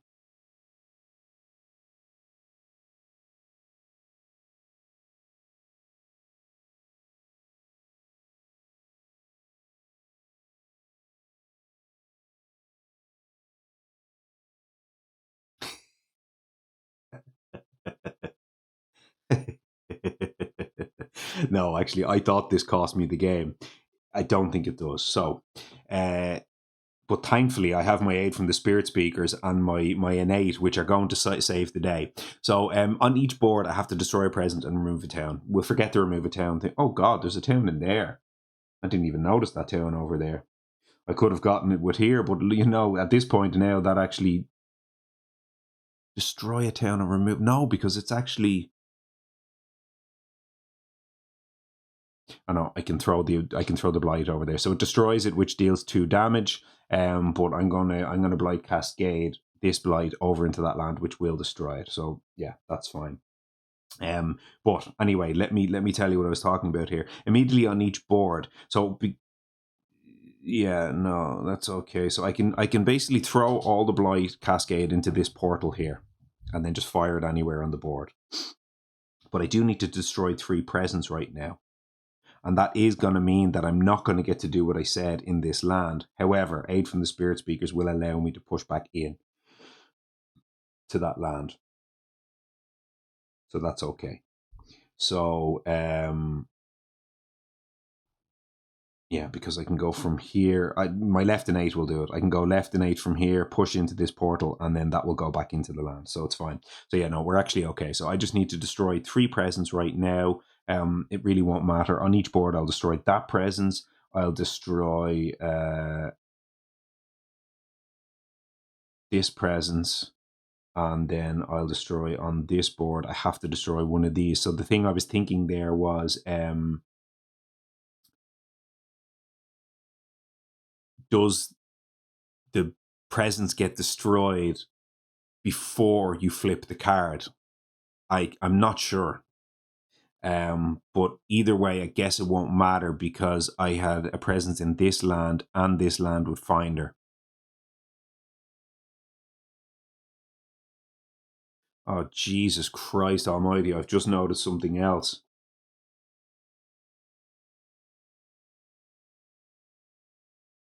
Oh, no. No, it's okay. I was about to say, once my Finder presence gets destroyed and then I try to play Drought again, if my Finder presence aren't in the land, I won't be able to open the ways again. But actually, that's not true because my Weave remains in place. These 2 lands are considered one, even though they will no longer technically be adjacent. They will still be considered one single land. They won't stop being a land just because they're not adjacent anymore. So they're considered the same land. Surely.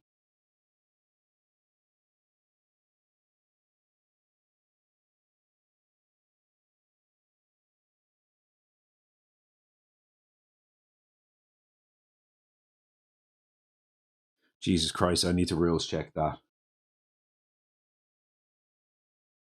No, I don't.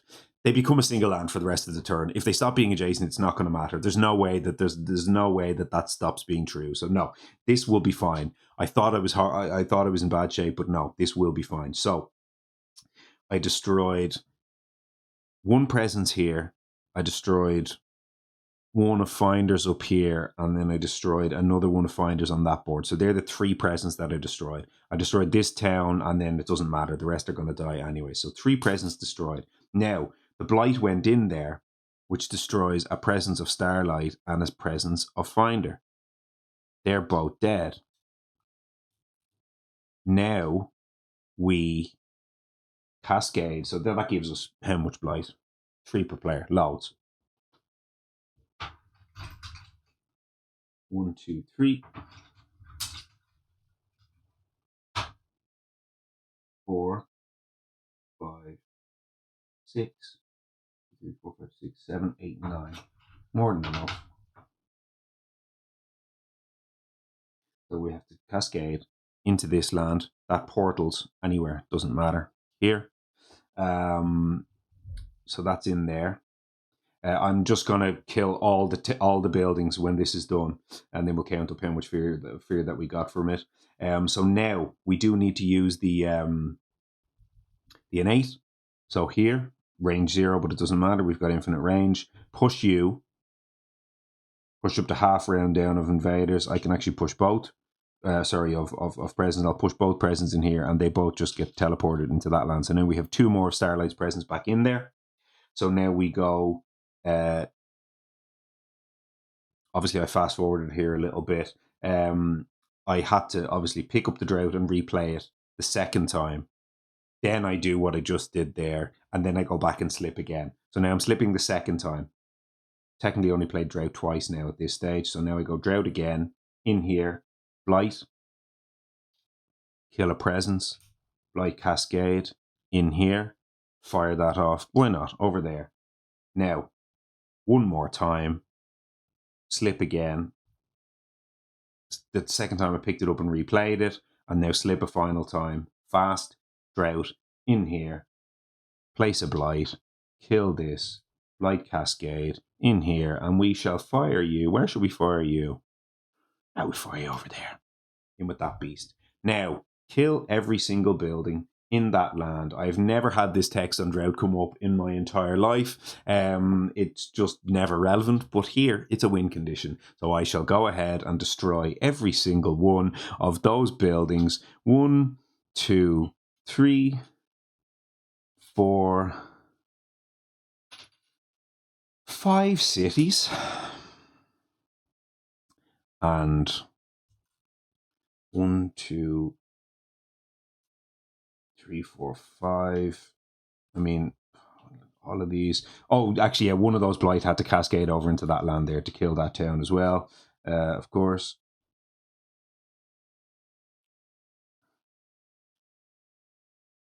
So there's all the towns from that land.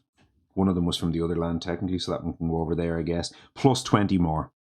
So 20, 2, 4, 6, 8, 10, 12, 14, 16. So 20 plus 16 is 36 towns and 5 cities. 5 cities is 10, so that's 46 fear, which at 12 fear per card, that's 4 cards minus 2. So we'll give back 2, and then we'll add 4 cards. 1, 2, 3, and 4. And that, folks, is the most is the most hard fought game of Spirit Island I have ever played. Oh God. What is that? How long has that been? Jesus Christ above. 2 hours 13. That's on top of, I think, 2 3 hour sessions. That's running over 8 hours for sure. Wow. I feel like I can barely celebrate. That was really quite something. Wow.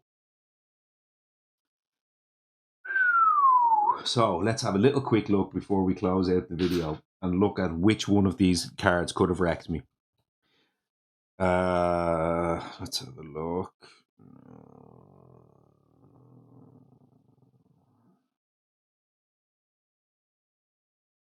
On each board, added a hand to a land with the hand and two cities to the land with the fewest buildings.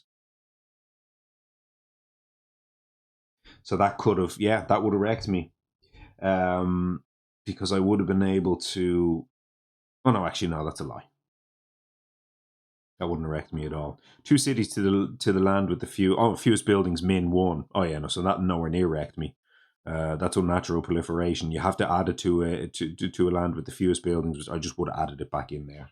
And obviously playing the drought. Oh, actually no, because I played drought once, so that would have wrecked me.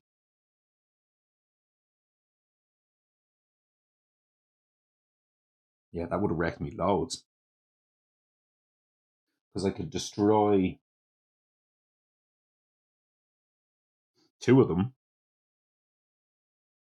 Because you probably have to add it here and here, right? Even though they're technically one land, you probably end up having to add that both times. So that's 2 cities here, 2 cities here. None of them have any damage on them. Drought can destroy 2 of the cities, but not 4 of them. So you end up with 2 cities left over at the end that only have 2 damage on them and not 3. So that actually might have wrecked me. I'd need to rules check myself. But here's the one that actually wrecked me. Thriving communities.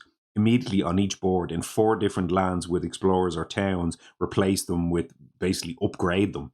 Awful. That would have completely wrecked me. That was the one that I was thinking of. Here's the other one. Thriving crops. On each board, building 3 lands. Also would have wrecked me. So that's 2 cards for sure that wreck me. Immediately. Promising farmlands. On each board, add a town and a city to an inland with no buildings. So that's the other one that I was thinking of. I might be able to solve with Fractured or with Finder by having some push effects to an inland land with no buildings. So actually, what I end up just doing there is I just throw them into portals. Inland lands, actually, yeah, so there, and like there. So yeah, I have 3 portals or whatever. I don't know, maybe 2 portals, something like that. And then maybe a fracture push. But again, the problem here is that's 3 cities and I can only destroy 2 of them. So I think that also gets me. So I think, yeah, I think it was 3 of the cards stopped me winning there, which is pretty funny. But I did not hit one of them. Oh man, I feel out of breath. I feel jaded. I feel I feel broken. God damn it, I feel broken. I'm sure you feel broken if you've sat through that. I bet you feel every bit as broken as I do because that was a slog. A slog. Oh man. I hope, beyond hope, that I have not made a mess of something there. I really do. Oh man. But goddamn, it was that fun. That was incredibly, incredibly fun. Really happy with the bargains, the combos, pushing stuff around, making portals, making all of that work. And then the drought win condition. Drought is a major power. Never let it be said. Never let anyone tell you that drought is not a major power. It's a major power in the minor power deck. Gift of Constancy could not have destroyed those 36 towns and 5 cities. Let me tell you that for free. Gift of Constancy does not deal 72 plus 15, 87 damage. It just doesn't deal 87 damage. Drought does. I've gone mad. I'm yabbering. I'm gibbering. I'm rubbishing. It's 3 in the morning. I need to get to bed. Thank you, beyond thanks, for being here and watching that insanity. It'll be a while before I get a 6 pack of the channel because I cannot subject my viewers to this. But having said that, if you have reached the end of this video and this is something which you enjoy and you would like to see me do again on the channel, please do let me know. Hit the comments, hit the subscribe button, hit the like button. Tell me if this is the type of insanity that you enjoy, because if I have enough people tell me they want to see it, I will probably have to do it. If there's other combos, other spirit combos that you want to see, like this is broken. This is the best spirit trio in the game. This is just insane. This can beat anything. I just beat the hardest ravaging combo adversary in the game, and I never even cast Pizza the Nighttime Sky. I never even played it. Look, it's invisible. Look at it. You can't even see it. Look. Goodbye.